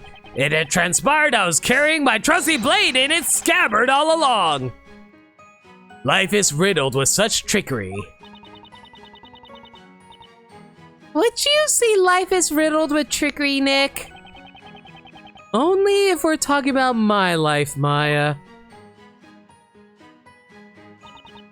The accused is holding a milk bucket in the court illustration. Who's to say she wasn't also holding the scepter in that hand? The court illustration. That's right. Judging by the sketch alone, it does look possible for her to have held the scepter.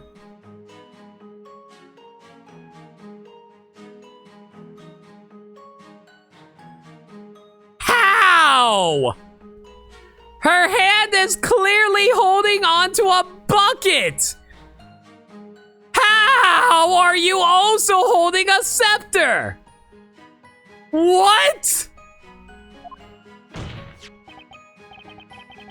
However, if you actually try holding that thing, you'll notice just how thick it is. No way could she have been holding it. Objection! There's nothing more than mere speculation. You cannot say for certain that she was unable to hold it. You have a court drawing of her holding a bucket!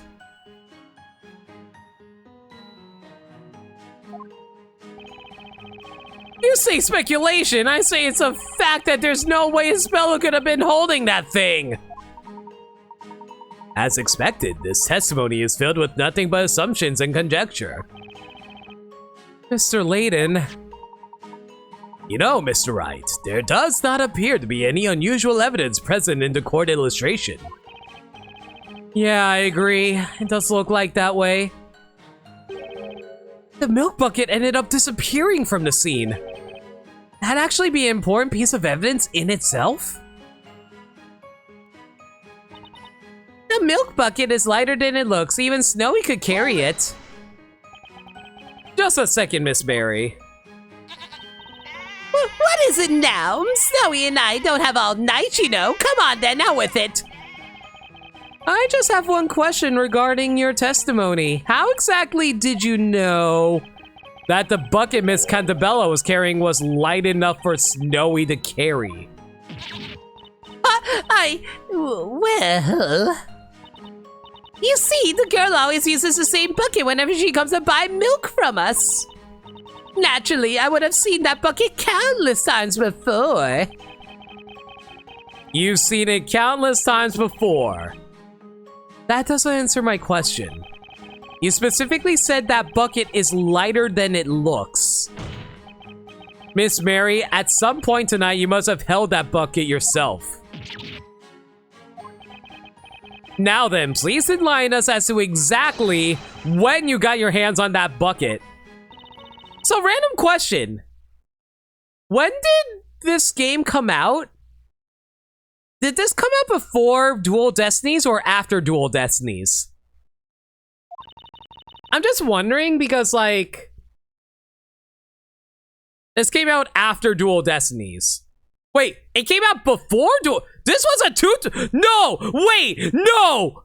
No! I refuse to believe this is a 2012 game!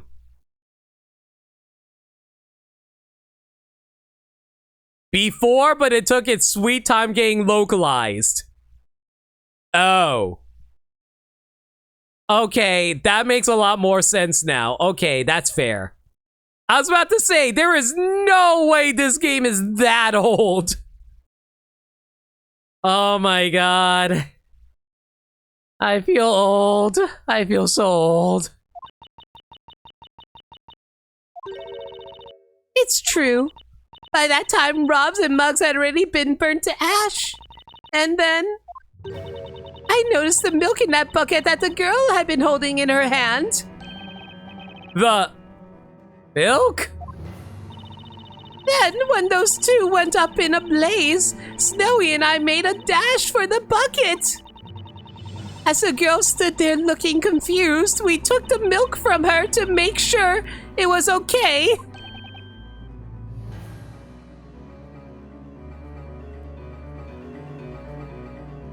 What? Unbelievable! Witness, you... Ah! Well, it was just so wasteful. So the thought of all that disgusting ash falling into such precious... What? You just saw a pair of guys get set on fire, and your first thought is save the milk. You don't even think, oh, hey, I can throw the milk to maybe get rid of the fire or something like that. I don't know, but what?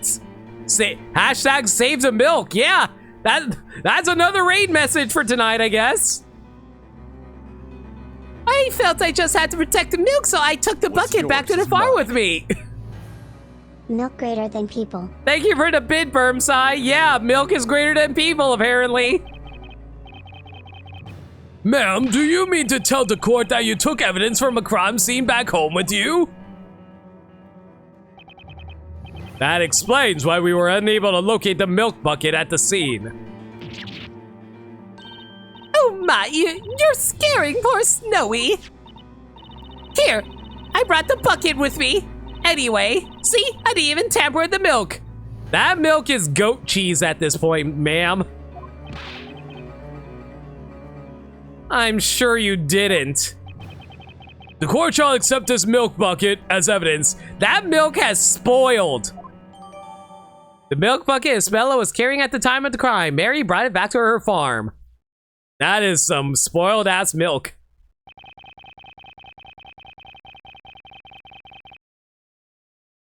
Looks like that's one more piece of evidence for us. Now, will the gentleman with the impressive beard proceed with his testimony?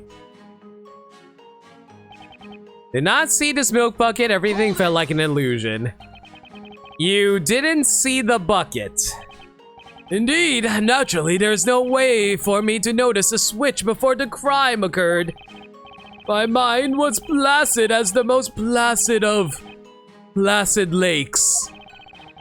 But like the early bird on its morning hunt for that elusive worm, my senses remain vigilant.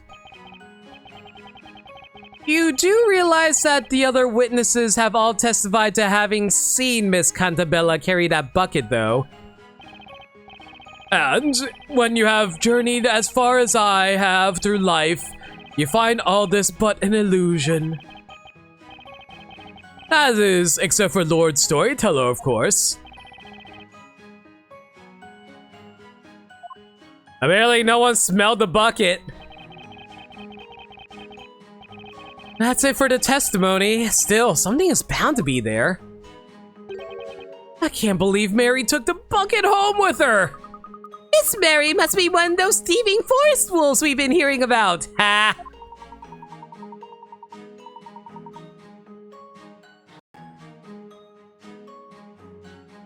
Oh, Genie! Genius Slots, come on out. We need you to spin those wheels. Give us the answer that we need to know. Will Phoenix get more time in the spotlight? And the answer is... Oh, Ruby, dearie. Phoenix is already in the spotlight. Don't need him to be any more in the spotlight, does he? Bye. Well... Thanks, Genie. I guess that's technically a positive comment. We are currently playing with him, so that works. Pants is illusion, and so is death. Let us hope that she does not eat. She doesn't eat like a wolf as well, Luke, for her snowy's sake. I've got this new piece of evidence, but the question is, how can I use it? You know, looking at this milk bucket now, it does look sort of different from the sketch, don't you think? It might be a good idea to get a good hard look at the actual milk bucket.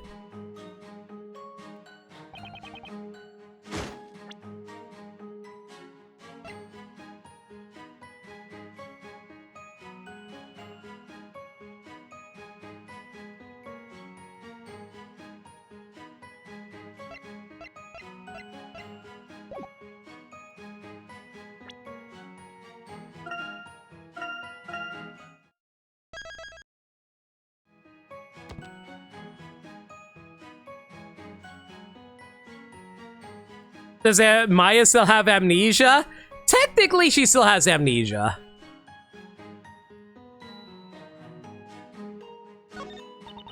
The accused is holding a milk bucket in the court illustration. Who's to say she wasn't also holding the scepter in that hand? Here's the, you know, the end. Okay, can I comment on something that's really stupid? Why is it that we cannot see the court illustration? Why is the court illustration not in our records? The court illustration is one of the most important pieces of evidence that we have, and we're not allowed to consult it. Other Ace Attorney games gives me illustrations. Why do I not have an illustration here for this?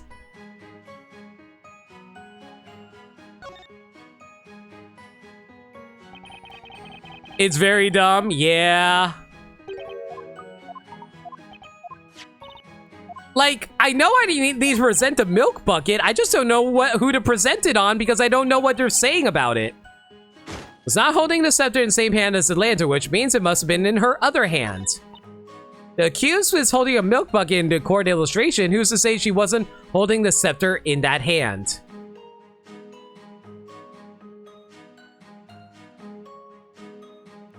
I legitimately have no idea. Because, like, I don't know what the difference was between the illustration and this bucket.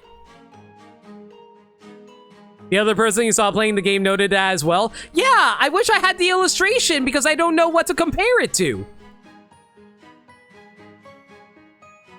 Oh. Objection. All of your testimonies have come to the same conclusion.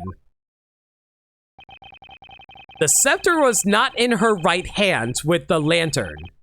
Therefore, it must have been in her other hand that was holding the bucket. However, that's not it by a long shot. What do you mean? Contrary to what one of the witnesses have stated, the milk bucket was in fact at the crime scene. And you'll also notice something about this bucket. Take a look at the court illustration. Something about the bucket seems a bit odd, wouldn't you say? Yeah, it'd be more obvious if I actually had it in my court record. Thank you, game. Objection.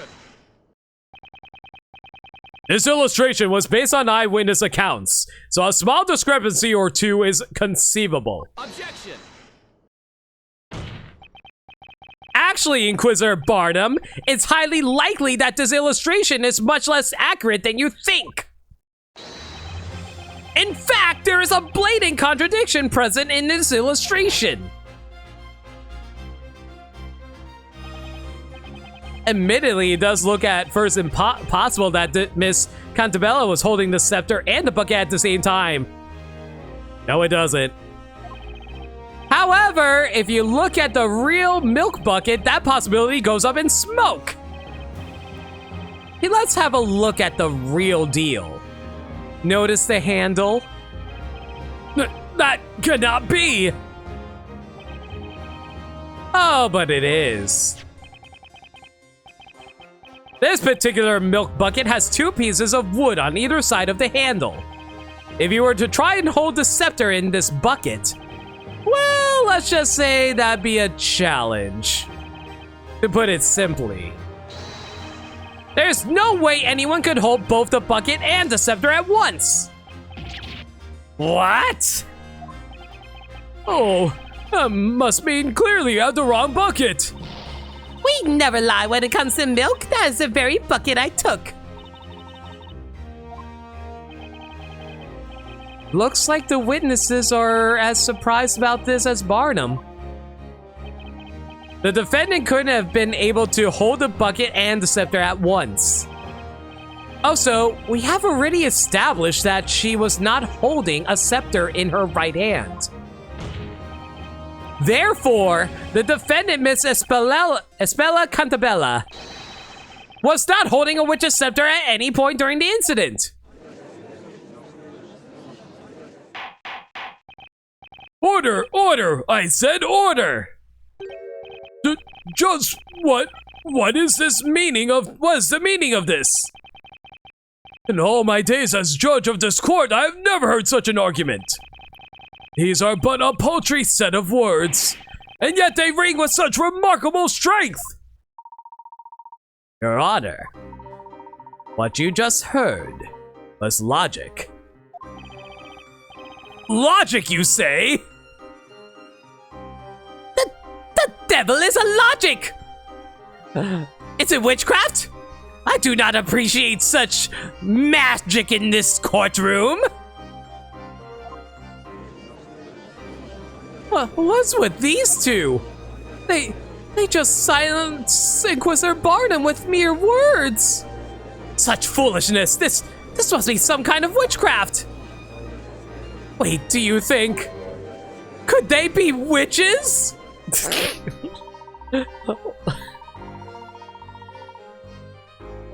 It would seem the concept of mod logic does.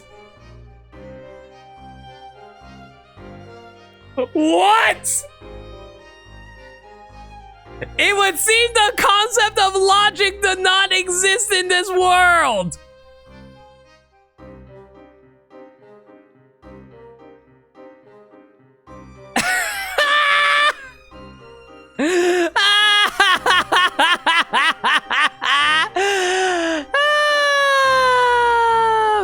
Okay. Right, let's take this chance and knock their case down a peg or two. I'm worried if we keep this up, we'll all be joining Espella in a one-way trip to the flames. Objection!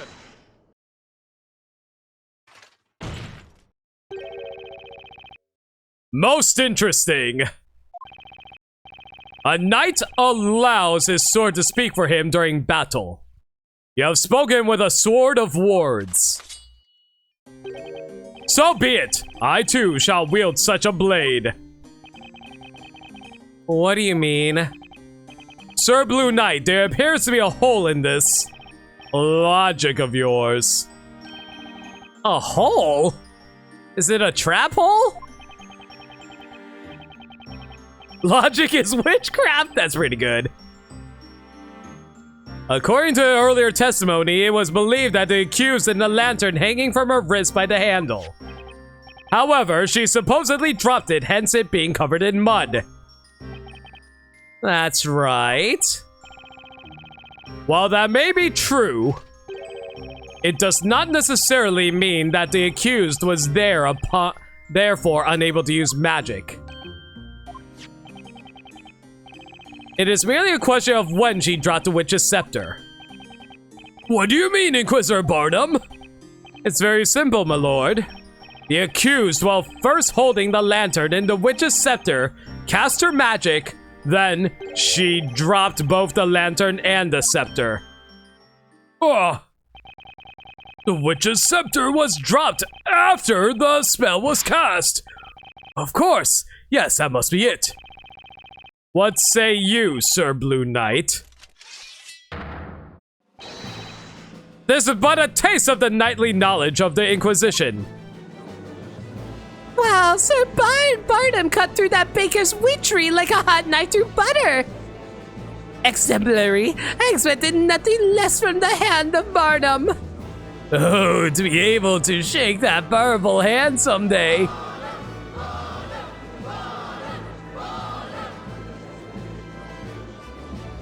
Oh my god, you're right! Look at Luke on the bottom right over there! He can't even look past the table! He's so short! That Inquisitor isn't quite what he first appeared. Yeah, sure seems that way. Just a moment ago, it seemed like he never heard of logical debate. Now he's suddenly using it against us. This guy's no joke, that's for sure. Ah, he's dabbing on us again! Now then, most honorable witnesses, I ask you lend us your aid once more.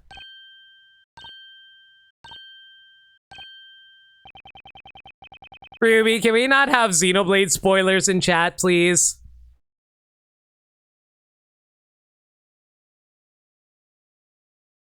I request that you all testify to the court once more. Tell us which occurred first. The dropping of the lantern or the casting of the spell.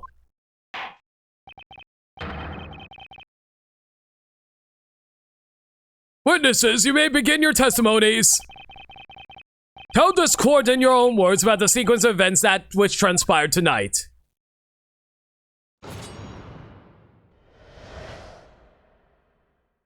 If she put down the bucket seeing the scepter or not, wouldn't the victims had enough time to see what was going on and run? Probably. Okay, really quick before we continue the stream, because I noticed how late it's getting.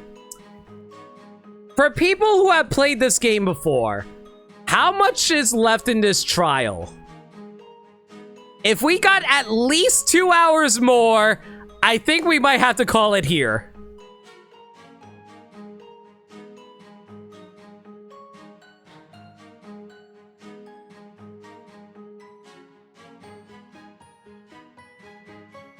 Barnum's design reminds you of someone throughout tonight, and you finally put your finger on it. It's Sylvain? You know what? I can totally see it. He kind of does resemble Sylvain from, Fire Emblem Three Houses. Anyway, a fair bit more, you think?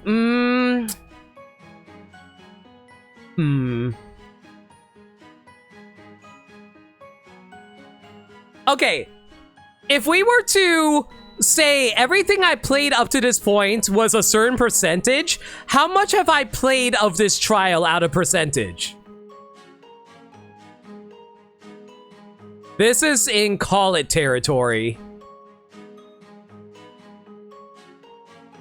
All right, if you guys are saying we should call it, we'll call it.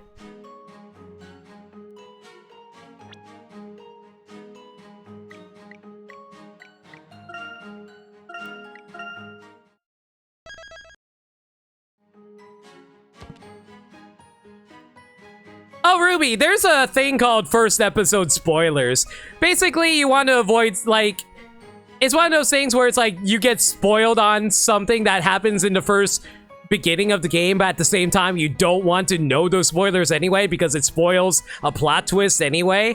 So it's like, I want to keep those spoilers on the down low as well. I don't want people to, I want people to experience games without any spoilers, period. That was enough. There wasn't enough vaccine in chat, so Layton had to take up the torch for vacciners. Exactly. Anyway, thank y'all for coming out tonight. I hope you guys enjoyed the stream. I'm sorry that we had to cut it in the middle of a trial. Normally, when I do Ace Attorney streams, I don't end the stream until I'm done with the trial for the day. But unfortunately, I've been going for 5 hours. My throat is getting really tired. Thanks. Momotron, I really appreciate the follow. Means the absolute world to me. And like I said, I got and I need to get some food in me. My stomach is rumbling like nobody's business. being said, though, thank y'all for coming out tonight. Really appreciate y'all being here. Next stream will be... can I just say, as someone who only streams 3 times a week, Sunday, Tuesday, Fridays, I feel so bad taking 2-day breaks.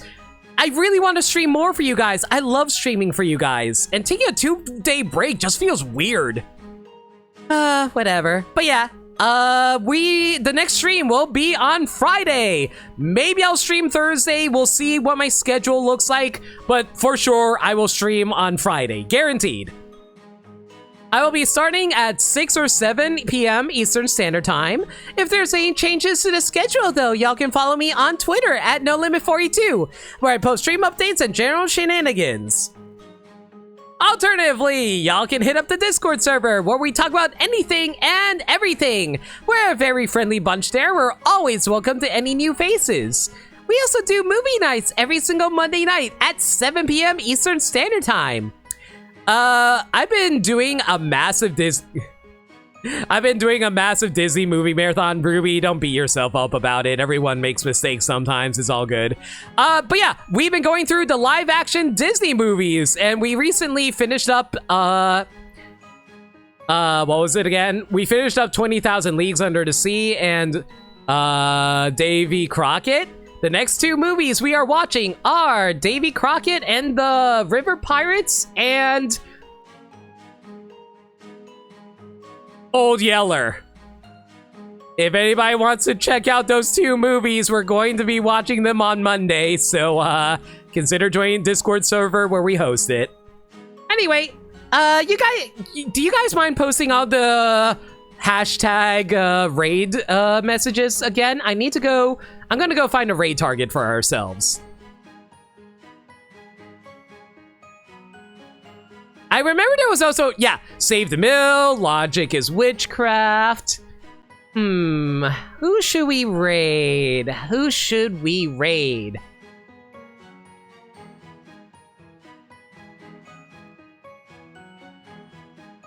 Ooh, I haven't raided this person in a long time. Sure, let's go with this.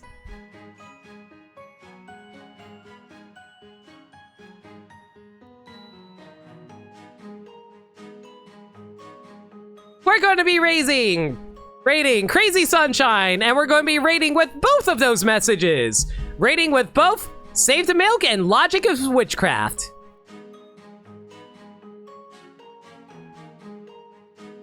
Until next time, I'll catch y'all later. Thank you for being here. Everyone stay safe, take care of yourselves, and remember, love always. Have a good night, everyone.